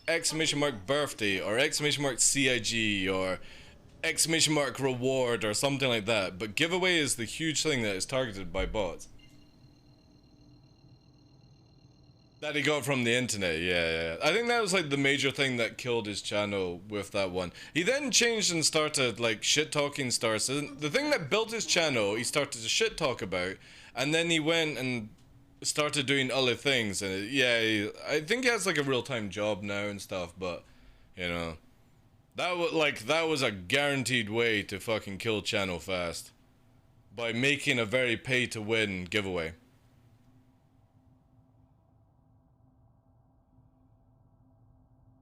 That was like 2 or 3 years ago, Red Monster. Oh, there's the Carrick chat! It's finally leaving! It's leaving! This is the dude that was trying to ram us earlier on, and finally leaves the site. Dude, like Burks' channel is one of like the most inspirational kind of things to watch. Like the way Salty, Mike, and Burks operate, that's like it has had a huge effect on how I changed my channel. Because the funny thing is, they're like a lot of like Burks will do giveaways, but his community is there for him and his content. And then you see other channels constantly, you know, like, we'll give you a reclaimer giveaway, and whoa, I'll give you a reclaimer giveaway if we hit 100 subs. I'll make $500 or $250, and then we'll do a reclaimer giveaway. You know what I mean? It's like, it's a weird one with these things. Like anybody that ever asks me questions of what they should do for like content creation and stuff like that. Yo, Nox, thank you for the follow, dude. Not that I'm like anyone to base stats off, but I've had 4 years of experience, and I see how people can lose a lot of growth early on as a content creator by going, well, everyone else does a giveaway, I should do a giveaway as well. Don't do that. Don't do that. Do a reward at like 100 follows or 500 follows or 100 subs, so at least the sub money that you're getting pays for the giveaway, right? But a lot of time brand new content creators go in and they're like, okay, I want to do this, I'm seeing that I could do this as a part-time job and that would help with income, and they literally go, right guys, I've got one viewer, I'm giving away a Titan starter pack. It's like, of course that one viewer's just gonna win it. You know what I mean? And then when the bots get hold of this, they jump in as well. So not only are you're losing money, you're making zero growth as well when you do that stuff. Reward certain things, but don't think a giveaway system's going to create a channel. Because again, the moment you stop doing giveaways, your channel dies. And you got to push it back after that, and that takes a lot longer. You're best to do like milestones, and it's more beneficial for you because you know that your community are strong for you, not just what you give them, but the content that you give back and the banter and all that stuff. And then you can reward them with, you know, a couple of starter packs or something like that that you picked up in discount. I heard the word giveaways and decided to follow. Yeah, you got Burks emoted. You know exactly what happens if you type exclamation mark giveaway. Funny enough, once I started watching how well that worked on Burks' channel, I added that to my one. So if you do exclamation mark giveaway, it does the same thing as Burks. I thought that was genius. It's a great way. The difference is I have the bot that tells you. It isn't like if you do it. If somebody does it, I'll unban you. There we go. Like Mighty Beast, it says, there is no exclamation mark giveaway command in the title of this show. I love it. I absolutely love it. Oh, sorry, Mighty Beast. Let me unban you there. There you go. Because I always do different things like exclamation mark birthday or something like that to enter, but I never do, I don't have Streamlabs or anything like that, because again, Streamlabs, Stream Elements, Deepbot, all the point system can be manipulated by doing certain things. And it's normally based around the raffle system confuses the bot. The point system, exclamation mark point, confuses the Stream Elements bot. There are ways to actually manipulate it where you can get wins easy through these bot systems. And I'm not going to disclose how you do it, because I don't do it and I don't want to see other people losing their giveaways to the manipulation of it. They're very badly coded. So for me, what I do is I pay $110 a year for a website called Gleam. And Gleam literally have fraud systems built into it. And the Twitch points that you earn down below, we allow you to use them. And again, it's a great way for lurkers of the channel, long-term viewers, to be able to get that little bit extra in, right? No, we don't have a command for Gleam. It's just the Gleam website. The problem is, obviously, to get all the fraud stuff, it costs $100 odd a year. But for 2 giveaways we do yearly, I think it's worth the money, personally. If CIG gave me more, I'd probably do more. But hint, hint, CIG. Yeah, I love when Burks like baits people in, you know? brand new to his channel, or he just gets raided and he's like, welcome in guys, guess what? We're running a giveaway for a Bengal! Exclamation mark giveaway, and you just see timer, timer, timer, timer, timer, timer, timer. It's like, why the fuck would you ever think you're gonna win a Bengal from a content creator, you know? You can do far more with a bot called streamer.bot. Yeah, but I don't do a point system anyway, graphics, so I don't need other bots in the channel and stuff. There are more legit bots that you can use as a creator, but I just think it's you know what I mean? Like, if you're wanting to do a giveaway kind of system, the best thing to do is get like a deep bot application for, not deep bot, Nightbot, and just do a quick like an enter command, and there you go. Point systems are very bad at being manipulated with any bot, because the bots get confused very, very easily. I think it's the most fair way, yeah. Like for me, I run them for like a month and you get to use your Twitch points, because I just generally don't have anything else that you can use the Twitch points on. You know, I mean, my show is the most minimalistic possible. There's no pop-ups, there's, you know, like no massive sound files when you like raid or follow. It's very, very simple. I just don't like the gimmicky streams that blind the viewer into the fact that the content creator has no content hidden behind, you know? They've got to use all the other things possible to keep it rolling. And it works for some people, don't get me wrong. But I generally feel like interacting with your chat and providing something of worth is more important than, alright guys, I've got 20 starter packs. Who wants a starter pack? Oh, you've just followed the channel! Yeah, man! Get involved in the giveaway! I totally want you to stay around when the giveaway ends! And it fucking finishes, and you see people's viewership go fucking gone. I'm into the next channel. It's so cancer. But this has been in every, like, it's not just the Star Citizen category, it's everywhere on Twitch. It's everywhere now. Like, previously it used to be where nobody did a giveaway unless you were sponsored by a company for like some merch, or you were giving like a mug or a t-shirt and stuff. Now it's a full-blown thing where people will use it to make money, and the people who are giving them money don't realize that they're actually being farmed because of it.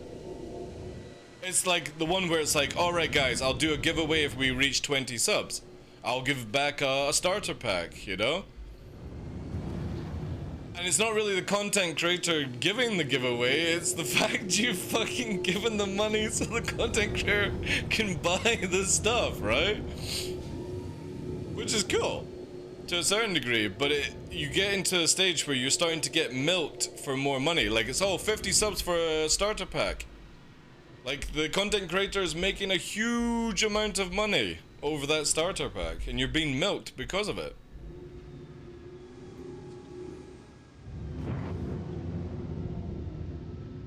How did I get that extra emote in here? It would... I don't know actually. Subathons are... Right, so subathons can work in two ways. One, they can be overly used. It's a great way for a content creator to gain some extra income, right?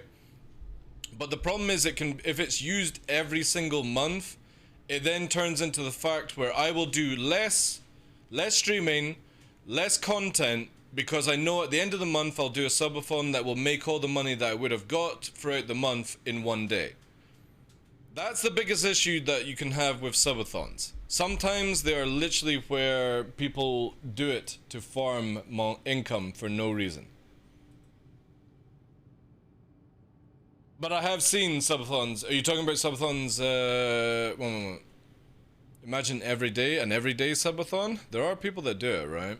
Hey, Metatron, how you doing? Way back. Thank you very much for the follow as well. Again, you just gotta watch out. A lot of content creators are legit, but then there's a lot of nasty stuff where people will just farm your money. And I kind of feel it's like when you see homeless people on the street, and then, you know, there was a thing a while back that a lot of homeless end up being people who are well off. And it kind of feels like the same sort of thing when content creators do it to me. Again, that's just my personal way of looking at it.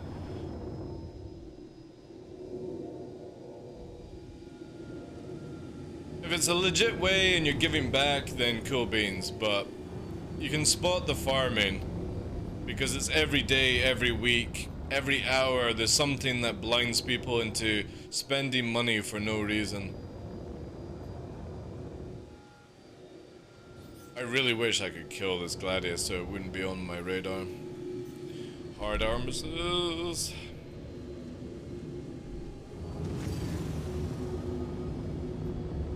I kind of want the NPC Cutlass to spawn. If you guys don't know that on Daymar now, just outside of Shubin is actually an NPC facility.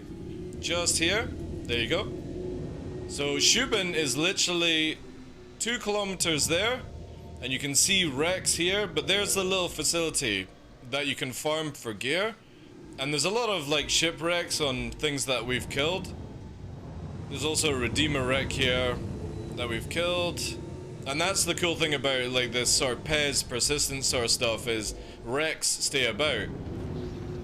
So a Cutlass will spawn, and I'm wanting to see how much slower this setup will be to actually do it. That's sort of like how we're controlling test groups right now, until they fix certain things with the patch. What are you up to next? I might need to let him out, actually. Give me 2 seconds to let Nix out. Did you hear your name? Yeah. Yeah, he's winding up. Give me two minutes, guys.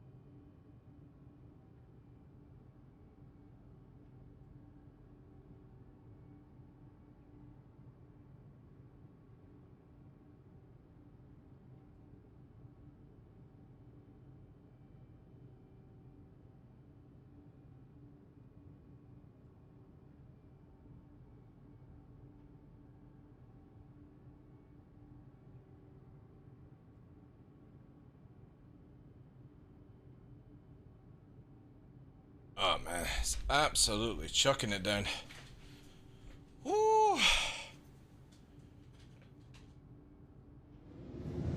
Annoying because like it's snow season right now in Scotland, and every time I see the rain, it just makes me sad we're gonna lose it.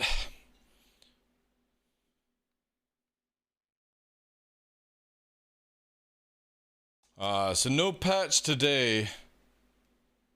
Apart from a hotfix that will address a crash when shards stay up for longer periods. Alright, that's cool. Still want them to fix the ballistic stuff and we'll be good after that. There's new missions at those locations too. Oh really, is there?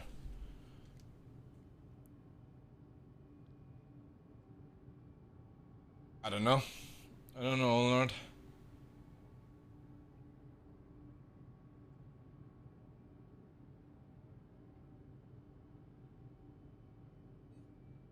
Well, mine you have to do like TDL beforehand. If again, I'm not 100% sure what you're talking about.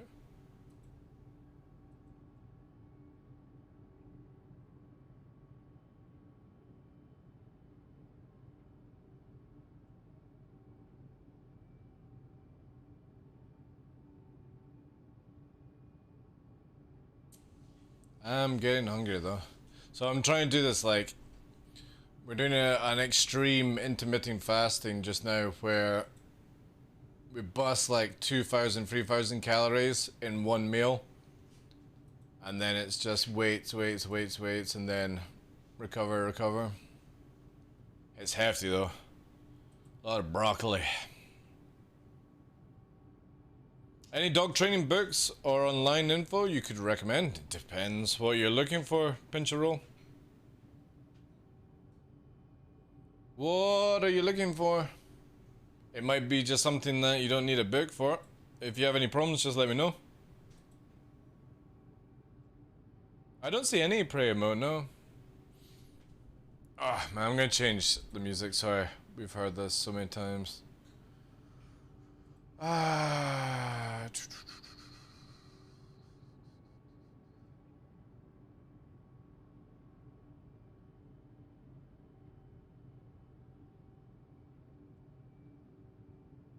Is something wrong with me? Then I can see it in other people. Obedience for a counter close-up? What's the issue with obedience? Where is the pup lacking? Oh, what are you coming here for? You wanna come up here?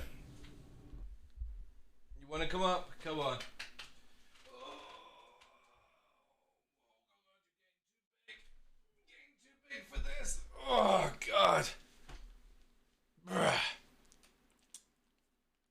We're having puppy chat now. Puppy chat for a puppy. Look how big he is. You a big boy. Oh my goodness, you're getting heavy as well. That's not an excuse for going running around, you cheeky monkey.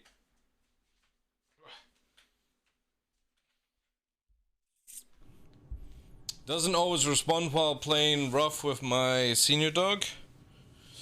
Dogs can get lost in the moment, right? Are you worried that the pup is going to injure the senior dog? Or is it just purely because he's not listening, he or she listening to you? Because again, dogs, when they get into like the heat of things, generally they're not going to listen to you too much. Because they think of it as they're being allowed to play. It's kind of like, you know, instead of standing to attention, you're standing at ease. You know? How many times do you have to tell the dog to stop for it to stop? Because 1 or 2 times is okay. If you raise your voice and use, like, have you trained the dog around clicks? Because a good way is, or again, if you can't do that, get yourself a wee clicker to symbolize a command. So it's like with Nix, you can see him right now. There we go. You know? So he's sitting there at attention right now. There's no treats. There's no treats. You'll get dinner soon. You'll get dinner soon. I'm gonna get dinner as well. Yeah. But when he's playing with Nova, he'll get quite rough. And then take a couple of times to be told not to do it. That's just young puppy thing. Generally round about a year is when pups will change. And they listen a little bit better, like older dogs. But again, just depends on what the sort of scenario is you have, you know?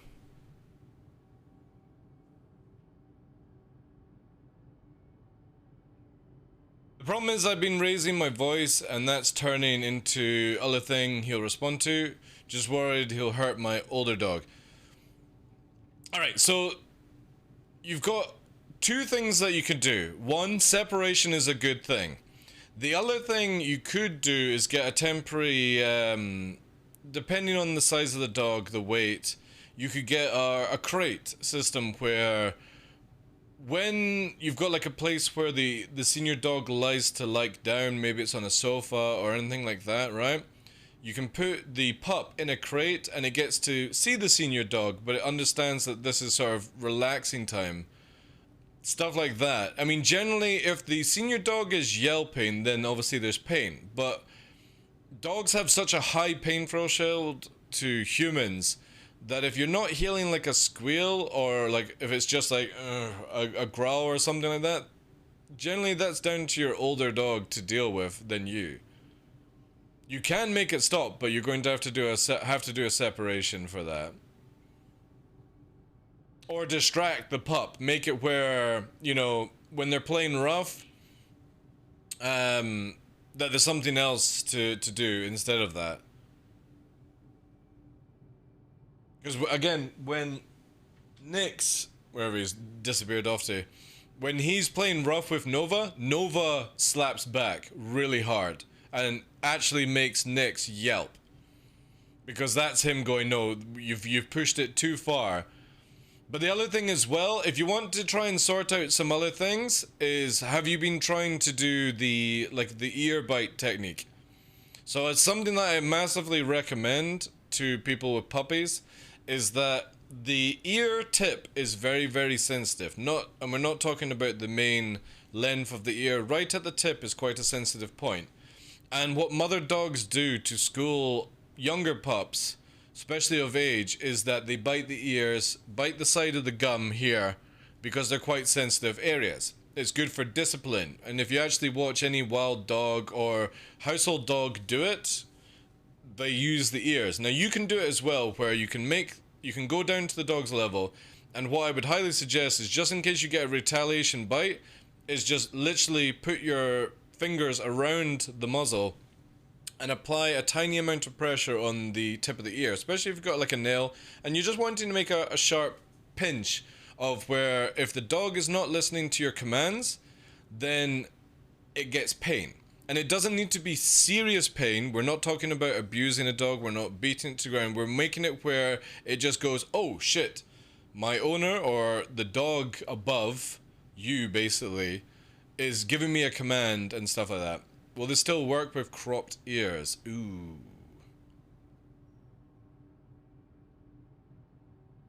Probably not. Maybe. It depends on if the sensitivity's moved down. You can bite it if you want to. You can bite it if you want to. Again, let's actually have a look, because I'm not familiar with the Corso. So like, oh, that's what it is. Right. Oh. Alright, well, you're gonna have to be really, really dominant to deal with a breed like this. Now, they've got cropped ears, or you've had them trimmed. Maybe actually the tip will still be good. Yeah, these are, yeah, when you're dealing with these breeds, these ones are where you need to be the top dog, because eventually down the line, you ain't gonna do shit against this. Caesar Milan is also a fake, by the way, Access. Do you know that Caesar Milan beats his animals? And was in serious trouble a few years back because of it. So I wouldn't take anything Caesar Milan says as genius, since he was caught beating animals. Just an FYI. And still gets allowed to practice around animals, which is something strange, I find, because if it was in the UK, he'd be fucking done. You've established the alpha role. Okay. And what does your older dog do in the situation? Is it playing, or is it kind of like pulling away, you know? Yeah, we never take serious from this thing. Again, like, I just have no respect for that dude after he was reportedly and caught beating animals on his property. Fuck that shit. Heaven forbids what he was doing behind doors, like.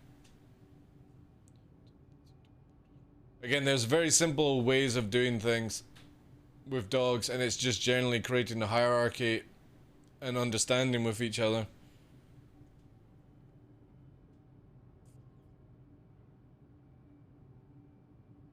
Because again, if your senior dog is not really showing any signs of discomfort and it's more play, again, if you're having to raise your voice, I think that's a good thing anyway. because depending on range of animal, like if you're like, hey, come here, you know, you got a soft voice, you'll eventually lose the alphaness. So I think if your dog knows that you've got a bark, and it's not like an aggressive bark and you're always shouting at the dog, but if you're like having to raise a few levels of decibels to be like, listen to me, that's completely fine. I'm the same with Nix. I have to sometimes shout at him like I'm full-blown shouting at somebody because he's doing things, he's getting things, and then the moment I raise my tone, he's like, oh shit. Alright, okay, I've stepped over the mark, and then he'll be ears back and be like, oh, I'm sorry, and he'll do this shit and stuff like that. And it's just like, you know, you don't have to, like a lot of people will then slap their animals around and stuff, and you don't need to do that. You just need to establish that your bark is what they listen to the most, you know? Because again, it's the same with Nova. When Nova is chasing after a deer, even with all the commands that I do with Nova, he does not listen to me at all. If I raise my voice, if I use a return whistle, nothing. The moment he sees a rabbit or a deer, nobody else on the planet can talk to him. He is 100% zoned in for kill. And that, you just can't get rid of these animals. And with your one, I would imagine it's got quite a strong drive as well to it, towards other things. I mean, these dogs are generally bred to kill or protect, you know? Or they were, many, many years ago. Now, obviously, people just get them because they're fucking cool dogs, right? But a lot of genetics within the bigger, like Boar-Bell, for example, and the Mastiffs, they're all bred for taking down lions and crazy shit, right?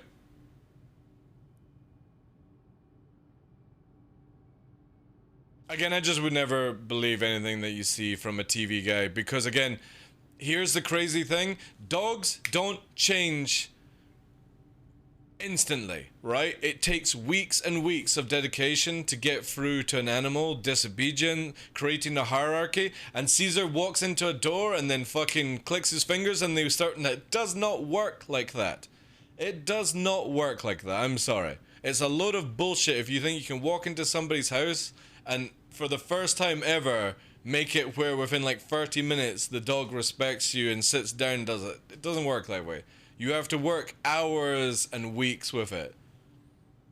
Unless you got some sort of fucking Houdini magic, you know?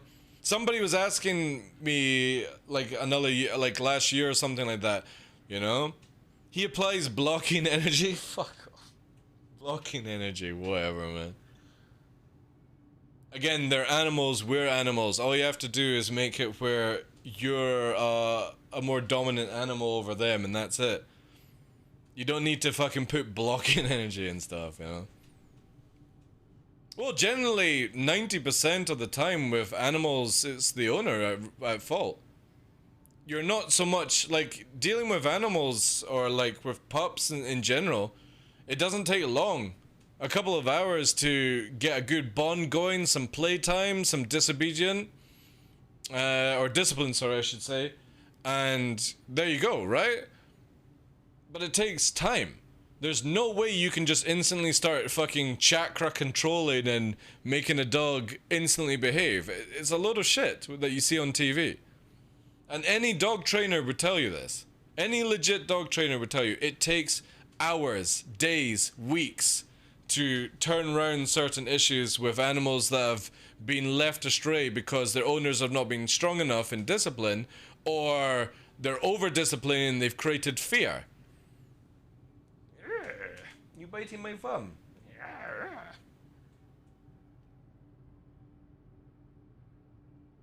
And most likely what you see with Cesar Millan is he goes in, you know, works with a dog, and then a week later comes back in the same clothes, right? That's most likely what it will be. Because I've never seen Cesar Millan do a live show, that's for sure.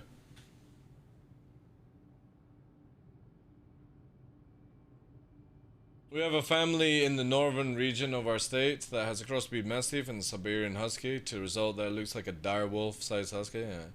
Yeah, if you didn't know, Boar-Bells, which is from the Mastiff family, were actually bred to take down lions as a group of dogs.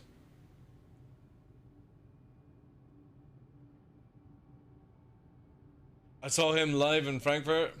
One of my best mates is also a dog trainer. What do we have here? Oh, a star lifter. Not gonna happen on that one. Again, I just never believe anything from that dude. There's no way you fix a dog instantly.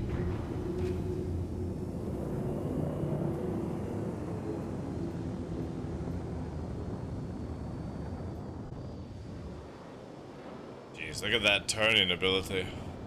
That needs to change, right? Look at that shit. No wonder these things can outturn fighters.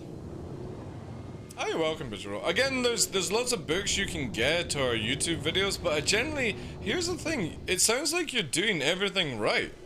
You just need to get it to the point where there's a bit more, like a little bit more alpha required, where maybe you don't want to raise your vocal cords, but again, if the older dog is not crying out or reacting any bad, then it's just a play fight. And if you're having to raise your voice to bring something out of that sort of fighting scenario, because especially with dogs, cats as well, when they get into that sort of red zone, that's it, you know, they don't listen. If you're managing to pull out of it, I say it's working, right?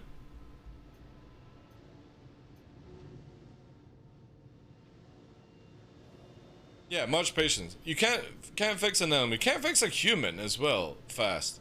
It's got to be slow. Take your time, take patience, understand that it's going to be hours, weeks, months, even years to correct some dogs, especially if you get them from a rescue home. You've got to understand that they've been through shit, so when you get frustrated that they're not sitting down or they're peeing in your house, maybe look at it from the point of the dog, that they're scared, anxiety attacks, all these things, and see it from a different angle. You want to eventually get it to the part where they're listening to you, but you have to create respect and bond for that. You can't just go start shouting and slamming the ground and whatever, right? It takes time.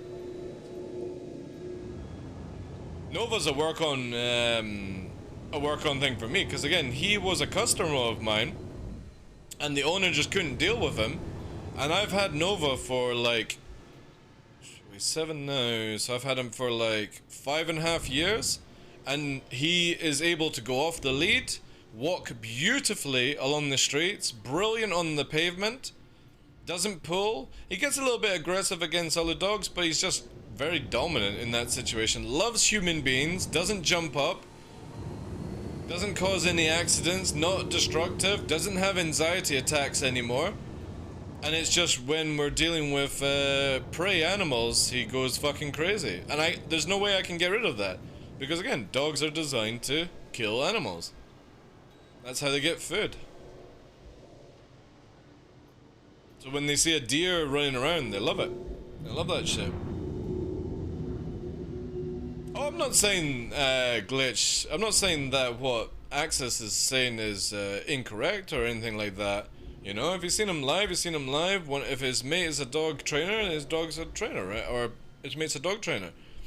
I'm not saying that my methods are better than other people's. I just don't believe anything from that guy at all. Because again, it takes a long time to correct broken dogs. And most of the time, it's the human at fault that just is maybe putting too much pressure on. Or not enough pressure. Like my mother, with her dog, is still being schooled right now because my mother treats her dog as like a baby human. And you don't treat them like this. You know, you can care for an animal, you can do a lot of cool things with him, but you don't treat them like, you know, you're gonna wrap them in cotton wool. They have to have strong discipline. They have to know that you are the alpha over them, or they are walking you. And you need to be where you're walking together as a balance. Not so much as like a lot of people will be like, oh, you know, you're going out for a walk, you're walking them. That's true. but you also want to go out together. Like when I go for a walk with my dogs, it's not I'm walking them just because they need a walk. It's no, we're all going out to share some time together. And I'll keep them safe from roads, and when we're in like forests and stuff, they get to play and run crazy.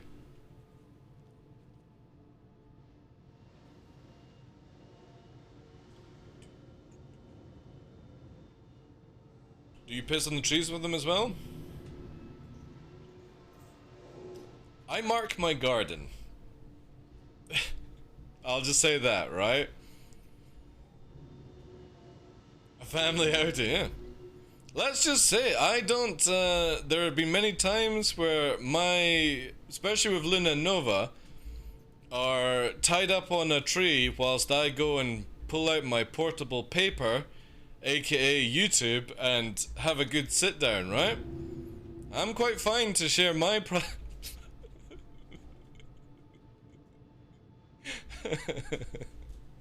I didn't call him welcome in. Happy New Year, dude. I'm not disagreeing with you either, TDL. You have some solid points. I just suggest these are some reading content. I would actually, if you're in the UK, I'm trying to remember the guy's name. He's really, really good.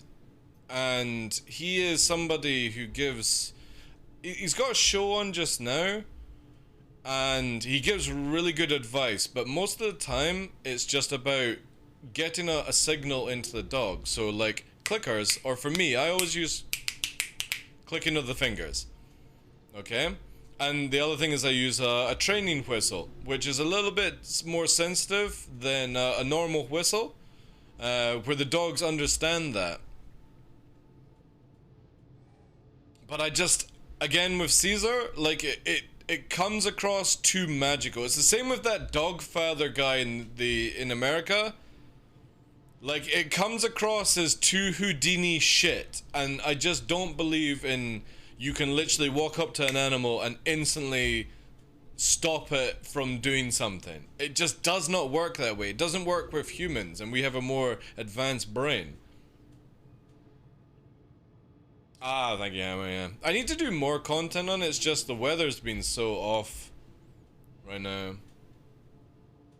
The world is our urinal. Dude, have you not seen the female urinal that you can carry? It's fucking awesome, dude. Let me find it for you.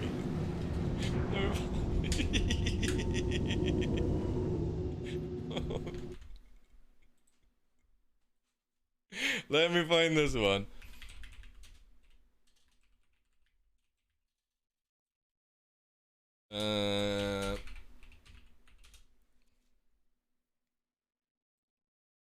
Look.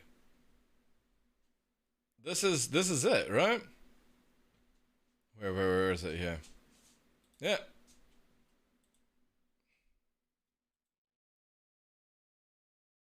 Let me get the image there.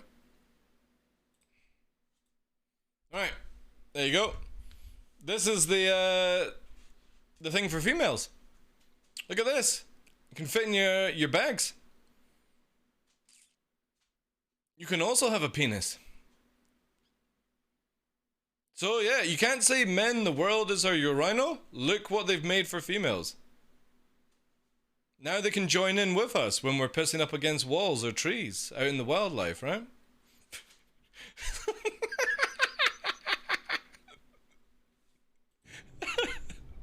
We can share! We can share the world! In 2023 we'll have flying cars, meanwhile female urinos. Ah man, no. I think it's great, man. Is it called a shiwi? Is that what it's called? Again, awesome stuff, right?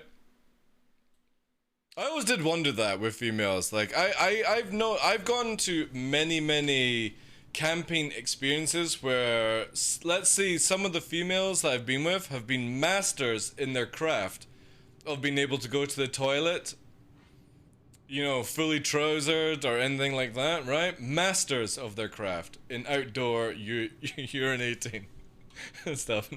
Now you've got the shiwi, right?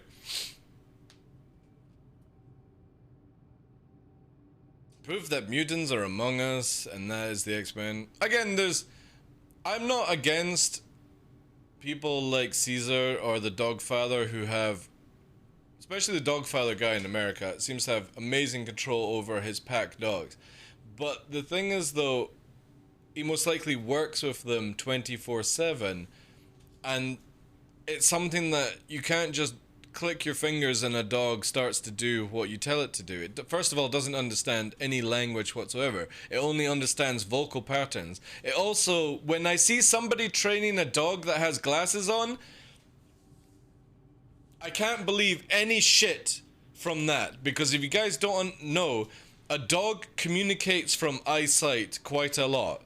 So when it looks at you, it looks into your eyes, and the thing is, a dog can only see half your face, and then it mimics that side of your face onto the other side to give that's how their brains and eyes work.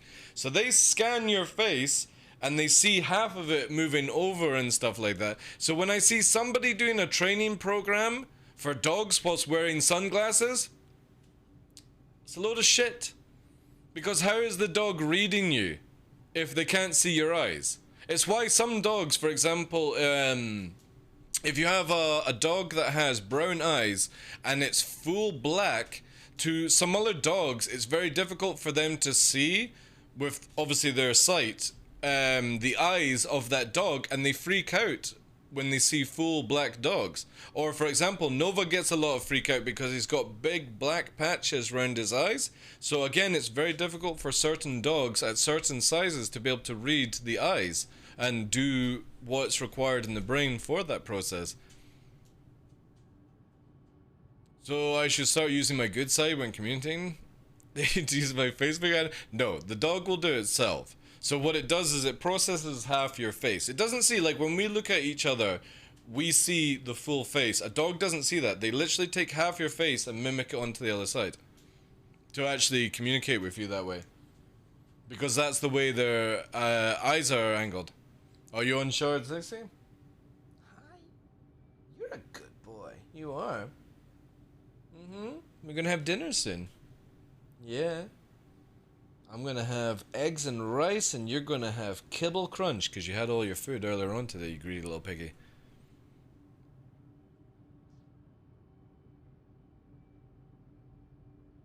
Aiming is a skill, not a right. True. Bum, bum, bum. Yeah, if you guys ever have questions for dogs, feel free to ask. I can't solve everyone's problems because, again, sometimes you need to actually be around the dog. Sometimes it's just easier for you to pick up on a few things. But funnily enough, I would say a good amount of percentage of time with dogs, with their troubles, or they have like telltale signs, you know? Especially if a dog has anxiety, you can tell by the tail and the ears. Try by training by, like say for example, you want to leave the dog at home and you're worried that it's going to damage the house. Do little stages. Dogs don't understand time. So you can go out of your property and leave the dog for 5 minutes. It's the same as leaving it for an hour in its mind. And just basically build up those kind of things. Yo, Amaro, how you doing, dude?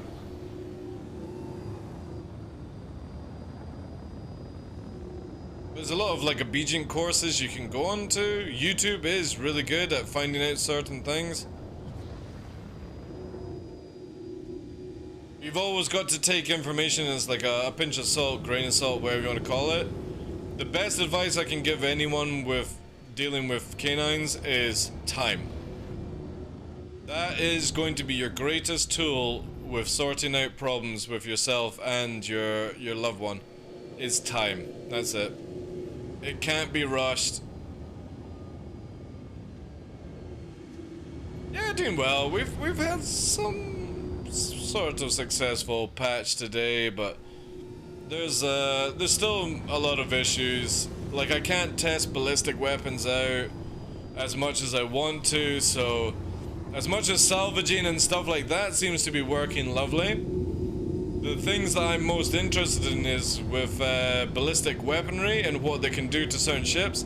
I can't test it out because the idea is when it works, we're going to have as many people as available to help out, spawn certain ships and test out how long it takes to blow up certain things or components and stuff. That's the biggest side of Free 18 that I just can't test right now, because I leave all the other content like the racetracks, the rivers to go and see. I'm gonna leave that for live because I actually want content to do. So I don't want to rush into all this stuff right now and be like, oh, Free 18, yay, let's do it. I more care about the testing aspect of it.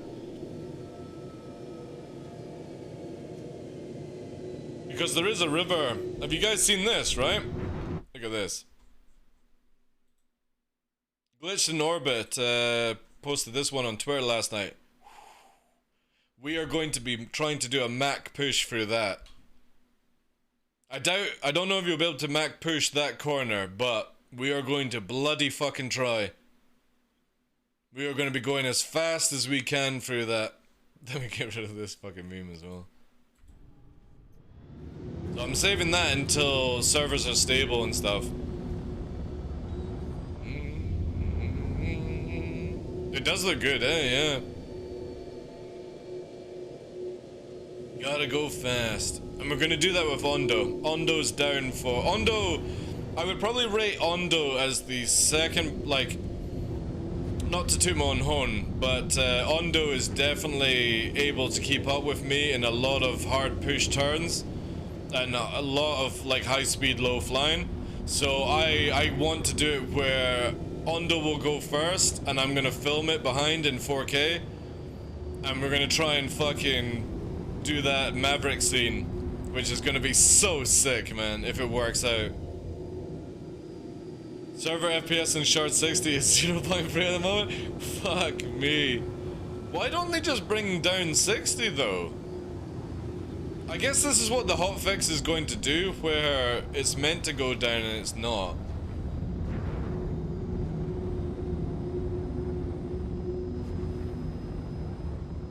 That's cool that you can tell when you're on a bad shard by letting people know. Because right now, I think we're still on 80, right?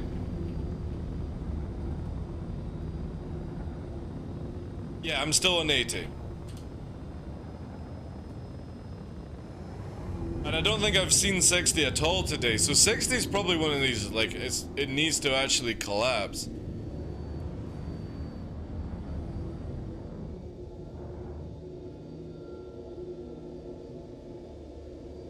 Yeah, that's very true. It just needs to be dumped, basically. But this is good for CIG testing to figure out ways of doing it, right? I'm gonna have this song once we push a little bit here. Because I missed out on it!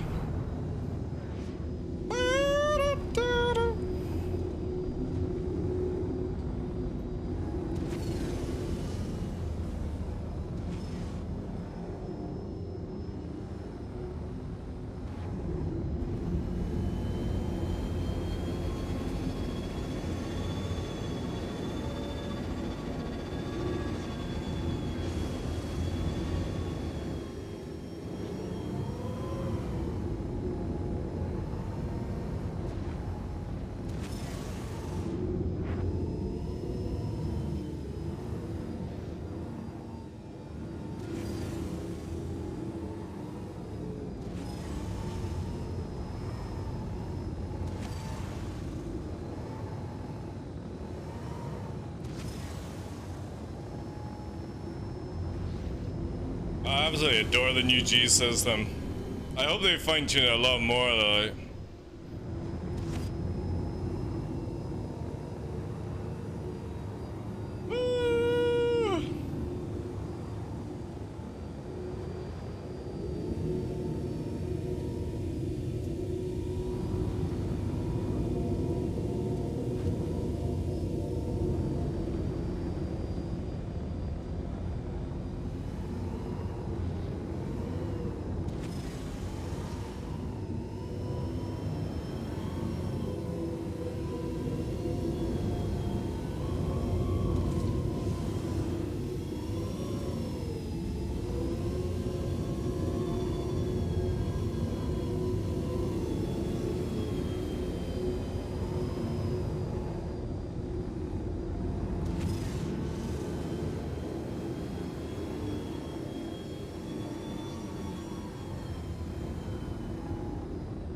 So good, man. The movement is so much better as well. Because of the G's forcing you into another way. And Gen 12 just kicks over and just makes it so much better.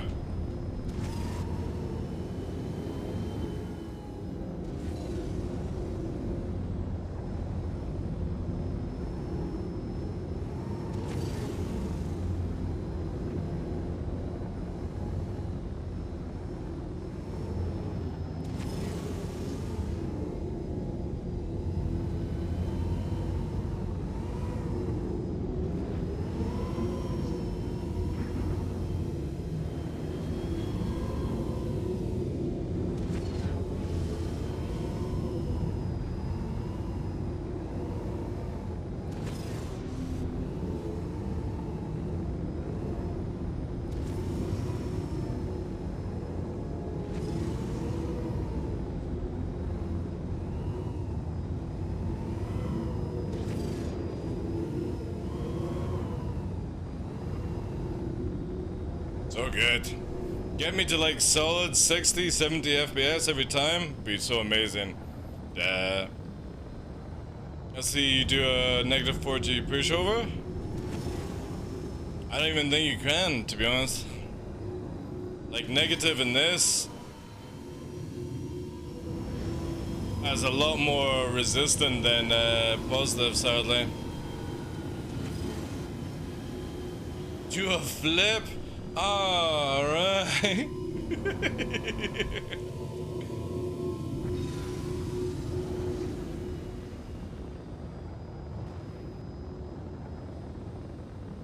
Hey, Greg. How you doing, Chief? Started playing yesterday? Nice, did. Thank you for the follow. I have a feeling you would like the Trooper, the band. Maybe? Maybe I've already heard them, who knows? Did you enjoy Violent Night? I thought it was funny as hell, man. It was super funny. It was super, super funny. It's super violent, though. Just built my PC, Hotas on back order, but I'm excited to play this game. I would like some of the things that make me so happy in Star Citizen is just cruising around. Like, you don't need an objective, you just find a nice place to fly and just zone out a bit, put the tunes on. It's one of the biggest things, like low flying for me will always be super fun. And it's so easy to do, even if you got a start pack, just go and get an arrow, 900k in game, and then you can go anywhere, right? What verbals are best for Star Citizen if you use dual sticks or flying? You can use the, like, it depends on where you want to go with it, might be. Warbird's bases are what really does everything. And then if you want to go Alpha or you want to go Alpha Prime, right? Same with VKB, you know?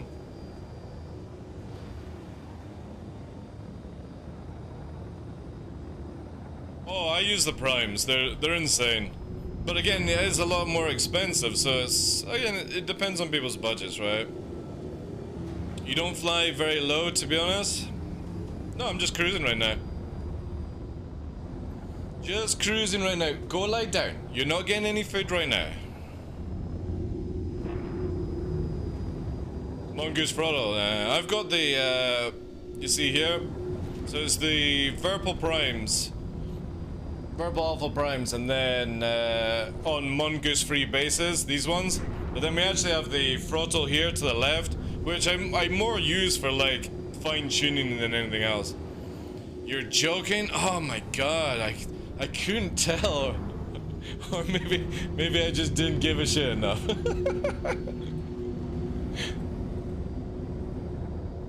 What should we do? This is a good way to die. This is definitely a good way to die, right? Plus, as we've not really tried this with the new changes, right? Yo, thank you for the follow, Chief. Alright. Let's give it a little bit here. I tried them out, actually, Cody. I really liked them. It wasn't good for PvP. Thanks for the follow as well, dude. I just didn't enjoy them in PvP, and that since that's like primarily what I do. But for low flying, they were really, really good, right?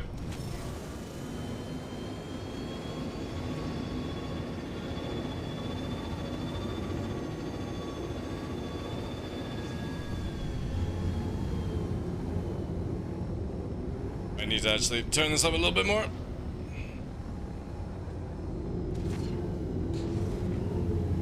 Woo! Thank you for the follow, dude.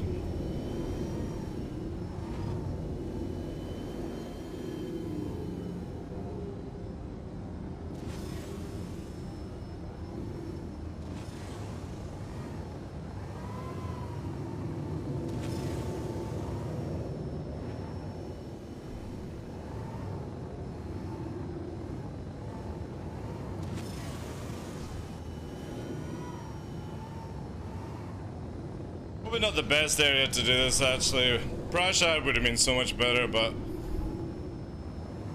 we'll see.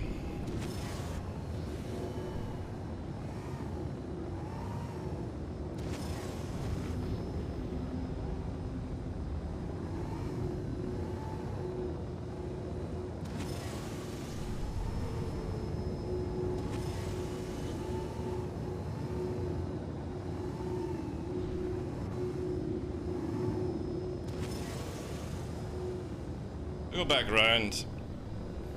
Tubing is a lot more flatter, but it can get quite doony as well.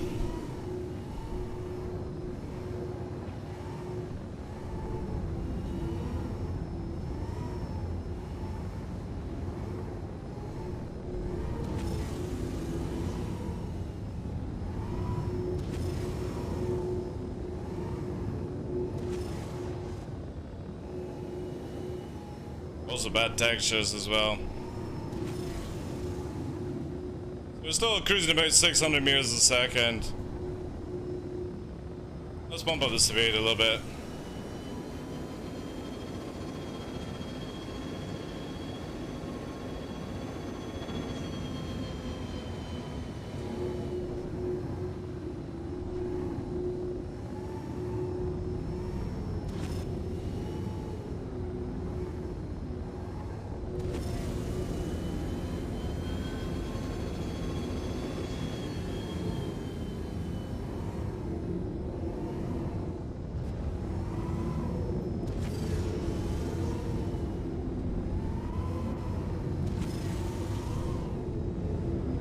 Again, if it was Prashad, we'd have more canyons and stuff to race through, but we'll take it.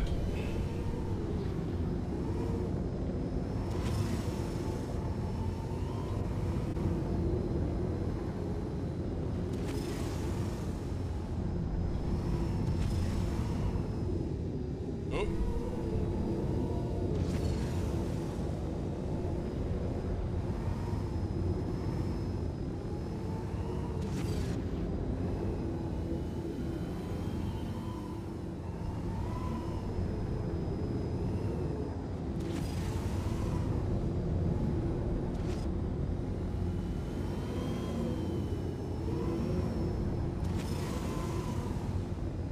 A little bit high. Need afterburner.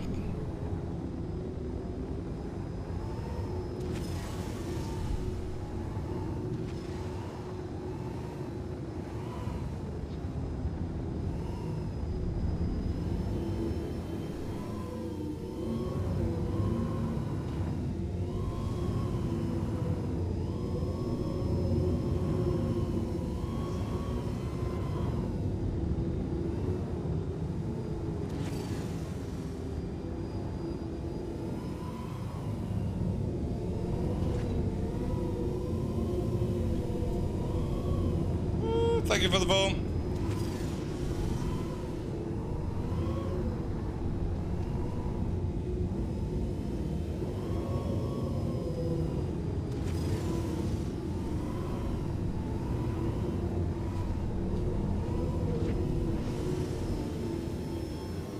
Oh, this is bad, this is bad, this is bad. Too many G's.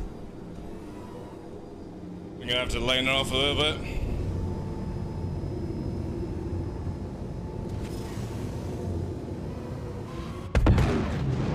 And a wee clip on that one, sadly. Thank you, Liberty, for the tier 2, dude. Oh, sorry, tier 1 for 2 months. Boop. Which planet moon is this? Daymar, dude. Daymar. See if I can rewind that fast enough. Ah, yeah, left wing. Left wing, sadly. Dude, thanks for all the votes, guys. Do appreciate that. I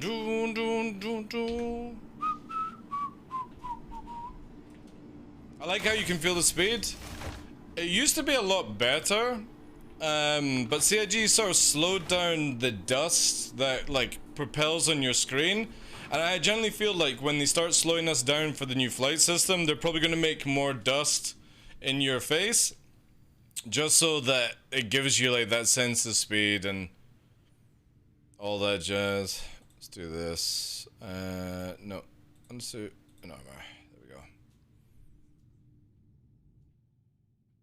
The rewind? Yeah. It's a stream thing.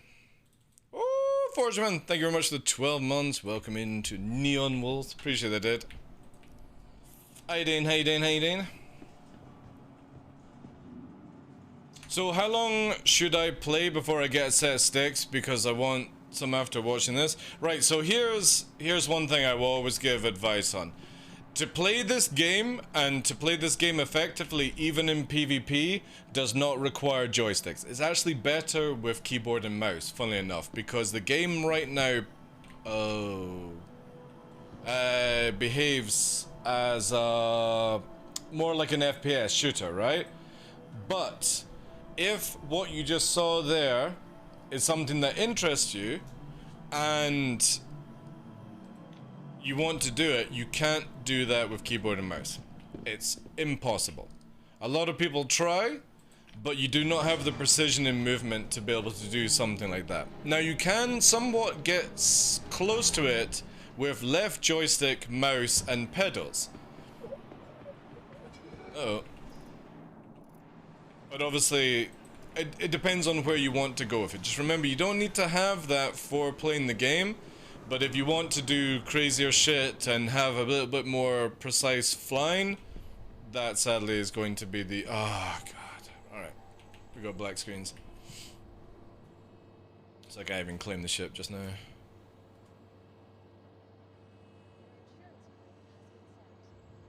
Finally got a decent experience in 3.18 last night after the update. Looks smooth. The game is a lot smoother, especially with Gen 12 in general.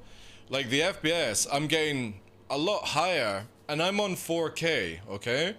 Even though it goes down to 1080p on the stream, I can't do a 4K stream, sadly. So, Grim Hex with 40 FPS on 4K is really, really nice. But there are still some major bugs with 3.18. But it's going to be one hell of a patch when this goes to live. If they can fix... I want to say, like, if they can take the major bugs and fix 90% of them, and there's only like 5 major bugs that I've seen, if they can be fixed before live's going to be amazing fun. However, if they don't change some of the stats on ballistics, big ships are pretty much useless in 3.18. Because, for some reason, CIG have just... With the 90% pen... It works certain things, but with shotguns and railguns, anything like that, they do a lot of damage, and if they're going through 90% of your shields, yeah, it means that you don't have any shields, really. Or 10% defense, and I just don't think that's good enough for big ships. I've literally shown today that 2 size 2, 2 size 1 machine guns on an arrow, I can disable a Corsair without running out of ammo. I can kill Redeemer with my missile loadout and my ballistics. And I don't think I should be able to do that, personally. It's too much overtune. But if you're going to get sticks for Star Citizen, I would recommend Thrustmaster T16000s. They're on the lowest end of the scale for decent joysticks. And then obviously you've got VKB, you've got Verpal, ! VPC if you want to see the Verpal stuff that I use. Or you can look down at the kit site, link below, or !kit. All these things will help you out. But it's one of the greatest things about Star Citizen is that you can go as crazy as you want with the game, from purchasing ships and big massive packs, and you can spend a huge amount of money on it, you know? Thrustmaster. Let me just send you the details here. Or if somebody can type T16000s.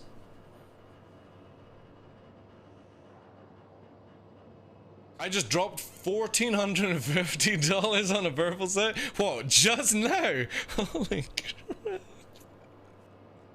Is there a discount on with purple? Man, I wish I could fucking spend that money. Let's see here.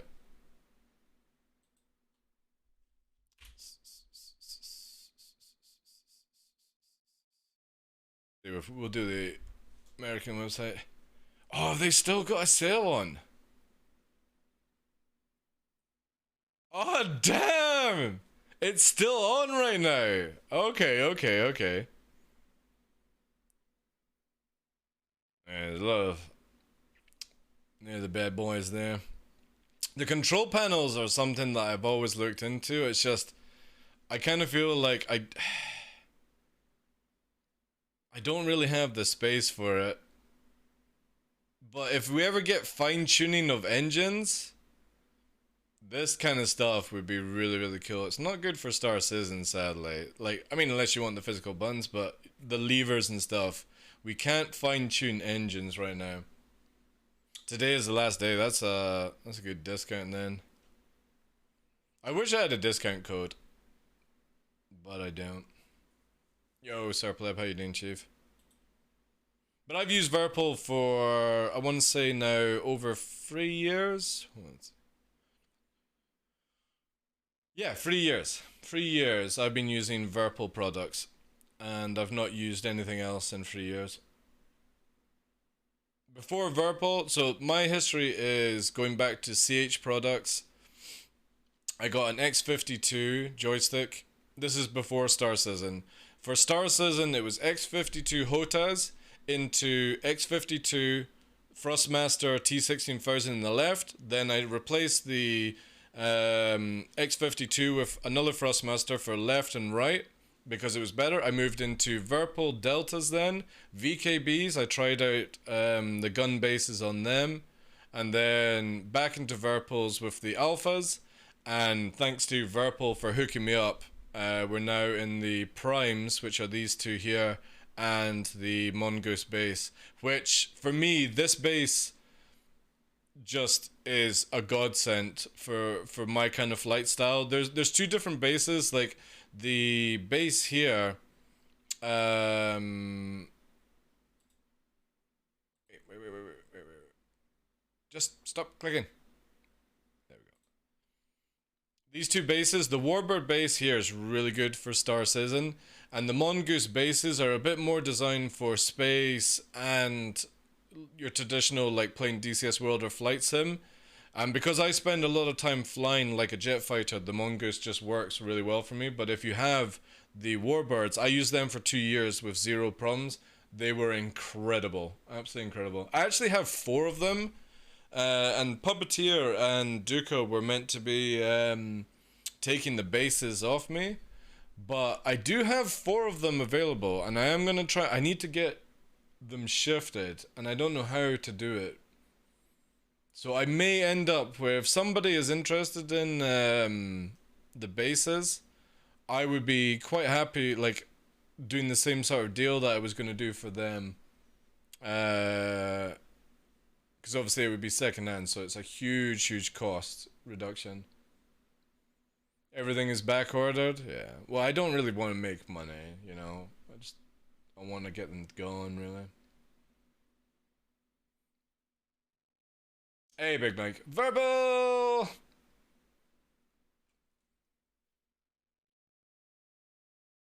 Work from dirt up? I think it's a good way of doing it. I never recommend people just buy Verpal joystick, even though like I'm very close with Verpal.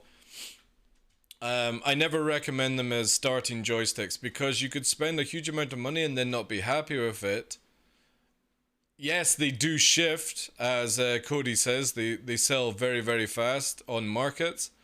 But I just generally feel with like Thrustmasters, you get a good enough joystick to understand where you're going with it. Because a lot of time people buy joysticks. I've seen people spend like the money Cody has spent on joysticks, and they're like, oh, I don't like these joysticks. And then they have to buy a full new set again. It's like, sometimes it's not the joystick. Sometimes it's just you that your brain won't work well with it, you know? That's why people go back to like keyboard and mouse. I love my Verpals, but the Warbird dust boots up so squeaky. Just use silicone grease, hoovering. I actually think I have it on my kit site that I recommend for anyone who uses Verpal product. Let me just quickly check here. Obviously I have to do it with my Mongoose bases. It should be in extras, I think. Maybe. Yeah, this. Silicone grease here. This is what I recommend for anyone who uses Verpals. Just put a wee dab on your finger. We dab on your finger and then rub it around the rubber thing, and that takes all the squeak away. You gotta keep them lubed up, dude. It's, you know. So if we go to Verpal and we see here, right? What we're talking about is this sort of rubbery thing. Let me see if I can actually zoom in. Yeah. So see the rubber here? Just put silicone grease on the rubber. Just rub it in like you would be rubbing in oils and stuff for leather, and it solves all that issue.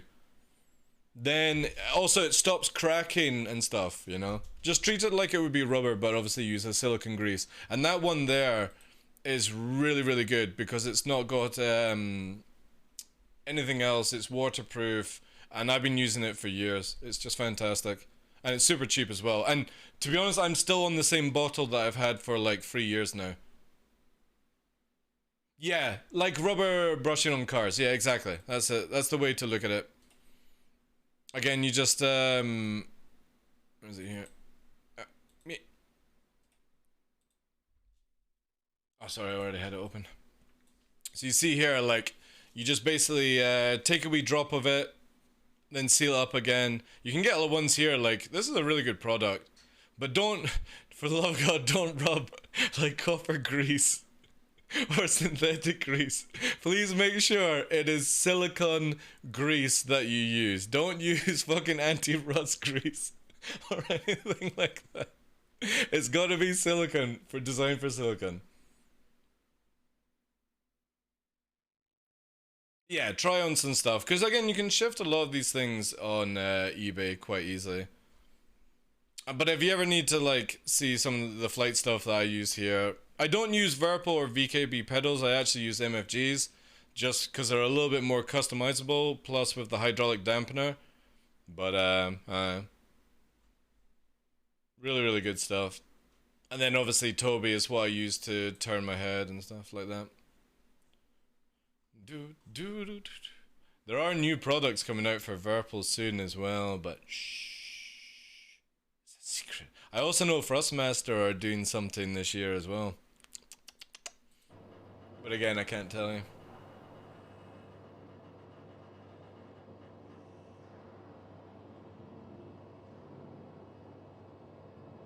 Been thinking about making custom boots, anyways, with transmission shift boots.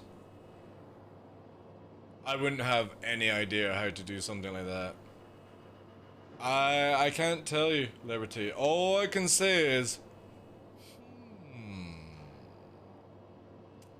it's good. It's very, very good. I would say if you've got Verpals or VKB, it's something that you don't need, right? But for Thrustmaster users, it's really, really cool.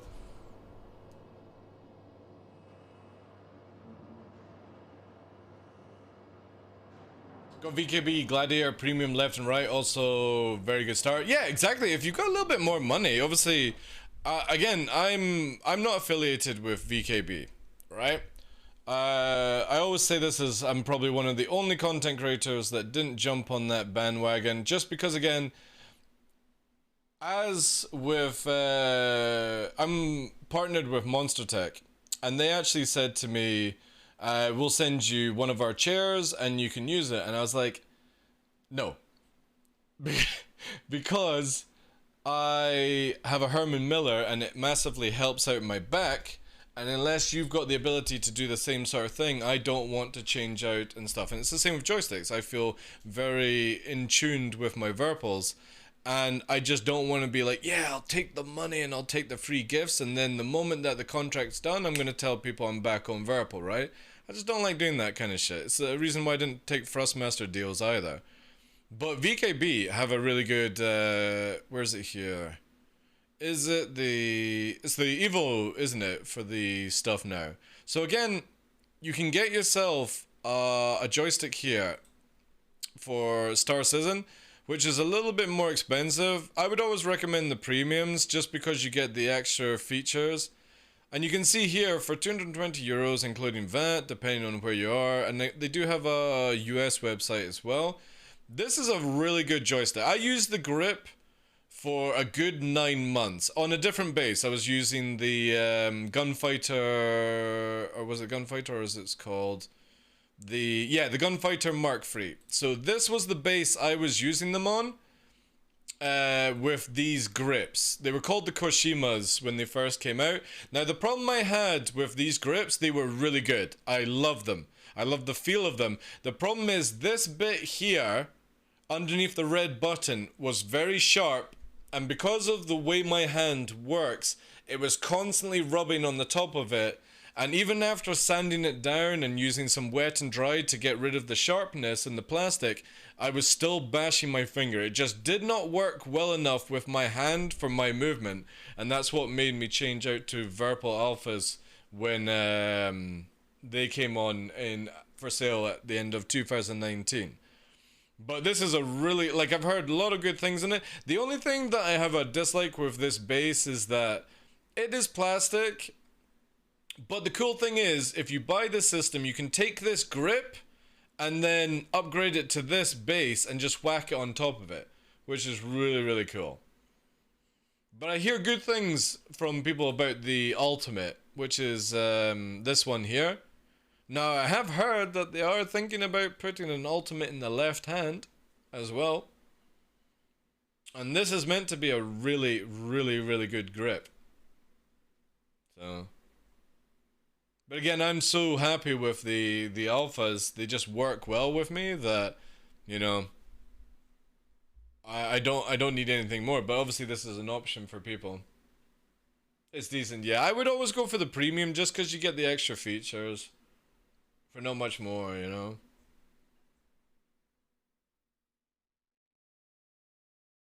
Switch to Virpils. I've only had the same thing. I know Burks has the opposite way around. Burks has had trouble with Virpil, and he's with VKB. So it's interesting, you know. How, again, there's no better stick. Even though I'm a Virpil lover and can appreciate the tech in VKB, there's no better one. Money's not going to buy a better product because everyone's fingers and digits and hand movement are all completely different. So something that might be good for me isn't good for you. And whenever I try to educate people on products, is just always do your own research, look into these sorts of things, and, you know, be careful. Like everything when you're buying stuff.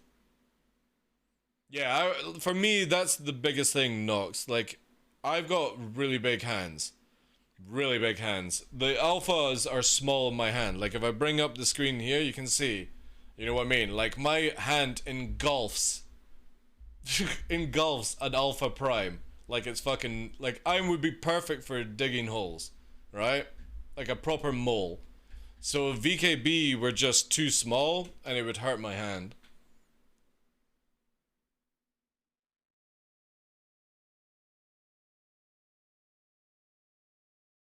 You start with T65s and then upgrade it to VKBs. Again, if you have that little bit extra money over, like, let's have a look at, I'm going to look at Amazon in the UK. And, first of all, I'll quickly do this just in case any fucking, like, dildo pops up when you type in Frost Master, right? Frostmaster joystick is always a fucking bad thing to type into any search engine. So we'll make sure it goes in. So if you actually look at the duo stick, right?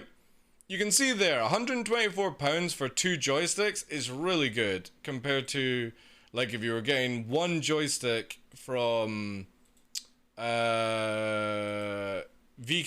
you're looking at like what, 220 euros. So you can see that there's always going to be a lot more expense towards it. I don't even think you can change it into pounds.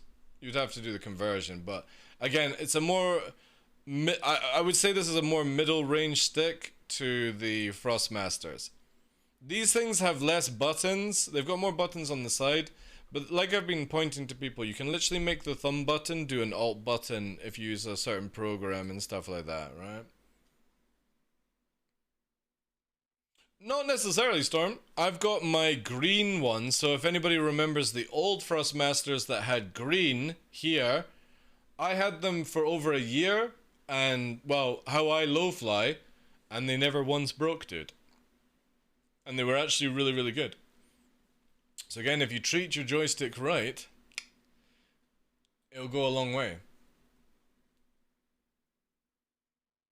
Again, the buttons is very easy. So if you use a program like this, Joystick Gremlin, right? If you use a program like Joystick Gremlin, you can literally set up a button like I have here, where on my right joystick, when I press a secondary button, it makes it where all the buttons do a secondary thing.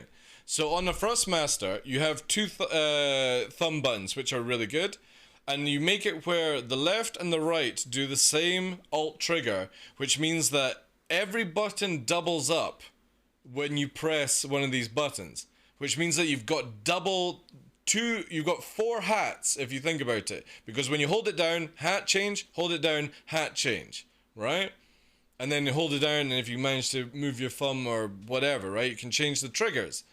And that way you could even, like with the trigger ones, you could have them as the alt button, where every button does a different thing. So you hold this trigger, and all these buttons do something else. Hold this trigger, and they do all other. You could literally triple, quadruple your buttons on a T16000. For a very simple program that's free, able to be used within Star Citizen.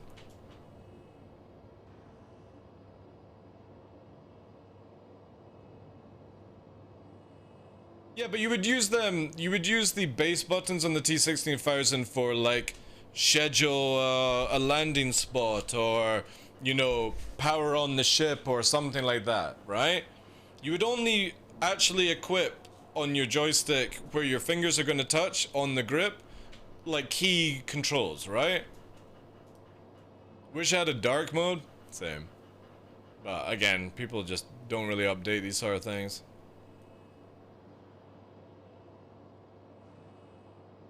Again, there's a lot of products you can get. Just don't... I say this in the kindness towards my content creator folk who stream Star Citizen. Don't even listen to me. If somebody goes, oh no, you should buy this product, don't listen to somebody like that. Do your own research. Take the idea that Frostmaster is the low end, VKB has mid to high tier, and then Verpo is pretty much high tier. It's not always going to be rosy for individual things, you know. What works for somebody doesn't work for everybody.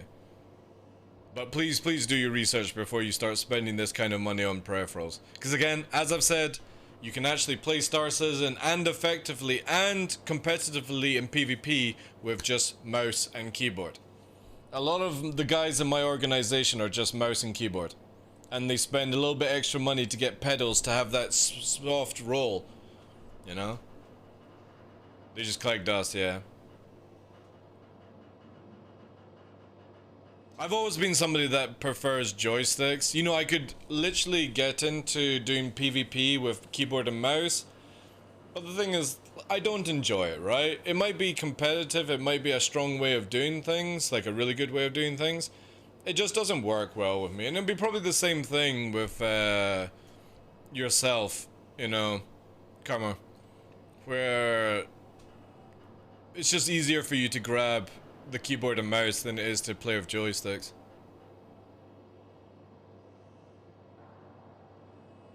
I'm gonna be trying out a routine optical board? What the hell is that? Is that something you're gonna use your eyes with?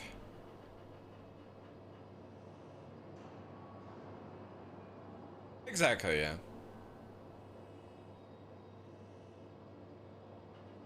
Pressure sensitive keyboard. Oh, you mean like an analog keyboard? Oh, I do know somebody that's Binary Loop used to use one of them a while back. And one of the low flyers, Metal Nightwolf, whose keyboard and mouse, I believe, was looking into getting an analog keyboard for Star Citizen. Which would be kind of cool to actually get some feedback on that, because for me, I don't use keyboard and mouse, so I could never educate anybody and being like, oh yeah, this is going to be a great thing for you. I can only assume that it'd be pretty interesting to have like that analog control on your digits.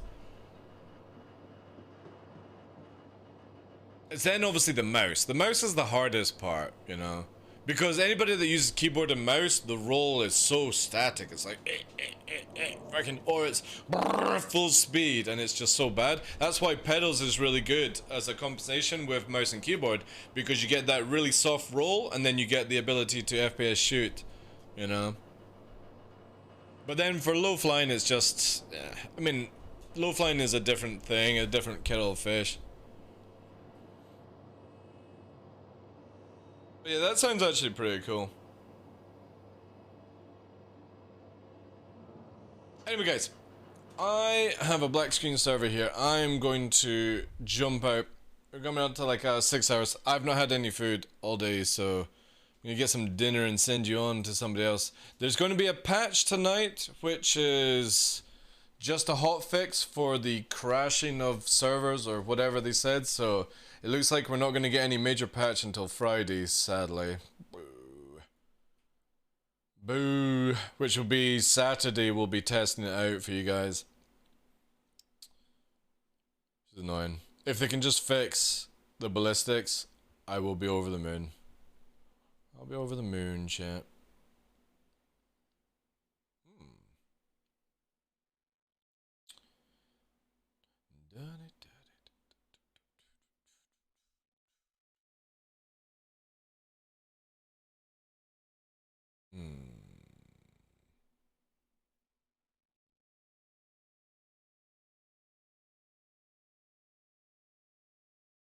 And then we can get down to the serum. I will need a lot of people's help when they fix ballistic barrels. I will need people who own 890s, Carracks, all that good stuff to help me out. I will be blowing them up, but it'll be PTU, right? And you'll then get to know how much your ship can take in damage before it pops. That's the biggest test we're going to be doing on this show. The moment they fix ballistics, where they can actually be used in fits, we're going to see how many arrows and gladius can pop 890s, all that stuff. But we can't do that until they actually fix it, sadly. Boo, boo, boo, boo.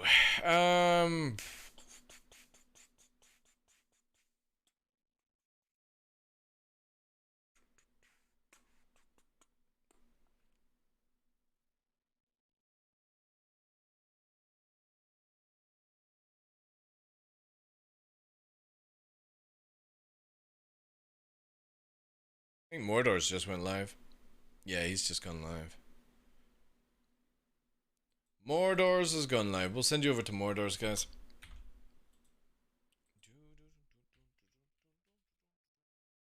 Analog, out of my mind.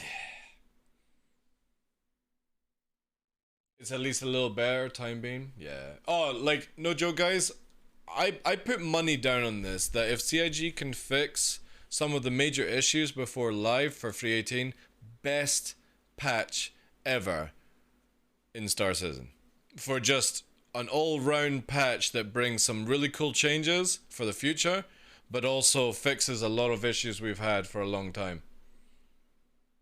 Like, there is stuff coming up very, very shortly. You've got some events that Miss Gabby are doing. You've got Daymar Rally is going to look mint. I think it fits in the time. Let me just double check. Well, when is Daymar Rally again?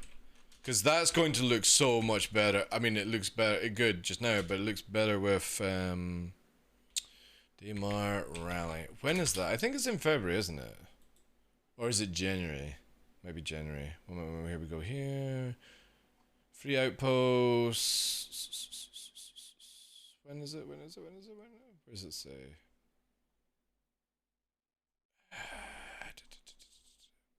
Calendar. Let's go. Oh god, I just threw up there. Right, so they're on holiday, Daymar Rally, last live broadcast, practice. Daymar Rally. Oh, it's on January the 21st. Oh, I don't think it'll go live before then. Maybe. So that's free Saturdays. Nah, not a chance. That's a shame. It might do. If it does, then you'll see the Gen 12, because they do a lot of cameras. And Daymar, especially if you've been watching the show The Loafline, the Gen 12 makes it pop massively. But I don't think we'll see live before then. Maybe, maybe not.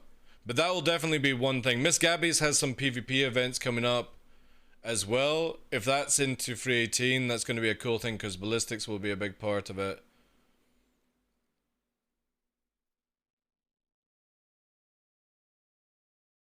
They can start the desync as well.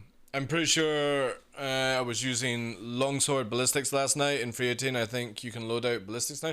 You can't load out certain things. So mass drivers, you can equip them. They just don't have a barrel, so you can't fire. The shredders also are missing a barrel. Some of the size-free miniguns are missing barrels, so they can't fire. They just need to fix that, and then we'll be doing a big test. Anyway, guys, I'm ranting on a bit. Let's raid Mordor's. And again, I will see you back tomorrow with a bit more of what we were doing today. But yeah, we kind of need to just wait for the biggest patch to come in and stuff like that. But appreciate the time. Appreciate the raid again from Croncy. All the subs, follows today, guys. Thank you very much. Hope you have a wonderful day. And if I don't get to see you over the weekend, have a good weekend. Stay safe. Wear a mask. All that good stuff. Stay beautiful, San Diego. Yeah. Thank you very much, Ken. Appreciate it. Thank you. Have a good day. Yara, take care. Carmer. Shylock, Puppeteer. Hooverin. Everyone, guys. Cody, run. Nox. Thank you, guys. Appreciate the love. Enjoy more of those shows, guys. I think you'll be probably doing some killing on PTU or something like that. Have a good one. I was going to do a Sea of Thieves show tonight, but I'm more interested in just vegging out, I think. Take care, everyone. Liberty. Thank you, guys.